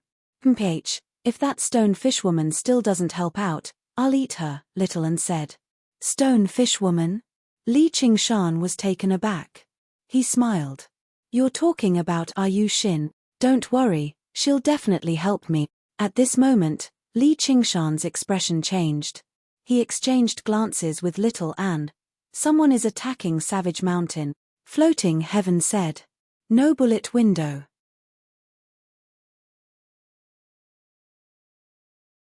Chapter 805. Above the azure sky, among the white clouds. The myriad poison ancestor sat on a jade throne and stroked his long beard gently as he stared at Savage Mountain below with his green eyes. Banners fluttered in the surroundings as disciples of all ages and genders gathered around. They were all dressed in the same way, either in green robes or dresses. Even the weakest among them was at the first heavenly tribulation or above. There were almost 100 of them, demonstrating the heritage of a large sect. Master, Li Qingshan and Li Qingshan aren't on Savage Mountain right now. There's no one presiding over the protective formation, so it's a perfect opportunity to attack the mountain. However, Qian Liangmu flew back from Savage Mountain on a green cloud and reported politely, but he hesitated again. However, what? The myriad poison ancestor stopped stroking his beard. However, I can tell that Li Qingshan has no intention of founding a sect in the south. He'll return to the Green Province sooner or later, so why must we attack Savage Mountain? Qian Liangmu asked. Hihi, the mighty poisonous young master actually has such a gentle side. Probably no one in the south will believe us if we tell them. A beautiful woman smiled. A large, colorful spider sat on her shoulder. Its 8 compound eyes stared at Qian Liangmu, shining with an extremely human-like viciousness. Don't tell me he's been frightened out of his wits after seeing Li Qingshan? A middle-aged man as thin as a bamboo continued. He stood on the head of a poisonous centipede that was several meters long. The two of them stood on the left and right of the 10,000 poison cult leaders' green jade throne, showing their different identities. They were Qian Liangmu's junior sister and senior brother, people who were qualified to compete with Qian Liangmu for the position of the 10,000 poison cult leader. Demonic sects had never been one to care about relationships, so their relationship was obviously like fire and water. They would never let an opportunity to strike at each other slip by. Qian Liangmu sneered and completely ignored them. He bowed. Please reconsider, Master. Qian Liangmu did not agree with attacking Savage Mountain. He was not a kind person. He would never let an opportunity to kill and rob slip by. However, when the Banyan Tree King referred to him as fellow, he became rather hesitant. Coupled with their meeting a few days ago, he just felt like Li Qingshan was not as simple as he seemed. Do you think I can't deal with him? The myriad poison ancestor said in displeasure. This disciple wouldn't dare. Qian Liangmu said. How can I allow someone to sleep beside my bed? Since he is unwilling to lower himself and become my 10,000 poison cult's protector, I will make sure that he has no place to stand in the southern border. You can leave now. Green light flashed through the myriad poison ancestor's eyes. He exuded an unparalleled and powerful aura, and all the disciples lowered their heads. The southern border had always been dominated by him, and he would never allow other forces to develop. If one day, Li Qingshan really left the Qingju, he would not be able to do anything. If he became an honored guest of the king of Southern Yu's estate, he and the woman named Little and would definitely become a great problem with their talent. Wouldn't they become a laughingstock of the world? As for some of Qian Liangmu's concerns, it wasn't that he hadn't considered it. However, with the difference in their cultivation levels, it wasn't worth it at all. The king of Southern Yu did not take action. He had only accepted the banyan tree king's advice out of consideration for the situation of the two prefectures. Could it be that he was really afraid of Li Qingshan? This brat is arrogant and rude, refusing the goodwill of the 10,000 poison cult. God damn it. And, he's only at the second heavenly tribulation, yet he's bold enough to call himself the king of savages or whatever.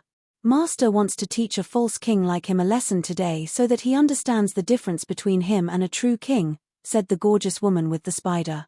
Junior brother, if you're afraid, feel free to return to the mist capital. I'm willing to lend my meager strength to assist Master in destroying Savage Mountain. Capture Li Qingshan alive, the centipede man said and shot a glance at the surroundings. Apart from a few elders who were proud of their statuses, the regular disciples all called out with him. Destroy Savage Mountain. Capture Li Qingshan alive. For a moment, the banners swayed, and the battle cries shook the sky. The myriad poison ancestor slammed the armrest of his throne and stood up. With a wave of his right hand, the chilly winds and green flames swirled and gathered, condensing into a dark green sphere. Lightning crisscrossed and flowed, and the light dyed everyone's faces green. The lightning pearl of myriad poison was a secret technique of the myriad poison cult. It possessed the toughness of lightning and the gentleness of poison, making it extremely destructive. In that moment, even the sun seemed to dim. Everyone's gazes were drawn to the lightning pearl of myriad poison. Green light flowed through the myriad poison ancestor's eyes, and he extended one hand to both hands. The lightning pearl of myriad poison spun and grew larger and larger, shining brighter and brighter. In the blink of an eye, it reached the size of a water tank and was pushed down violently, immediately striking Savage Mountain. Rumbling filled the heavens and the earth, causing the earth to tremble slightly. Lightning shot out and dyed the sky green. Then it turned into a poisonous cloud, enveloping an area of several thousand kilometers. It surged through Savage Mountain and produced an ear-piercing sound of corrosion. The disciples of the myriad poison cult all cheered. Mighty ancestor, you've scared Li Qingshan so much that he pissed his pants, too afraid to leave the sect. I've practiced the lightning pearl of myriad poison for all these years, but I never thought this move would actually possess such power. Now that I've seen the ancestor take action today, I finally understand why our myriad poison cult can dominate the south. Li Qingshan is like an ant trying to shake a tree. How laughable. Savage Mountain has already fallen, so I'll serve as the vanguard for the ancestor right now and capture Li Qingshan. The myriad poison ancestor stood with his hands behind his back rather proudly. The corner of his lips curled into a complacent smile, but his smile suddenly stiffened. He barked coldly, "All of you, shut up." Everyone fell silent out of fear. They had no idea why the myriad poison ancestor had flown into a rage. Only when they looked over did they see that beneath the poisonous cloud, Savage Mountain remained shrouded in mist and clouds. The protective formation was unscathed. Their flattery was no different from mockery. Qian Liangmu thought, sure enough, it's not that simple. Senior brother, didn't you say the formation on Savage Mountain is unmanned? The spider woman questioned. Li Qingshan and the others really aren't on the mountain. I never thought they'd be bold enough to pass the control of the formation to someone else. On Savage Mountain, the banyan tree king sighed inside, "This kid sure knows how to make trouble for me." He used his roots to extract the dense spiritual chi of Savage Mountain before scattering it into the air through the branches and leaves, activating the various formations. He had already become the eye of the formation, using the geographical advantage of Savage Mountain and his extremely abundant knowledge and experience to unleash the extraordinary power of the formations. "All of you, shut up. None of you need to do anything. Just watch properly." The myriad poison ancestor bellowed out furiously and left the jade throne, flying towards Savage Mountain. He swung his hand and struck out again and again. Lightning pearls of poison bombarded Savage Mountain one after another. The booms rang out constantly, like a thunderstorm. In the valley, the night roamers gazed at the sky in fright. Within the surging poisonous mist, bolts of green lightning danced about like dragons and snakes, constantly battering against the formations. Any single bolt of lightning would be a disaster for them. Myriad poison ancestor. He really is a great cultivator after all. What he's capable of is not something we can match up to. Yu Wufeng stood on the top of the mountain. His white hair drifted in the wind as he was stern. "Boss Yu, now's not the time to praise others. If the myriad poison ancestor kills his way in, we'll all be doomed." The gentleman of heavenly blubber also arrived at the top of the mountain to watch. His fat jiggled as a sliver of fear filled his face. An opponent like that was not something he could contend with at all. Even when he hid in the formation, he struggled to feel safe at all. "Fellow cultivators, please block the attack." Yi Liusu flew over. "The blood oath doesn't require us to throw our lives at the myriad poison cult. I think the banyan tree king is in charge of the formation. There's no need for us to do anything." Yu Wufeng snorted coldly inside. "If it's Li Qingshan, then so be it, but another folk who has just undergone the tribulation dares to order me around." Yi Liusu frowned. Then she looked at the other cave masters. None of them had any intentions of doing anything either, smiling at her. The blood oath doesn't have a clause like that. However, once our king returns and gives the order, we'll still have to throw our lives at him. The best outcome is just the myriad poison ancestor taking the blood oath scroll away. I don't care anyway. It doesn't matter who I become a dog. At worst, I'll just follow the ancestor to attack the South Seasword Pavilion." The gentleman of heavenly blubber smiled. Yu Wufeng's face changed. With the blood oath scroll in Li Qingshan's hands, there was still a chance for him to regain his freedom. If he ended up in the myriad poison ancestor's hands, he would truly be in a state of utter misery. He would not be able to die, and it would be detrimental to the South Seasword Pavilion.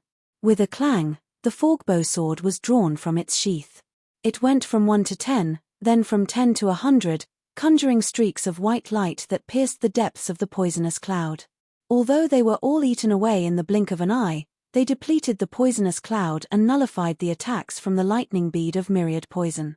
"Puppy Yu of the South Seasword Pavilion, I've destroyed the formation. I'll cut off your dog head first as a sacrifice to the flag." The myriad poison ancestor could not see the situation on Savage Mountain, but he recognized the sword style and forkbow sword chi of the South Seasword Pavilion. Originally, he had dragged all his disciples out so that they could show off their might, but he never expected the formation of Savage Mountain to actually be so tough. The way it operated was extremely ingenious, without the slightest opening. He could not help but fly into a rage out of humiliation. "Old dog myriad poison, get through this formation first," Yu Wufeng said. At this moment, the gentleman of heavenly blubber moved too. He sucked in a deep breath, and fierce wind surged into it. His mountainous body swelled up, becoming like a huge ball of flesh. He swelled to the limit and suddenly opened his mouth, spitting out a streak of sticky, scorching, blood-red light. It rushed into the air and actually pierced the poisonous cloud, creating a huge hole. His mountainous body shrank as he gasped for air. Yu Wufeng glanced at him in surprise. He never expected him to actually go all out. The gentleman of heavenly blubber smiled. "Since I can't avoid being a dog, I have to find a good family." Although Li Qingshan and Little An were in possession of the Blood Oath Scroll, they did not oppress them too much. Even when they attacked various parts of the south, They possessed an absolute advantage. Not only was there no danger, but they even shared some of the benefits. Li Qingshan had no intention of founding a sect or establishing some sort of organization in the south, but the gentleman of heavenly blubber was intrigued. He proactively advised Li Qingshan on one hand, and he also established connections with the various cave masters on the other. He wanted to establish Savage Mountain into a true sect. He ranked second among the 10 cave masters, while Yu Wufeng stood aloof. He only wanted to return to the South Sea Sword Pavilion. Although the night roamers were favored and trusted by Li Qingshan, there was a natural barrier between them and the cave masters. They basically never interfered with one another. No matter how he thought about it, his position actually felt a little like a caretaker. If he really could establish Savage Mountain into an organization of its own, then he would be a figure with actual authority to help the King of Savages govern Savage Mountain. And, after a period of contact, he discovered that Li Qingshan was not a dishonest demonic cultivator. Since he had said there was a chance to remove the blood oath, he was not joking around. By then, not only would he regain his freedom, but there was even a chance for him, the caretaker, to become the second king of savages. Then, he said, "Our king is about to return, yet you still haven't taken action. Are you waiting for our king to give a personal order?" As a result, another 3 cave masters who were relatively close to him took action. Why would the remaining people be bold enough to be a role model? Whether they were willing or not, all they could do was take action.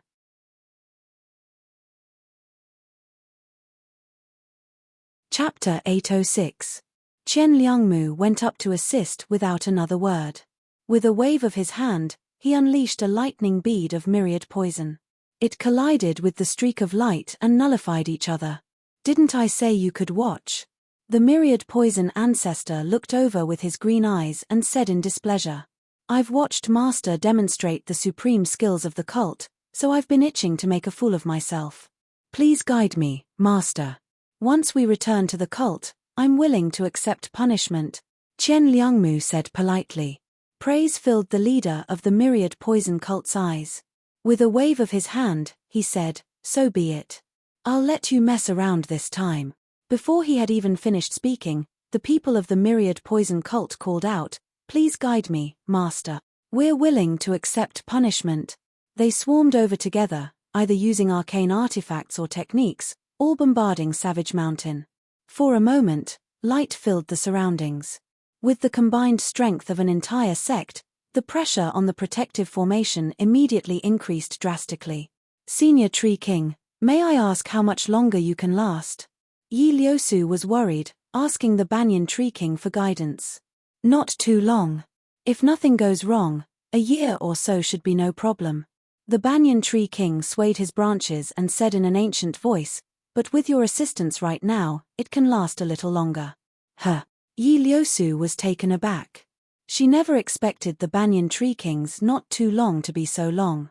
It was impossible for the myriad poison cult to spend a year or so on Savage Mountain.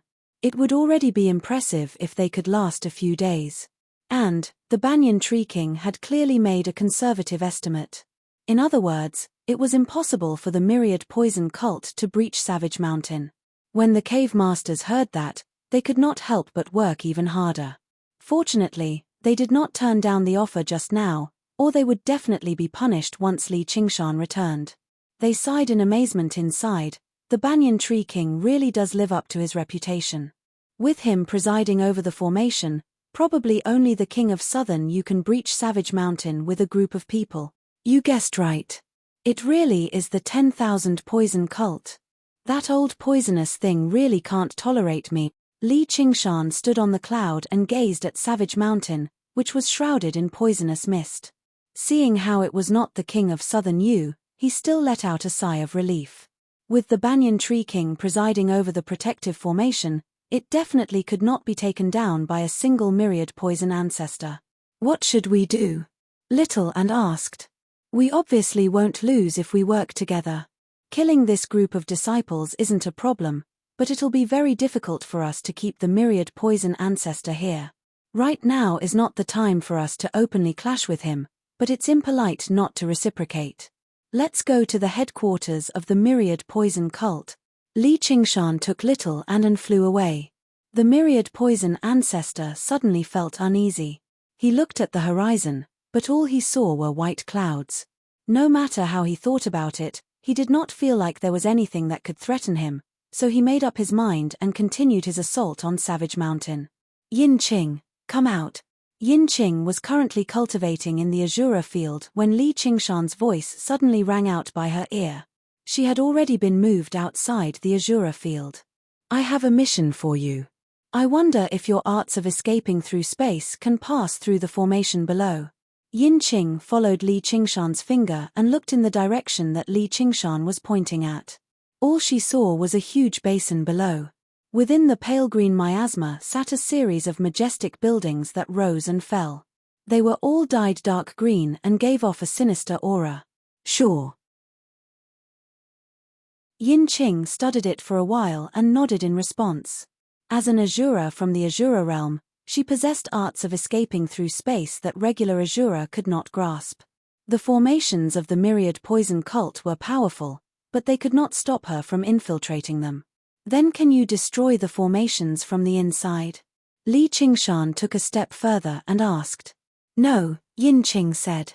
Little and said, regular formations are relatively easier to destroy from the inside, but the formations of the myriad poison cult restrict both the inside and the outside. If you try to forcefully destroy them, you'll definitely die from the backlash. That's fine. As long as you can get in, that's enough. Li Qingshan said. Who's my target? Yin Qing asked. Everyone. Li Qingshan then corrected himself. Not just the people, but the items too. Anyway, you have to destroy them as much as possible. All of the spoils will go to you. Yes, sir. Yin Qing accepted the order and took a step, vanishing. She appeared over 5 kilometers away and arrived in the northwestern corner of the myriad poison cult with a few flashes. Afterwards, she used her arts of escaping through space and infiltrated there silently. Little and said, if that's the case, I'll have to fight the myriad poison cult to the death. Li Qingshan said, he can't get through my shield, but I have a spear that can pierce his shield. I obviously have to make good use of it. Little and nodded. In terms of assassination techniques, Yin Qing surpasses the night roamers. Apart from the myriad poison ancestor himself, there aren't a lot of people in the myriad poison cult who can survive her assassination.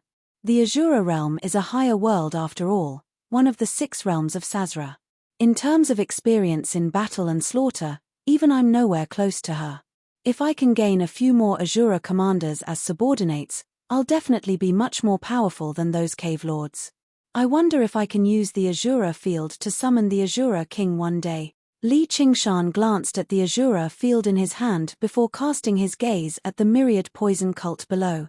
It'll be up to her performance next. The myriad poison ancestor had led all the elders and disciples of the cult out, but the cult was still very lively. Most of them were outer disciples who had yet to undergo the first heavenly tribulation, and a few protectors remained in the cult. Kang Ming happened to be one of them. Today, it was his turn to pass on the path of cultivation to the outer disciples. He sat under the dripping eaves, facing a square made of limestone. Several hundred disciples stood sternly, listening attentively. There was a gentle breeze, and the bronze bells on the eaves jingled. The sunlight shone down, covering the stone beasts on the eaves with a halo. He was rather fed up with this job. He wasted his precious time on these pieces of trash. In another 3 years, not even a third of them would still be standing here, and after going through the various selections, there might not even be a single person who could reach his position in the end. However, he could not ignore the rules of the cult, so he spoke patiently as his eyes darted around among the disciples. In this generation, there were a few disciples who were rather good-looking. He could play around with them when he had the time. The warm wind blew, the sun shone brightly, and he was in the absolute safety of the sect, so he seemed extremely relaxed. He even felt a little tipsy. When a coldness suddenly filled his heart, he was slightly taken aback. He lowered his head, only to see a circular blade around his neck, glistening under the sunlight. Kill. The myriad poison ancestor had been attacking Savage Mountain for so long, so he gradually became anxious. He also found it rather strange. With his cultivation and mental fortitude, even if he could not take down Savage Mountain, he should not be behaving like this. Had he failed to account for something? And, it had already been so long, so why hadn't Li Qingshan returned yet? He believed that as long as Li Qingshan appeared, he definitely would not be able to escape his senses. Then, he would be able to capture the leader. Even if he could not take down Savage Mountain, it would not matter. Right as he thought about it, his heart skipped a beat. Oh no! Disciples of the Myriad Poison cult would all be implanted with the Poison Heart GU the moment they became inner disciples. It could drastically increase their cultivation speed and make it easier to control GU insects. At the same time, it was also a method of control, preventing them from betraying the cult. Once they were killed, they would sense it too. You're tuning in to the Celestial War YouTube channel. Don't forget to subscribe and join us on this journey to catch the most captivating stories.